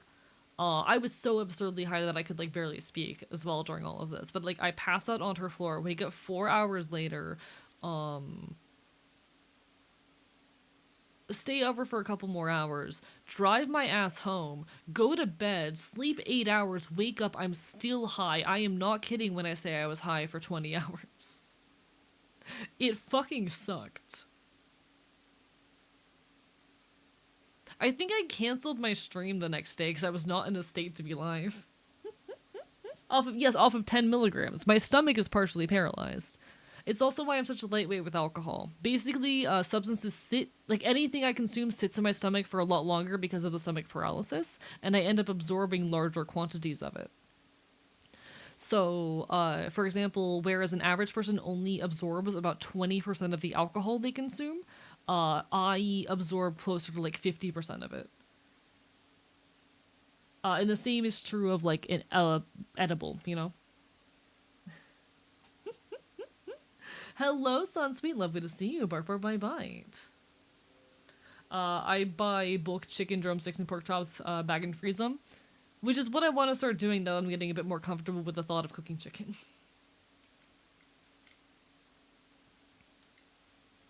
Does that mean the fop can get drunk off a drop of alcohol? Not a drop, but like 1.5 drinks is enough to get me drunk. I am drunk at about 1.5 drinks.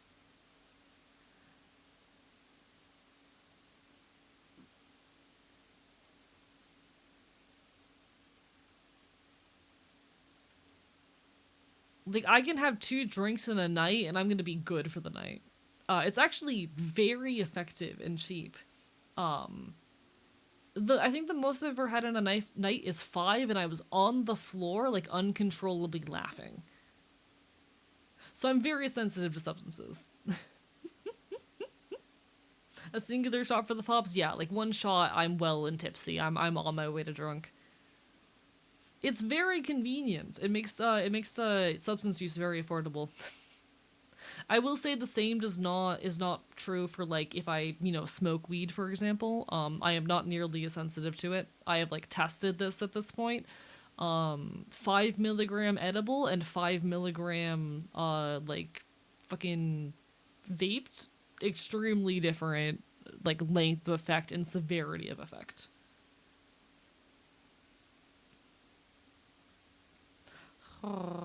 Also, welcome back with Food Sun Sweet. The weird thrill of eating a burger after momentarily forgetting I'm no longer a vegetarian should be bottle safe for my later use. Real and valid, Sunsweet. Live your best life. Whatever makes you happy.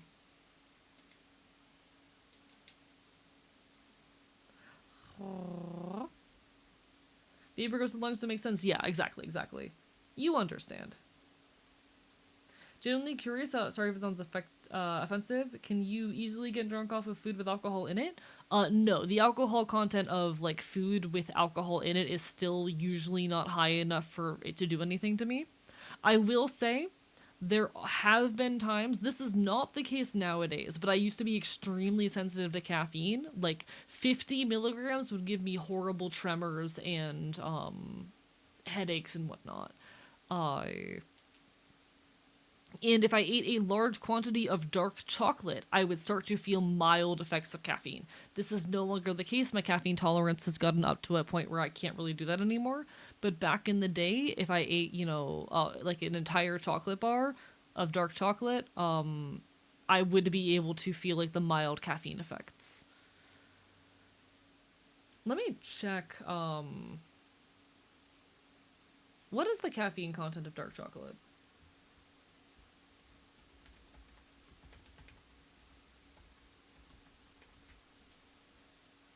Yeah, dark chocolate contains roughly 12 to 35 milligrams of caffeine per 1 ounce. How much is 1 ounce?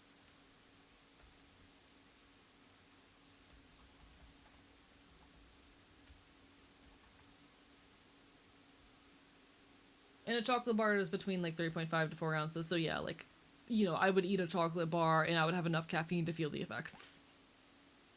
Just being able to handle sugar properly, rest in peace. But yeah, when it comes to like food cooked in alcohol, it pretty much all burns off. There's almost nothing left. Honey, does it affect Faye or just Fairy and Smith? I don't particularly get any adverse effects from honey.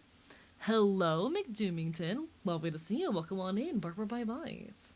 Love how I get blamed by my manager for a man calling me a slur and then proceeding to steal a bottle of vodka, even though retail workers aren't supposed to stop someone in case they're actively armed. Kill them. Slash J. This is a joke for legal purposes.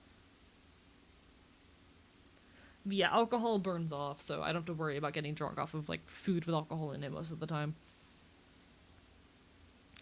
If theoretically you were to cook something to a point where there was still like an amount of alcohol in it that would do something, maybe.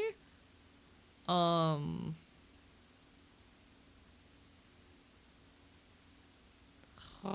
but like in most cases, alcohol gets cooked off.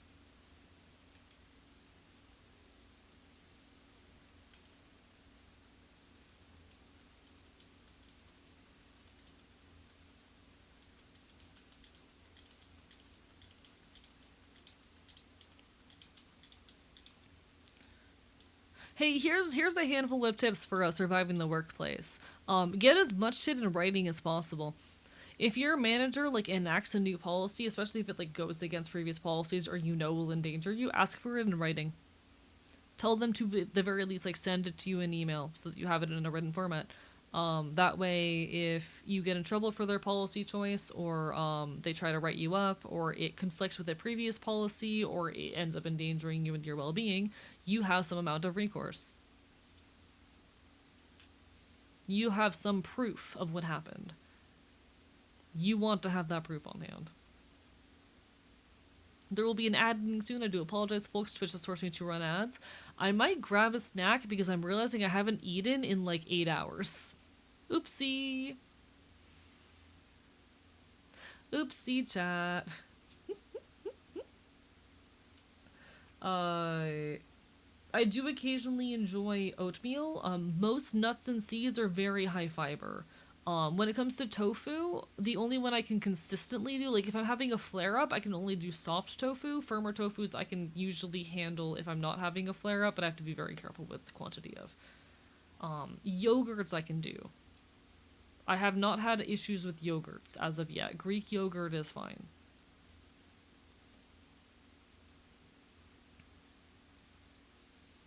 But you've inspired me to change my persona lore. I'm now a changeling beast variant. Hell fucking yeah.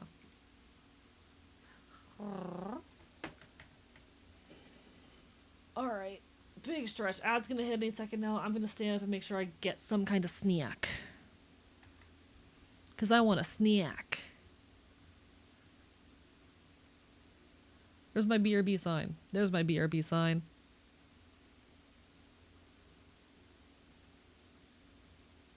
There we go. Alright, be right back.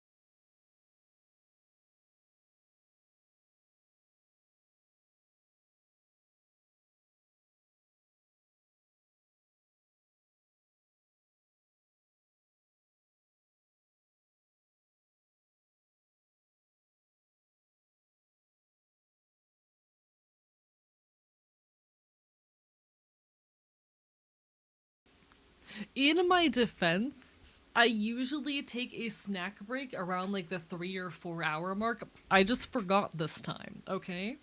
Normally, I take a meal break, I just forgot.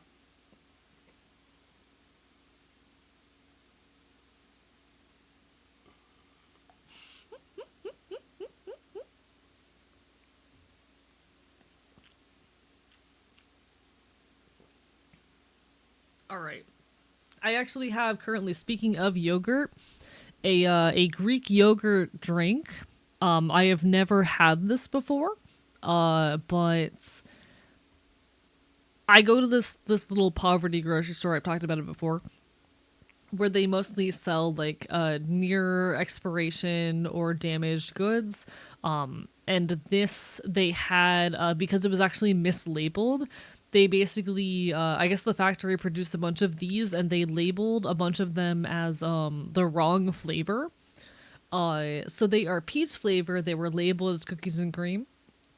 But they are some like Greek yogurt protein drinks. I got 8 of them for $3. That's breakfast for a week. And they're 20 grams of protein each.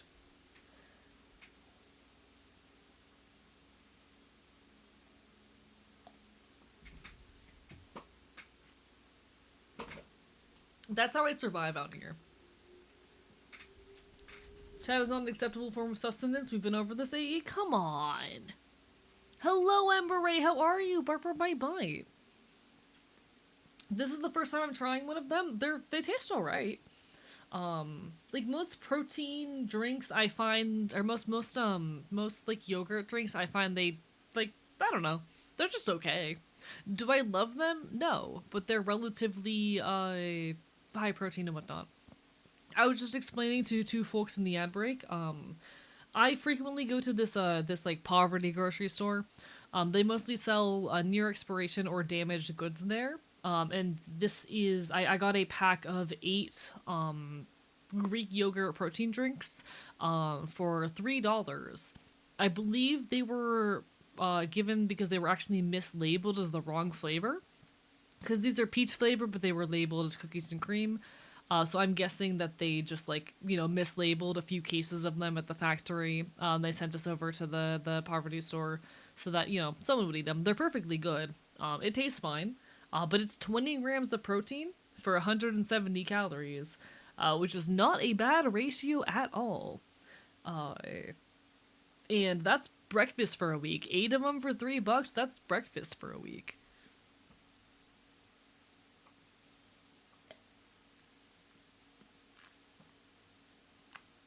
This is the first one I'm trying. Like, yeah, that's solid. That's solid.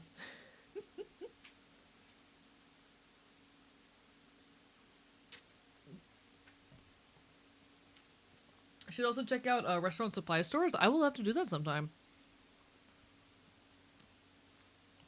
No, not the connection with my Wii remote. Never mind, we're fine.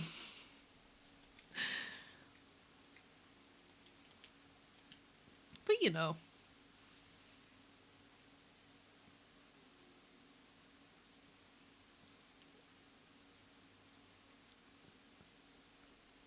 Congrats on surviving Valentine's Day, everyone. How do you feel?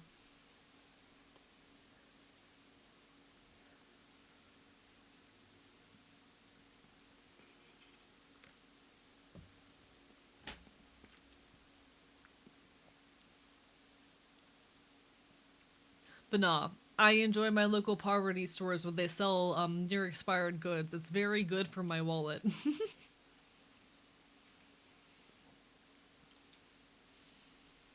Still a romantic? Real as shit. Me too.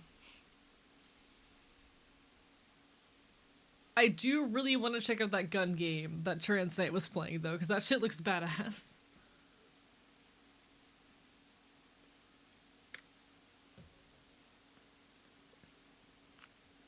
They sell a ton of bulk spice, plastic cutlery, and to-go containers cheaply. Noted. I will have to peek at that sometime. You know what that means. Fish. So Valentine's here, so I get to chuck hearts at everyone? Congratulations. Not for long. If it's not Valentine's where I am, do you still have power over me? You're not shiny, I know you're not, but like you're fucking sparkling, so I feel like I'm obligated to pick you up. I know you're not shiny, because that's not how shinies work in this game. Fuck.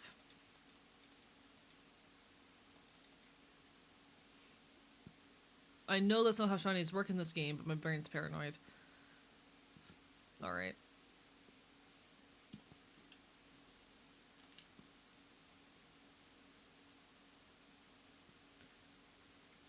I gave I'm arrow, but I enjoy some romance provided it's well written and portrayed. Real and valid. See, my thing, like, I'm an aromantic person in that I do not experience romantic attraction. I don't really have crushes or do any of that.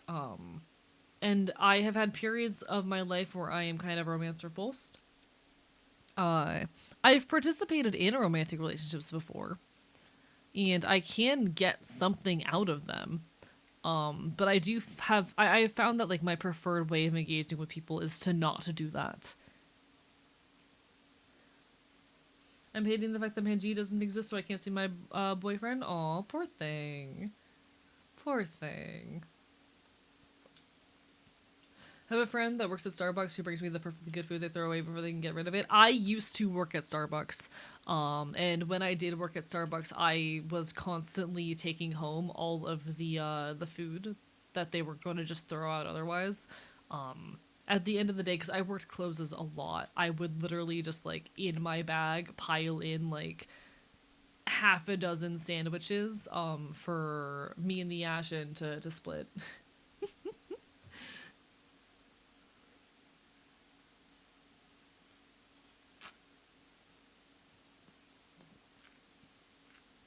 Enjoy your shower, monster kicker. All the best.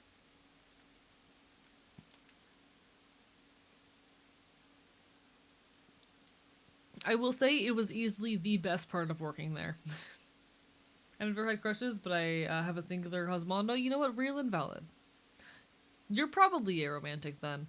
But also, like, as an aromantic person, you can still enjoy, like, you know, romantic based fiction.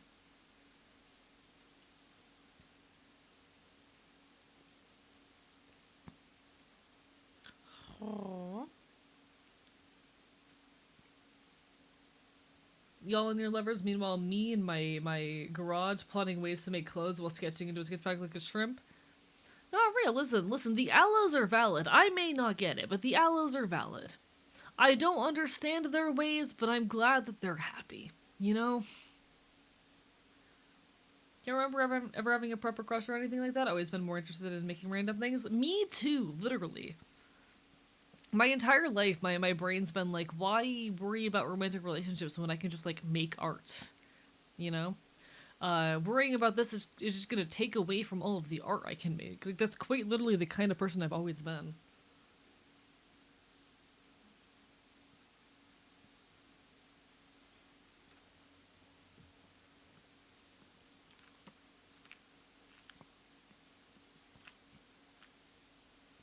That's the problem. We're not always that. You know what? Fair point, Cat. If I can be honest, chat, one of my concerns going live tonight was that I was going to have a bunch of sad people in my chat being like, it's Valentine's Day and I don't have a partner. Because that's what streaming on Valentine's has been like in previous years. I'm very proud of y'all that that was not tonight. I'm very proud that tonight was not a bunch of people being very depressed in chat. Which is not to say that people are invalid in their emotions. But I will admit, previous Valentine's days have been a little bit rough for streaming.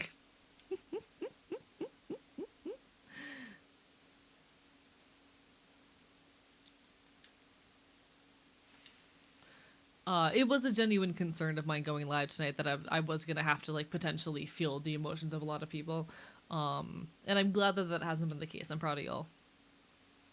Uh, Chat's been relatively chill and calm with it, which I think also goes to show with the fact that like my boundaries with chat are better these days. Rah, rah, rah. There's a sad customer at my work who I'm pretty sure got dumped on Valentine's. Oh, I hope you made her day better. I hope you did as well. I hope you did too.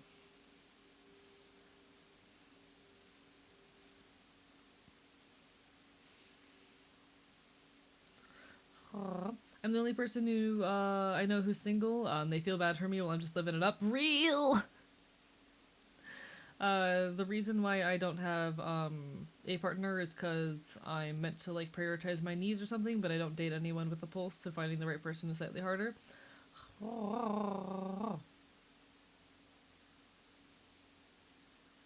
I may not have a partner anymore, but I'm sure as hell not going to make it anyone else's problem except my best friend and my therapist. Also real and valid. And I appreciate that level of maturity. And like, while I don't mind, how do I say this? My thing with venting in chat is I don't mind providing a little bit of emotional support, but I've had issues in the past with people kind of dominating chat with it or doing so without invitation. Like when I ask someone how they're doing and they're not doing well, it's totally okay to be like, I'm not doing so hot. I've had a rough day, but things will get better. And I don't mind being the voice, being like, yeah, things will get better. Shit's rough. But I have had experience with people going a little too far with it in the past. All this to say, like, I'm proud of y'all.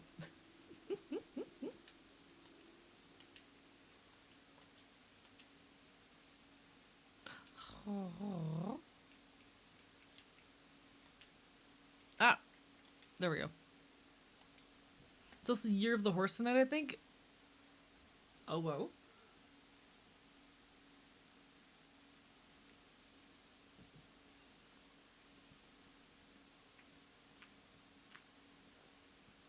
Oh, whoa.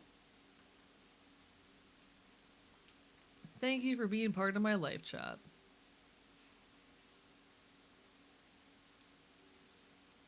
Oh, Lunar New Year. Oh.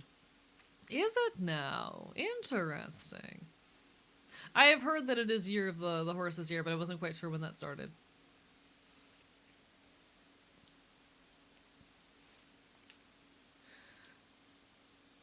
I'm not going to say the thought that's in my head. That thought's going to stay in my brain. But there is a thought in my brain.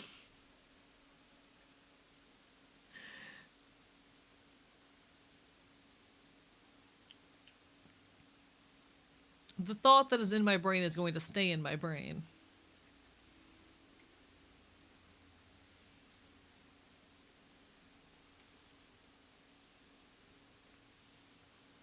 Thanks for having community for us to be a part of course. I'm very proud of this community. It means the world to me. Like, I'm incredibly blessed that I get to come on here and make cool content in front of an amazing audience that I adore. And I appreciate the ways y'all have enriched my life and continue to enrich my life. Thank you for being part of all my bullshit. Thank you for giving me a space where I get to be a loud, queer bastard on the internet. You know?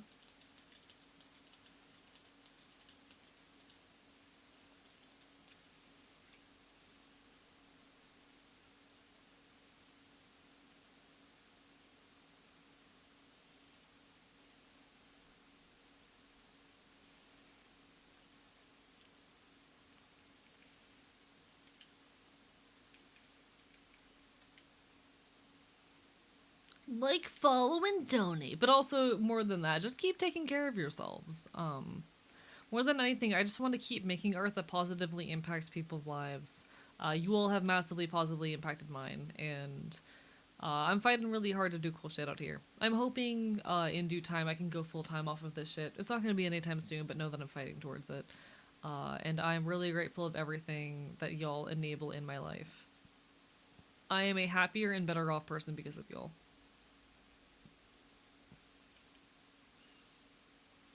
Genuinely, this event has been like the best I have felt about content creation in months.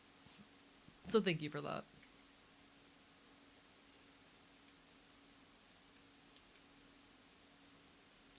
I think genuinely like having a sense of direction in my content again has been an absolute blessing. Whereas for a lot of recent months since the partner push, I've kind of just felt like I was streaming for the sake of streaming. There's like a very clear objective and a timeline in front of me with this event. And it's nice like doing something special for a short period of time for a purpose, with a specific like end goal, you know? Uh, and I need to do things like that more often, I'm learning. Little events and whatnot. Don't particularly celebrate Valentine's. Let's just hang out with friends and play board games. Real. Chat, tell your friends you love them. I heavily recommend telling your friends you love them. It is a good idea to tell your friends that they are loved and cared for. Would heavily recommend this.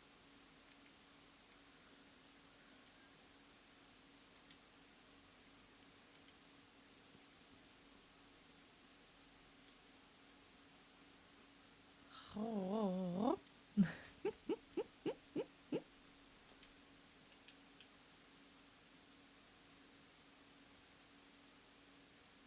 I should have told more of my friends that I love them today.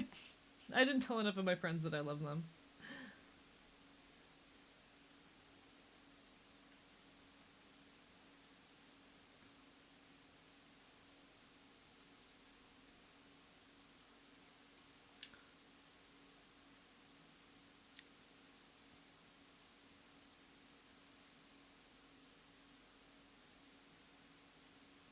No one brought board games to the thing I went to, such as True Creatures. Real. I spent my day content creating, so you know. It was a pretty normal day for me, all things considered, actually. I'm trying to think how many Pokemon do I see per round of this. I think next time I go through, I'm gonna count all the Mons, so that I can get a feel for like how many runs I should expect to be at odds. I wanna count all the Pokemon.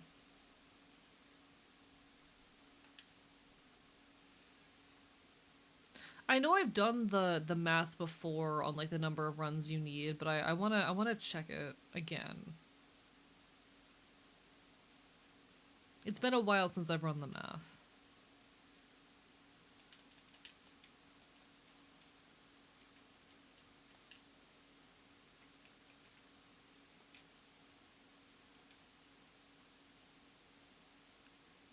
Any gaming related Decora ideas, fam? Stuck doodling nothing.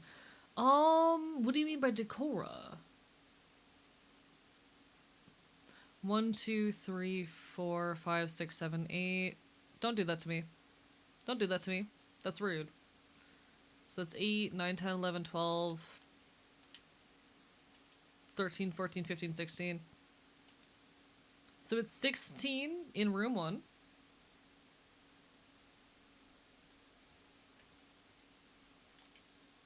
1, 2, 3, 4, 5, 6, 7, 8, 9, 10, 11, 12, 13, 14, 15, 16, and then another spawn that makes it 17.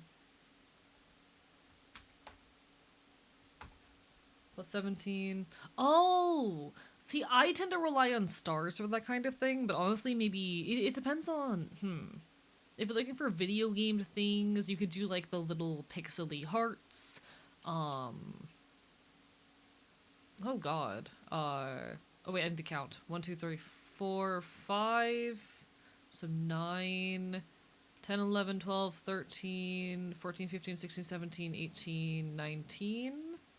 I think that was 19, right? 5 plus 5 plus 4 plus 4, and then additional 1 spawn. So I think it is 19.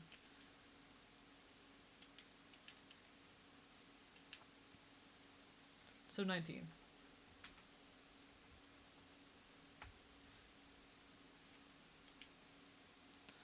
Uh, 1, 2, 3, 4, 5, 6, 7, 11, 15, 16, 17, 18, 19.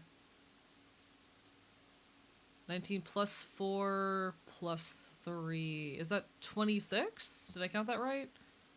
I think that's about 26. In any case, we're getting a rough approximation. So plus 26.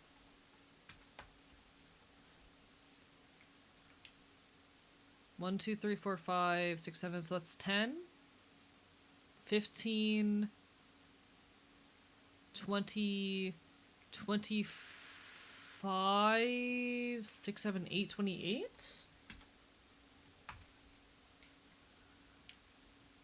And then plus 5 in this room. Now I need to do math. 16 plus 17 plus 19 plus 26 plus 28 plus 5. And then it's going to be So it's about 80 runs for a shiny. It indicates it's about 80 runs for a shiny. That's actually not that bad. A Charm Bracelet vibe to it is super colorful. I would just put a lot of candy beads in there, honestly. Um, yeah, I don't know, like the video game style of hearts would probably fit well. Any kind of pixel art vibe would probably work for that. Um, yeah. Apologies, I got distracted for a second there.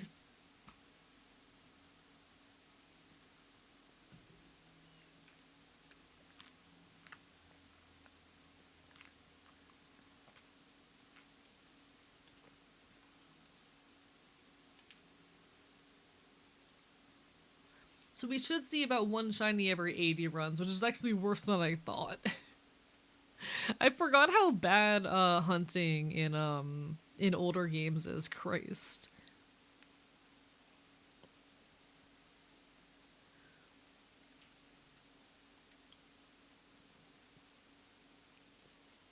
I do not miss the 1 in 8,000 something or other fucking shiny odds. Do not miss them. I'm glad we aren't forced to live like that anymore.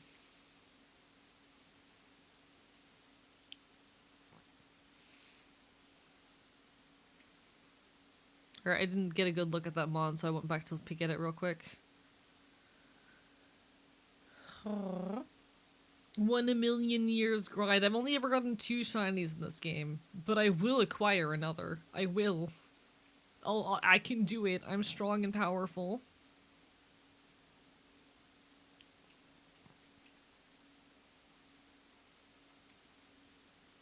Shout out to the time I did a 6-hour stream of this and I did not get a single shiny during it.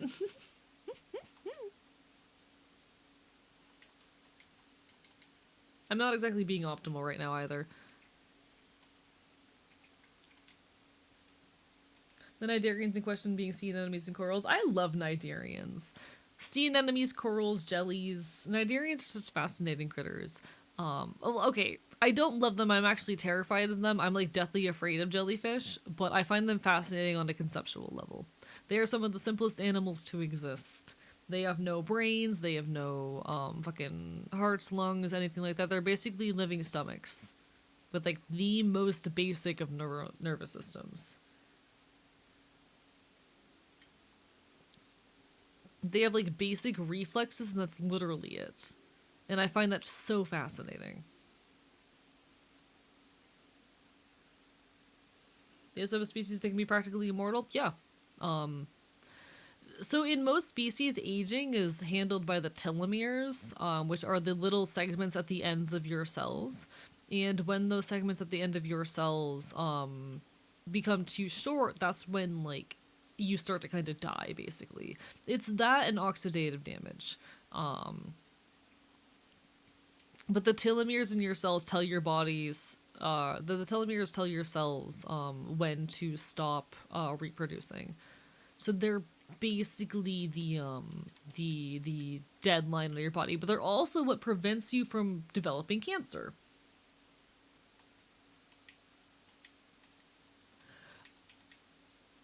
Theoretically, if you could like extend someone's telomeres and reproduce them indefinitely, you could prevent certain elements of aging, not all elements of aging, but certain elements of aging. That said, they would also have a very high risk of cancer. So species that are like theoretically immortal, typically, they don't have anything in their telomeres that tells their body to stop reproducing cells, which allows them, yes, to theoretically live forever, but usually at grave consequence. Gonna lurk, no worries. You take care. Have a lovely rest of your evening. Hope to see you again sometime in the near future. Absolute pleasure to make your acquaintance.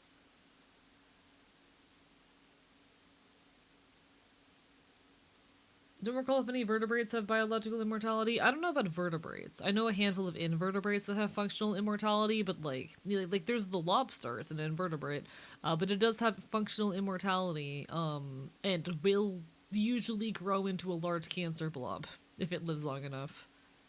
They actually tend to usually suffocate in their shells because they become cancerous blobs and cannot grow a new shell or cannot shed their shells fast enough. They just suffocate in them.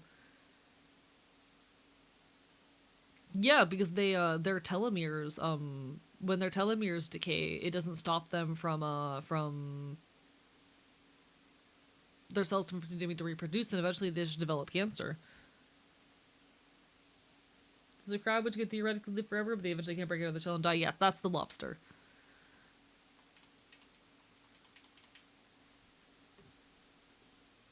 It's the telomeres again. It's all about telomeres.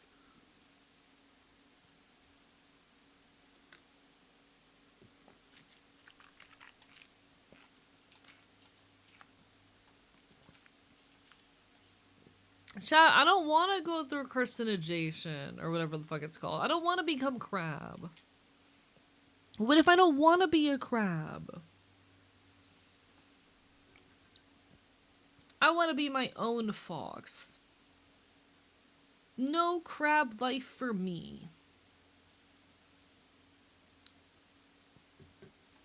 Carcinization or something, yeah.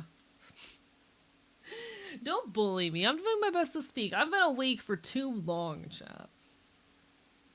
I've been awake for a long time. I got up very early this morning. I got up at like 10 a.m. Maintain happiness levels to avoid being crabby. Chat, I don't want to become a crab.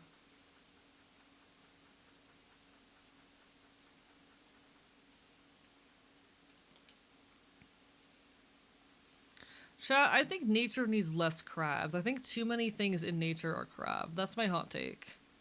I think there are too many crabs in the world. I don't think we need the world to become crab rave. We already have enough human raves.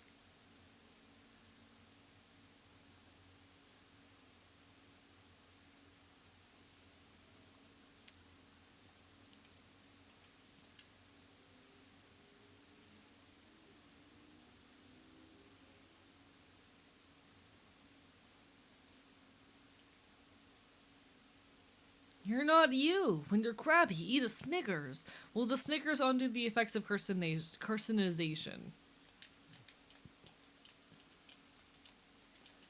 Crab blasphemy? I'm sorry. I can't abide by the law of crab. I'm an anarchist. It goes against my nature. You know?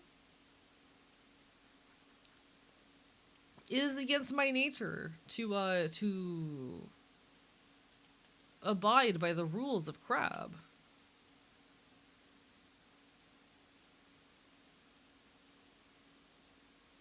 I've never seen a crab eat one, so I shall assume so. Nods, nods. That sounds like science. Oh! Oh!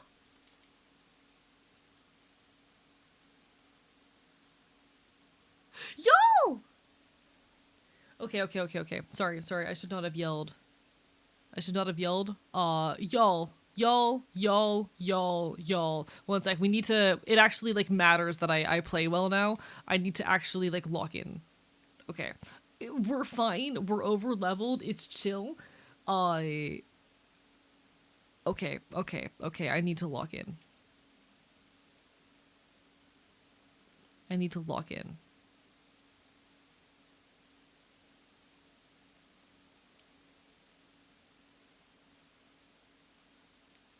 Welcome back, Monster Kicker. You're just in time for something very cool.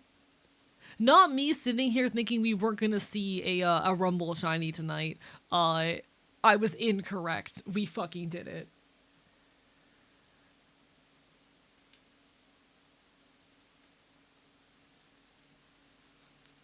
Cannot become crab because cannibalism would be even more tempting. You're so right.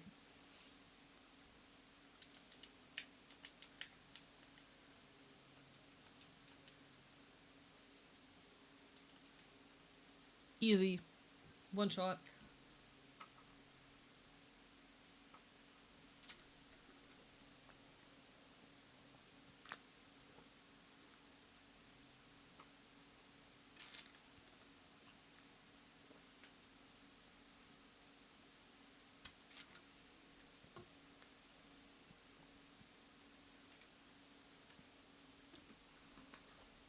Chat.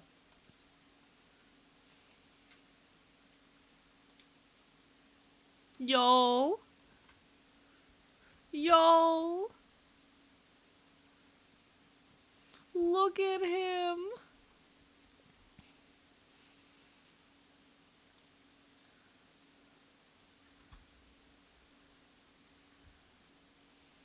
Yo. I love him.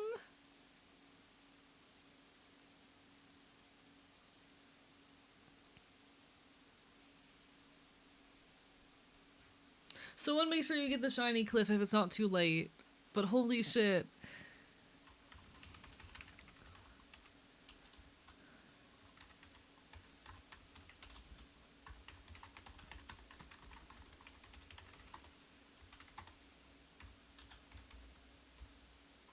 Someone get the clip if you can. But look at it! Oh! I hope someone got the clip. I'm thinking of Vulpix, that makes it even funnier. That does make it even funnier. But hey, we did it. We fucking shiny Ponyta. This is beautiful. I am so content with this. I was so worried we were not going to get a single shiny out of Rumble tonight, but no, we did it. We fucking did it. That is incredible. Do we want to keep hunting in Rumble? Because I'm down to keep hunting in Rumble. Actually, before we fucking even decide that, we need to take a look at this. How do I sort by, like, most recent? Or I could just go and find it myself.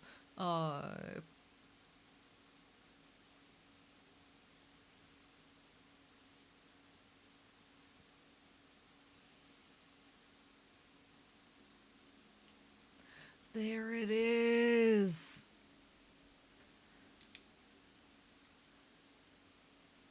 This is what the kids are calling My Little Pony? I don't know, but I sure am happy. It sure is little and a pony. This is so good. I'm so happy. For Year of the Horse too. Wait, 1 second.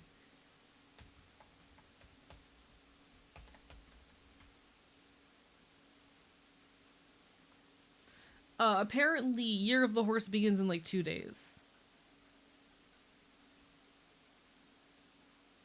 Just in time for Year of the Horse, question mark?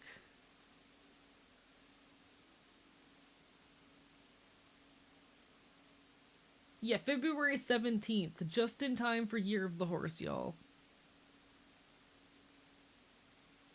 I love this. This is so cute. I love the look at Rumble, me too. Rumble, like, it brings back so much nostalgia. So much childhood spirit. Wait, this might be that Uma Musume I've heard of, chat.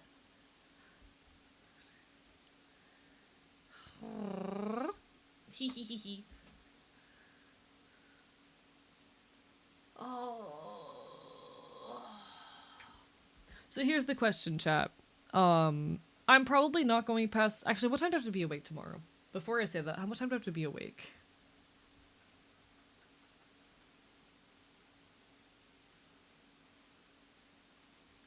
Yeah, I have to be awake at 7 a.m. tomorrow, so we're going to be closing at the 6-hour mark. I really want to go longer, but because I have to be awake at 7 a.m., I would like to make sure that I can be awake at 7 a.m. So we have about like 20 minutes left in stream. Do we want to try and continue hunting in Rumble, or do we want to jump to something else for a little bit? Because we could also jump into back to Legends ZA and like work on sandwich grinding, or we could just keep hunting in Rumble. What do we think, folks? Still enjoy 3DS Rumble World? I love Rumble World and Rumble Blast as well. They're very good. What do we think, chat? What do we think, gamers?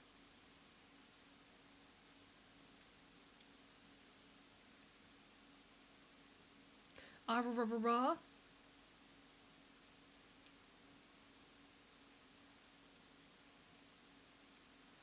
Well, I guess we're doing more of this.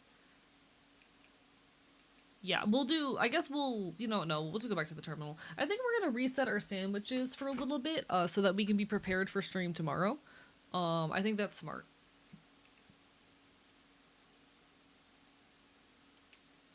How do I save again? Does this game auto-save? I don't remember.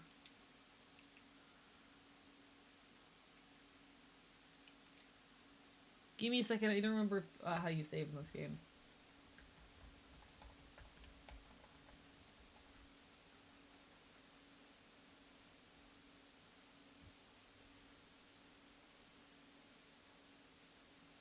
Okay, it has an autosave. Okay. It does, in fact, have an autosave. Thank you, Pokemon Rumble. I always get nervous with old games with that.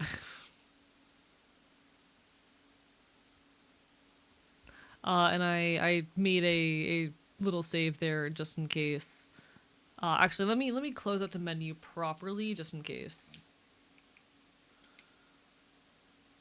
Yep, saved again. Beautiful. All right, so we are gonna move back to Pokemon Legends ZA for a little bit to grind out sandwiches, just so we can have some cool sandwiches to play around with. Monday. I will not be live tomorrow night. It is my night off. But we will be back on Monday for the final day of the campaign, and I'll make sure we have lots of sandwiches ready for it. Not sandwiches, rather, donuts. My brain's not correct. You can tell the Eepy Sneepy is starting to get to me. But we're not going to let that stop us just yet. Not like I said about Mr. Rossetti. True.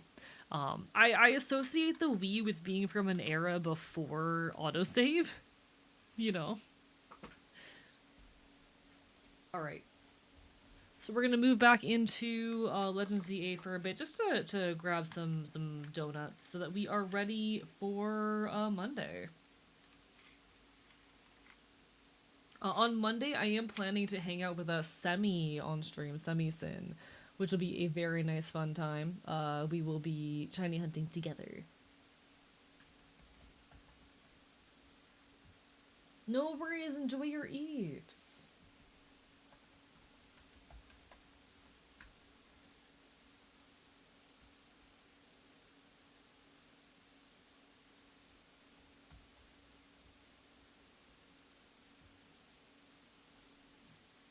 Eep is very important, chat. Never feel bad about eeping. Put your health first.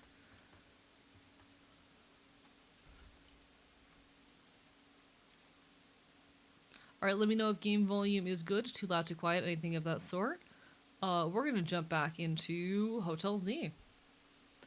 I know that autosave was a feature back in like Smash Bros. Melee on the GameCube, but it was so hit or miss what games back in the era had it, you know? I'm still not used to Pokemon having autosave. That's still an odd concept to me. Did I put down... I don't remember if I put down a backup save. Let me, real quick, just in case, put it down a backup. You needed a memory card, but it did it automatically. That's really cool, actually. That is really cool. I did not know that. We're learning, chat.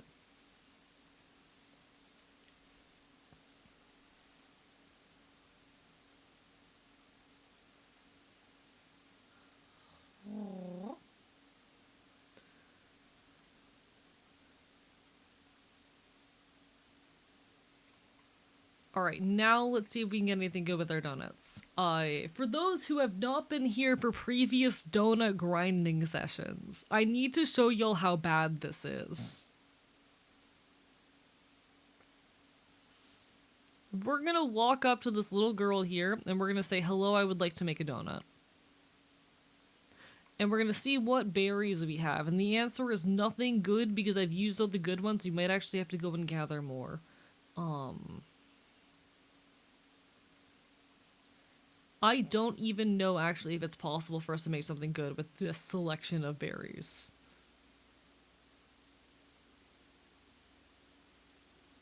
Let's see if we can get something good out of that. We might not be able to. I might have to actually go grind out more berries.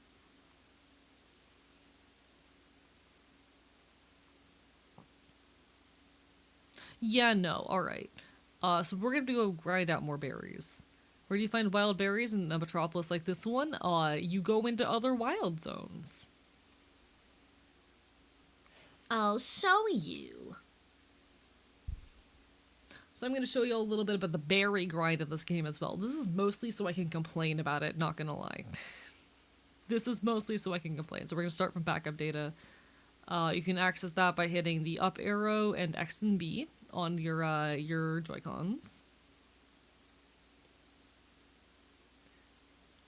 I love this game. I will not pretend to enjoy the donut grind. Don't get me wrong, excellent game. Not a fan of the donut grind.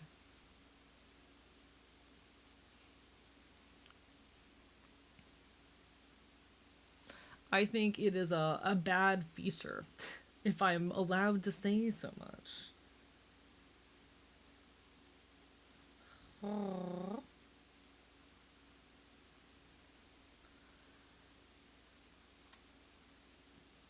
Enjoy your food time, Draken! All the best, all the best. So we're gonna need to make a donut with the intention of trying to, acquire berries.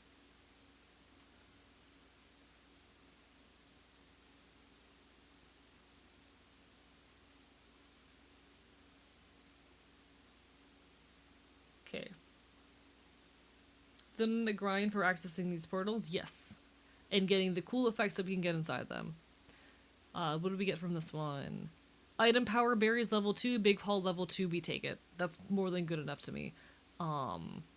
Let's see if we can make another good one. I don't care as much about this one being ideal, as long as it gets the job done.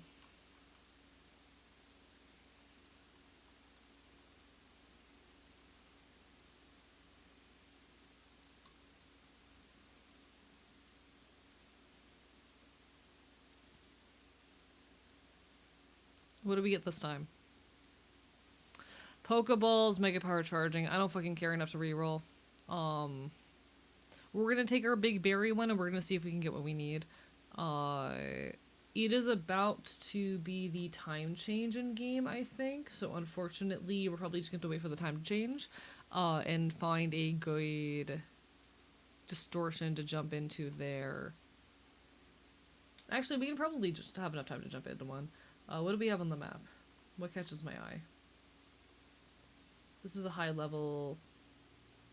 What are you? You're a small hyperspace at a high level. Do we have a medium high level?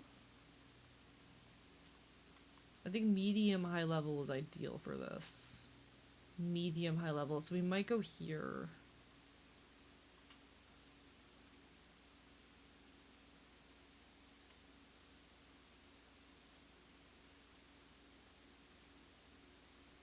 I think we'll go for here and we'll hope for the best. The more berries you use, the better the donut. It has to do with their specific point values in each of the 5 stats. So there's 5 flavors. There is sweet, spicy, sour, bitter, and I forget the other one. And you have to try to max out or get whichever flavor you're interested in having the full effects of to 500. So this is our Pokeballs, and this is our... God, this is just shit donut. This one's a good one, though. Bites I want donut? I think it might be a saber, you might be right. So we have a very, very nice donut here that has a lot of berries perks, so we're going to go around and we're going to smash all of the little floating Pokeballs with the intention of burying. We want berries. What are our other missions in here? Catch 3 species of Pokemon and use the catch window? Easy. Alright. Hello, Pidgeotto.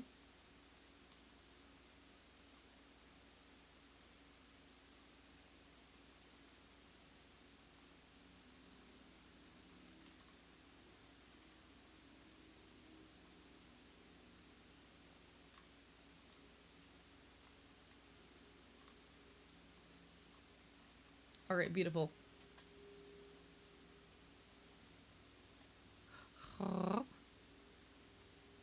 And now we keep running around looking for these things, breaking them, and catching the relevant Pokemon. And we're only catching the Pokemon so that we can spawn the big gold one later. Because there is a large gold Pokeball that we can get later on. Hello, Corvus Squire.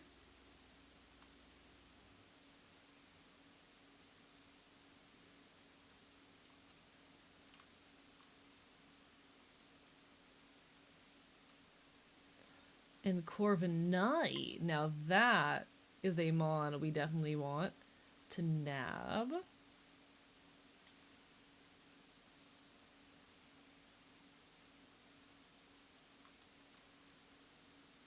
There we go. Beautiful. Alright, that's 2 of our little missions done. Let's see if we can get the rest of the thingy-majigs. The floating Pokeballs. Alright. Hi, Skarmory. I do not care.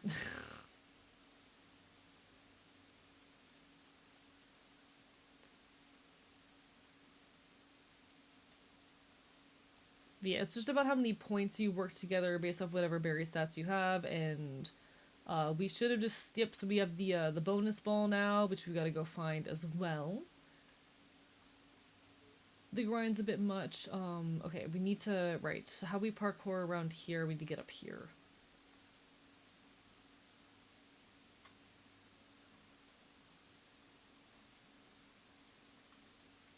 There we go.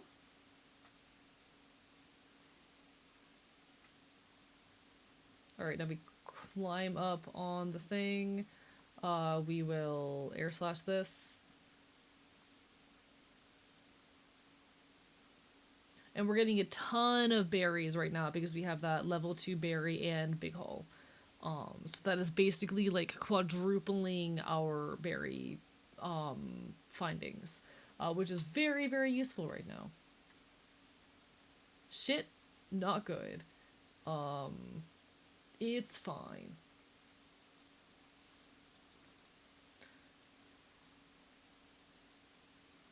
Oh, hello, bonus ball. Lovely seeing you here.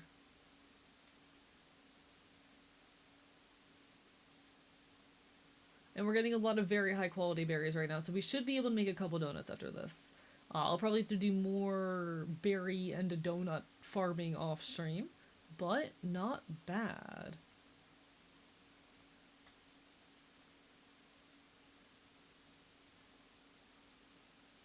Did you get it?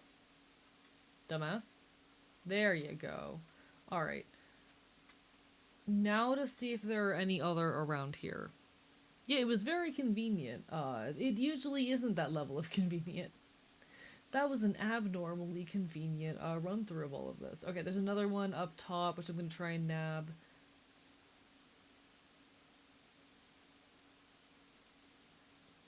You can also see that like our calories are burning really quickly right now because the higher level distortions are going to burn that value a lot quicker than the lower level ones. That's why I tend to hunt in lower level zones, even if I am going after, or even if what I want or like the evolved form of our Pokemon is present. It's just a lot easier to deal with the extra time. And besides, I like to get whole evolutionary lines. So if I just get like 30 of the first or if I just get like 3 of the first form, I'm winning. Okay. I do not know how to get up there.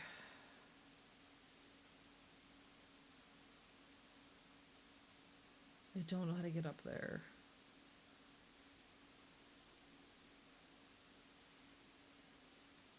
What I'm going to do is I'm going to actually revive my bird.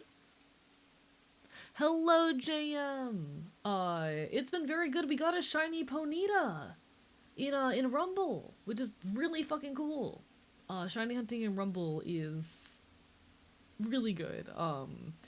It's slow because it is one of the full odds games, but like, hey, we love to see it.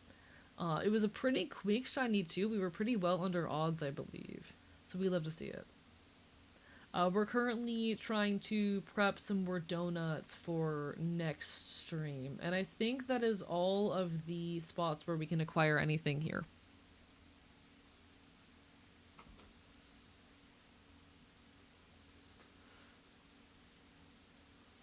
Alright. Dolmut. But we just got like a couple dozen berries, so now our berry stocks have been pretty much replenished. With berries, the one nice thing about all of this is like if you do get a good donut for finding berries, you're gonna get tons of them. Without the like bonus berry power, it's kind of hell trying to farm these. So we're gonna put down another backup save. And let's see if we can get lucky.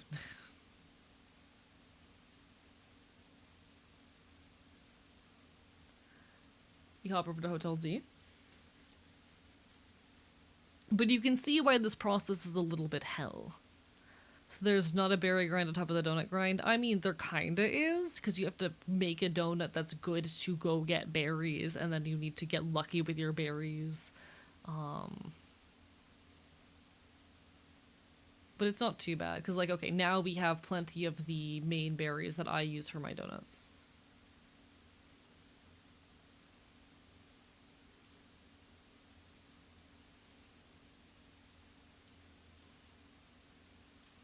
So let's see if we can get anything good off of this.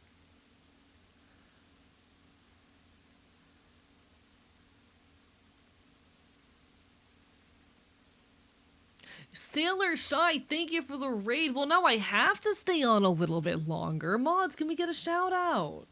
Hello everybody, hi, I'm Archivist, your resident chaotic Enfield. I stream not quit retro games and do art here on twitch.tv, but today we are shiny hunting as part of the Shinies for Good charity group, raising money for the American Immigration Council. They are a group that helps to defend the rights of immigrants here in the United States by helping to cover legal costs and to fight stigma, which is especially important as many of our communities are being ravaged by ICE right now. If you'll have the ability to donate, you can grab that link with exclamation point ICE out or fuck ICE, because fuck ICE. It's so lovely to see y'all. How was your stream, Shy? What do you mean, get me? I'll bite you first. How dare you? Welcome on, everybody. Hello, Proud Pride Potatoes. Hello, Venny Venomous. Lost Echoing Soul. Time is falling like us. Thank you for the follows, folks. Dio Pendragon. Tea and Biscuits. It's Plushy. Welcome on in. How is everyone? Barf Bite Bite. I'm just a loud punk bastard here on the internet. And Impulse, god fucking damn it, I'm not allowed to end stream. You're making Valentine's cards for your viewers, that's so cute. Mods, make sure we get a fucking shout out as well for Impulse in a second. Guys, Shy is a wonderful, talented artist you should absolutely go check out and give your love to. That is such a cute stream idea. I adore that. Everyone give your love as well as soon as we were able to give a shout out to Impulse. Jesus fucking Christ, you cannot have my shinies. I need them. I need them. I need those shinies. I'm so sleepy, Evie. Please take care of yourself and get some rest if you need it, okay?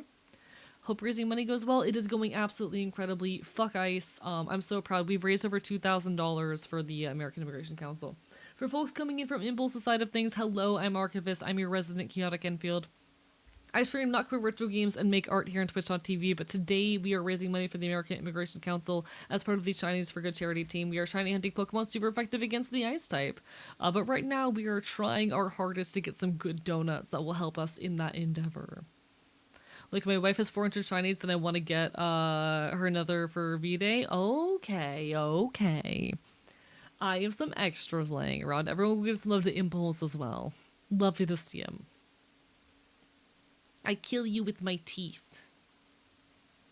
That goes all of you. Thank you so much for the follows and support, folks, though it really does mean the world. I'm just a bastard out here trying my best to make the world a better place. I'm trying real hard. Thank you so much for being a part of this bullshit. I'm not allowed to end my stream now, though. God damn it.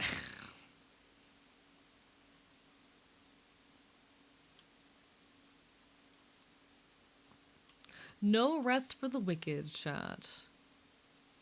No rest for the wicked. I'm the wicked, if that wasn't obvious. Alright, let's see if that's enough to get anything good. Please. I'm begging.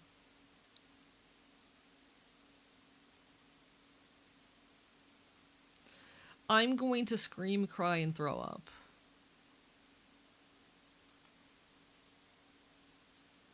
Raiden leaving, no worries, take care of yourself. Stream forever, Punk said in a nice way. How dare you? You're the worst. You're so mean to me.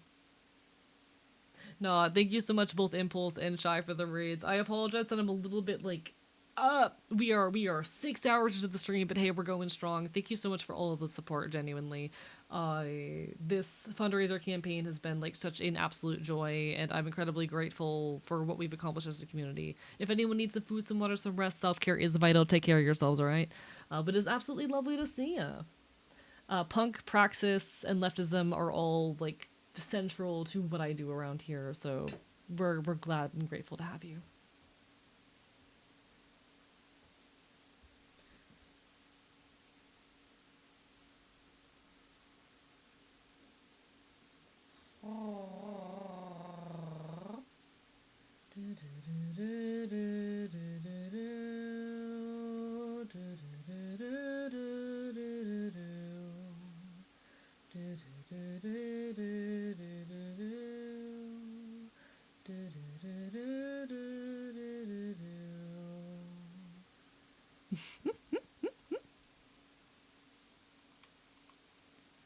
But if being wicked is what's needed, doesn't it make you good?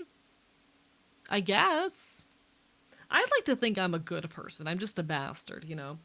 The government may write me off as a villain, but I think I'm doing what is best for my people, for my community. And that is to resist. There will be an ad hitting in about a minute, folks. I do apologize. Twitch just forced me to run ads. I'm looking to get ready for bed, but yeah, fuck ice. You're awesome. What you're doing is awesome. You seem cool as fuck. And if I don't come back before stream ends, good night.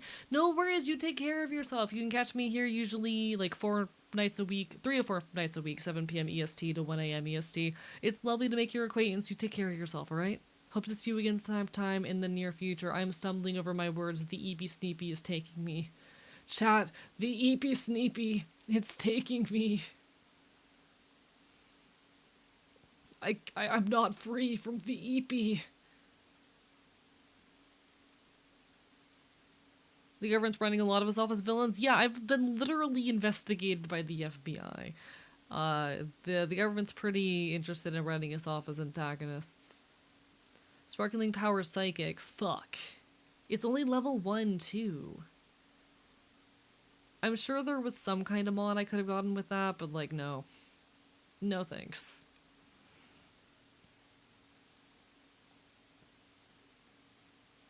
It's not worth it. I don't hate myself enough for that. Alright. This is what I mean when I say the donut grind is actually the fucking worst.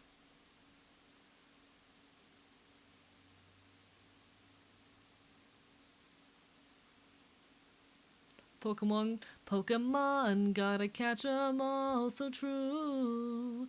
Our journey will see us through. You teach me and I'll teach you. Pokemon, gotta catch 'em all, gotta catch 'em all. Pokemon. It's fine. Everything's fine. I'm not in mental agony.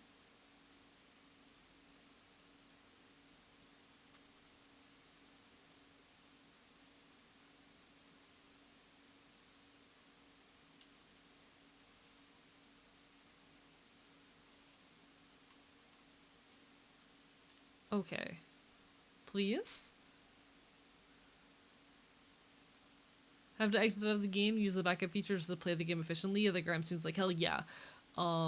It's the... Oh! Oh!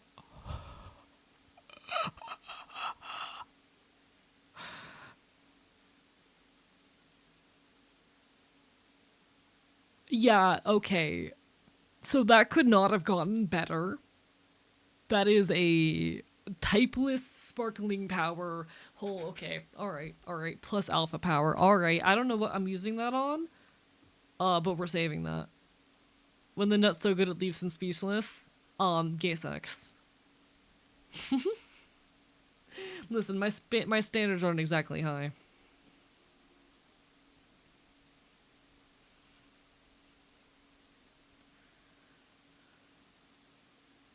Alright, we put up another backup. Because that's too good to lose.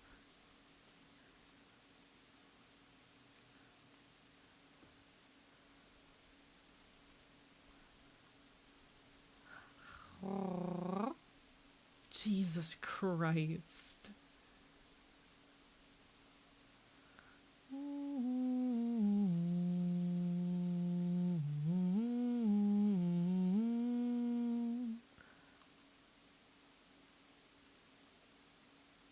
Gex.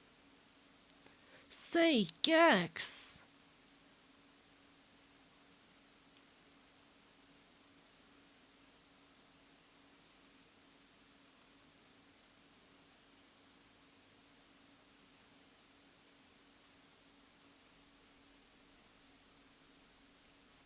Well, it's Valentine's Day. I'm more like Valentine's gay. You're so right.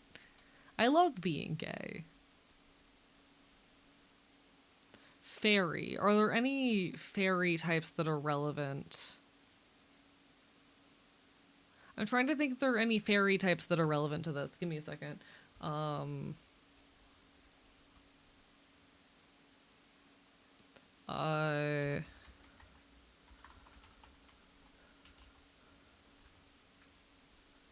So I'm looking for fairy, and then let's look. So any fairy fire, no fairy fire. Any fairy fighting, no fairy fighting. Fairy rock. We could go after Carbank. And then fairy steel. Sorry, we're not. Wait, yes. Wait, is it steel? Steel is super effective and concise, right? Take a ton of Mawile. You're right. I might use that on a Mawile. I think Mawile could be a fun hunt.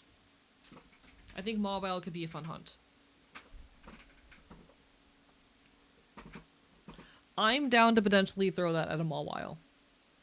It's level 3, and level 3s are hard to get. So you know what? We're gonna throw that one at a Mawile. We're saving that one. This is luckier than I've been in a while. Alright, and then we're gonna exit out of that. Have you gotten your boy at the start of stream yet? Which one? The one I was going on earlier? Yeah, I did. We did. We got the one we were after earlier. We got our shiny alpha Scrafty. We also got a shiny Ponyta in Pokemon Rumble.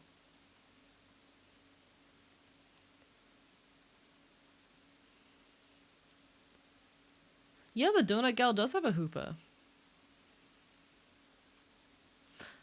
Honestly, I don't recall the backstory and how the two of them met, but for some reason she has a Hoopa.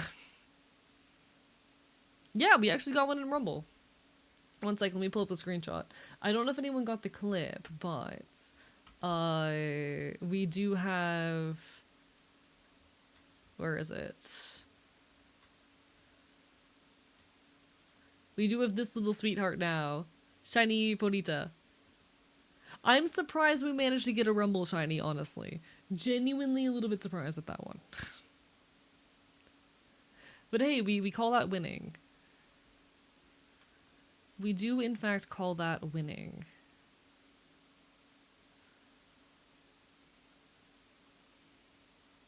Alright, let's see what else we can throw together. 60...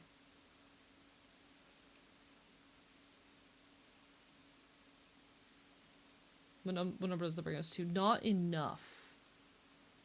Crap. We might not have enough berries to get anything good. We'll see if that is enough to get us anything interesting, but I don't think so.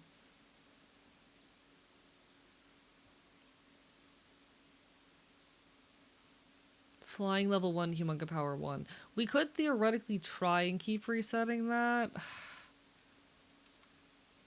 You know what? I think I'm gonna make a couple junk berries and just run around getting more berries for future donuts for a minute. But we can head out for the night? No worries. Hell yeah, you take care. I'm gonna probably rate it to sell it a little bit anyway. I just want to finish up what I am doing here. I do need to be awake at like 6 a.m. and it is 1:08 in the morning. So I'm not gonna be on too much longer. But after those raids, like, I gotta for a little bit, you know? After those raids, I gotta stay on for a tiny bit. Oh, fuck, I fucked up. One sec. My only shinies in Pokemon have ever been full odds, so personally not surprised. Very happy it was the goal. I promised that we would do at least one Rumble hunt if we reached my initial goal of 250, which we very easily surpassed. So I'm very glad we managed to get a shiny. Hello, Tiger Faye. How goes it? Bark, bark, bye, bye. Lovely to see ya. How are you doing? Ah, rah, rah, rah, rah. Ah, rah, rah, rah, rah.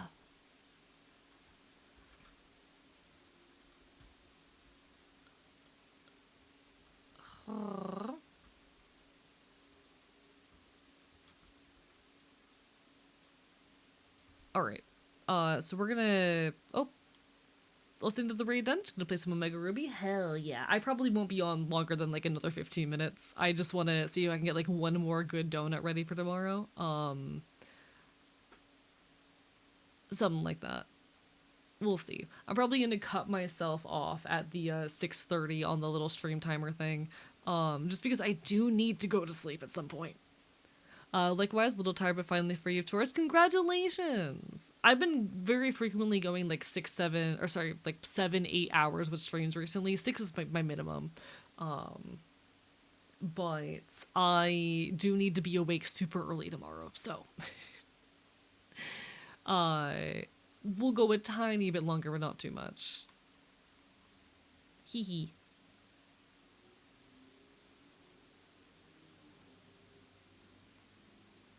Let's see.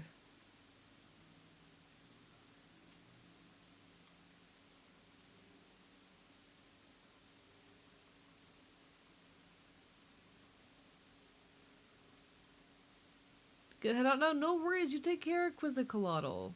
Hope to see you again sometime in the near future. All the best. Beautiful level 3 berries, level 1 big haul. Alright, beautiful. Beautiful. That worked out surprisingly well. Normally, I'm not this lucky. What do we have as far as spaces we can dig around in? That's a medium, so that's a good place to dig. That's a large. We don't want to fuck with a large. Larges tend to be really hard.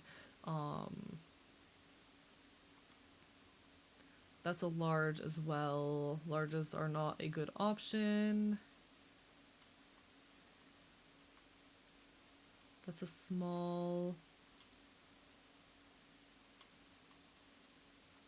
Alright, so we have this medium here that I think we're going to go after. That's a hard one to locate, but I think I remember where it is. So we're missing a large person in the stream? No worries. Take care of yourself first and foremost. And hello, host. Thank you for the curse of scoff. Bark, bark, bye, bye. The luck for that actually worked out crazy good. Wildly good. Let me see if I can remember how to get to this location. I think we have to go through some kind of sewer path over here.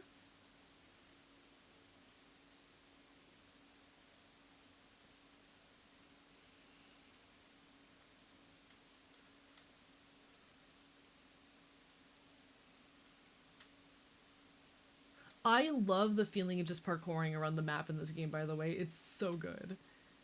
It is so, so good. I feel immensely powerful playing this game. The Scuff Wars begin. Who will win, the Scuffers or the Unscuffers? Only time can tell. Actually, I think I'm going the wrong way, aren't I?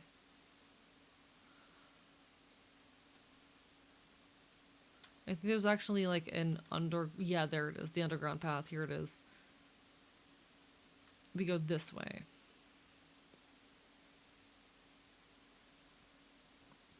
What if I summon the cat to end the fight? Please don't. You'll only be getting like 3 minutes of cat. That's not worth it. That's not worth your time. Have mercy on me.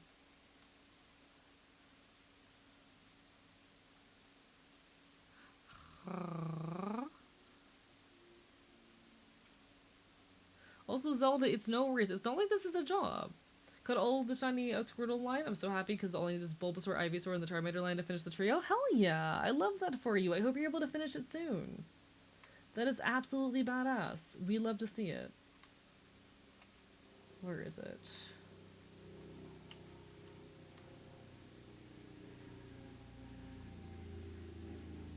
It's somewhere around here. Oh, there it is. Alright, let's see what we can do. This is our item power berries one. Big haul. Nice. Is about the is that what the 100k point redeem is? Yes, Icon. Icon is the cat boy who occasionally takes over the channel.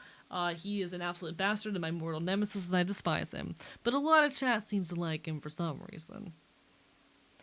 He is a bastard. He is some fucking capitalist femboy ass cat.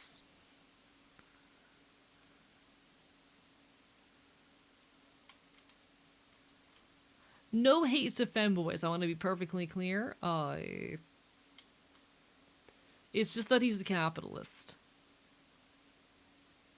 I don't discriminate against him for being a femboy, I discriminate against him for being a capitalist. Just want to make sure we're perfectly clear on that.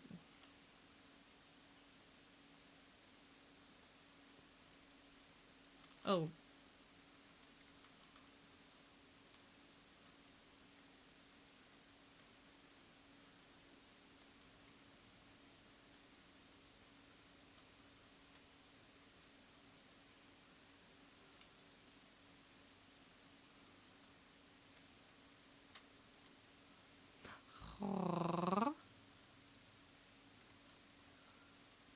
What's your opinion on the elemental monkeys? I like them.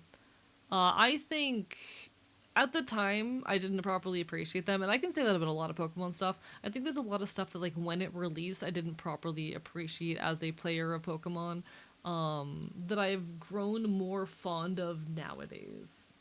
And I think that's fair as hell. I think we're allowed to grow as people, you know? I think it's perfectly chill to decide and change our minds on things. Um, So there are a handful of things with like Pokemon that you know what I didn't really fuck with when they first released, but I've come around to, including the Monkey Trio. I think they're pretty silly little guys.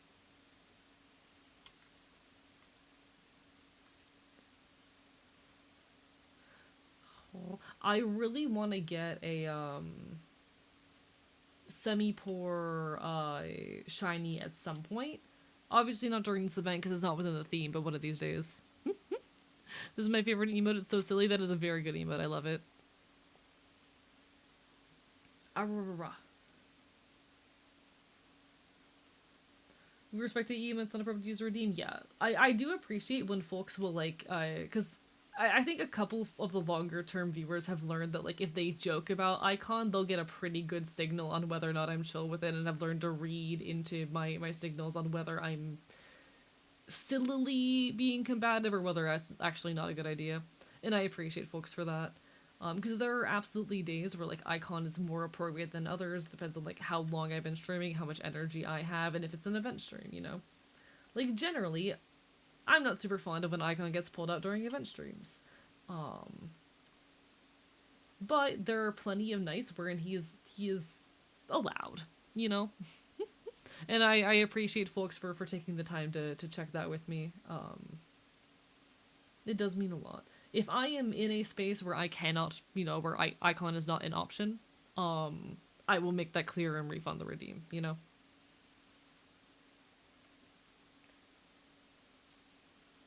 And I appreciate folks for having patience with me in regards to that.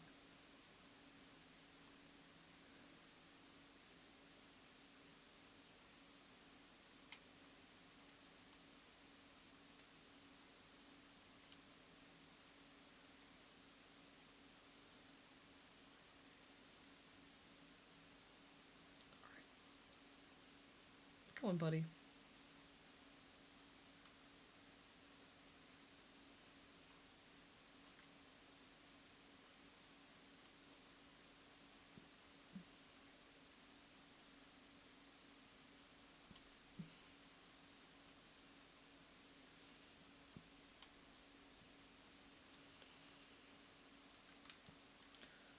There we go.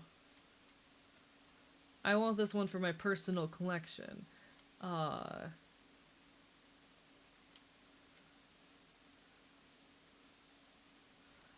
and I think there was one up on the roof that I missed, but after that I think that's the last Pokeball on here. Beautiful, beautiful, beautiful. Have a mental image of Icon in a cage, and as soon as someone uses the redeem, the cage unlocks an Icon with a massive, devious smile leaps to the dusk to steal stream. I can assure you that I do not have him held hostage. I can assure you.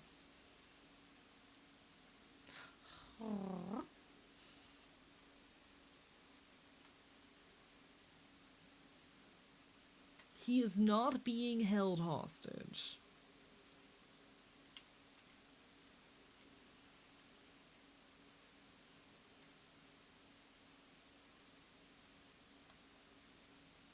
Okay, I think that is all of the thingies in here. Beautiful. Icon strikes me as someone who eats nerds because he wants to eat aquarium gravel but isn't allowed. This sounds accurate, actually. I would believe this.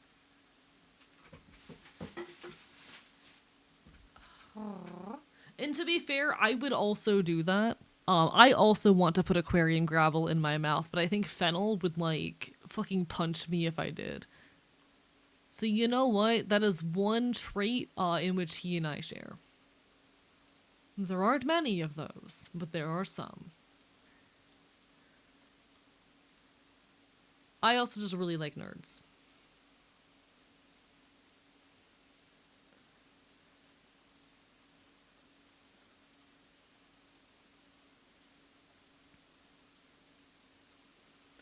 Alright, chat, let's see if the donut gods will look kindly upon us. Let's see, chat. Just got unsettled by the thought of putting rocks in my mouth. Suffer. Listen, the aquarium gravel looks tasty. We're gonna give one donut a try, alright? Alright. Let's see if luck strikes.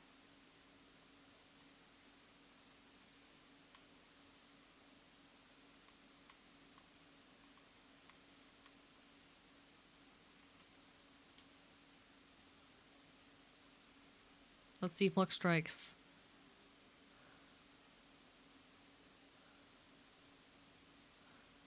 Icon wants to eat aquarium gravel, but listens to his manager. Archivist only used aquarium gravel when Fennel is away on a mission.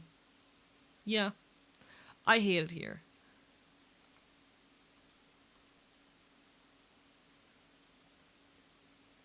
I'm gonna do another one. Fuck it. One more donut. One more donut. I can't end like that. I cannot end like that. I cannot end after that fucking donut. One more. Please.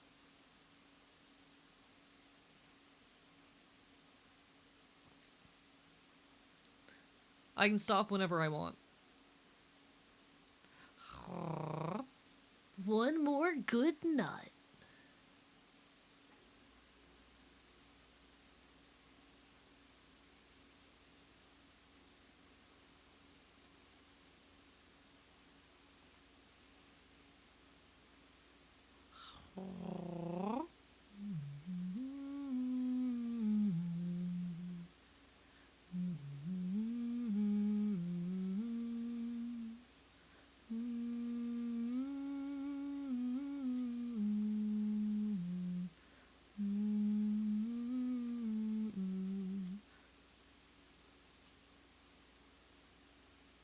Alright.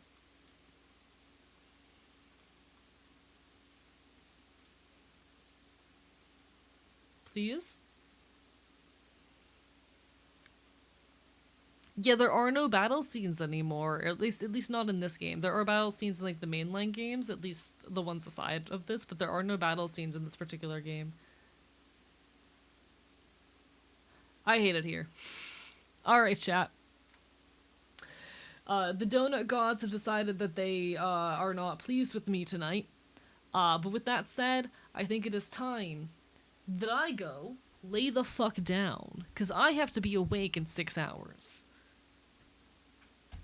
So chat, I already know who we're reading. I already know who our target is. Chat, you and I, we're going to go say hi to a lovely friend of the channel. One of my longtime buddies in content creation. Someone else who is also taking part in this lovely fundraising effort. Someone near and dear to my heart. We are going to go say hi to Stella Cosmister. Everyone, make sure you take care of yourselves. I hope to see you again sometime in the near future. All right. I will next be live on Monday at 7 p.m. EST for the final night of the Shinies for Good fundraising effort. Thank you, everyone, for being here. It has been an incredible time, as it always is. Signing off from the archive. Good night.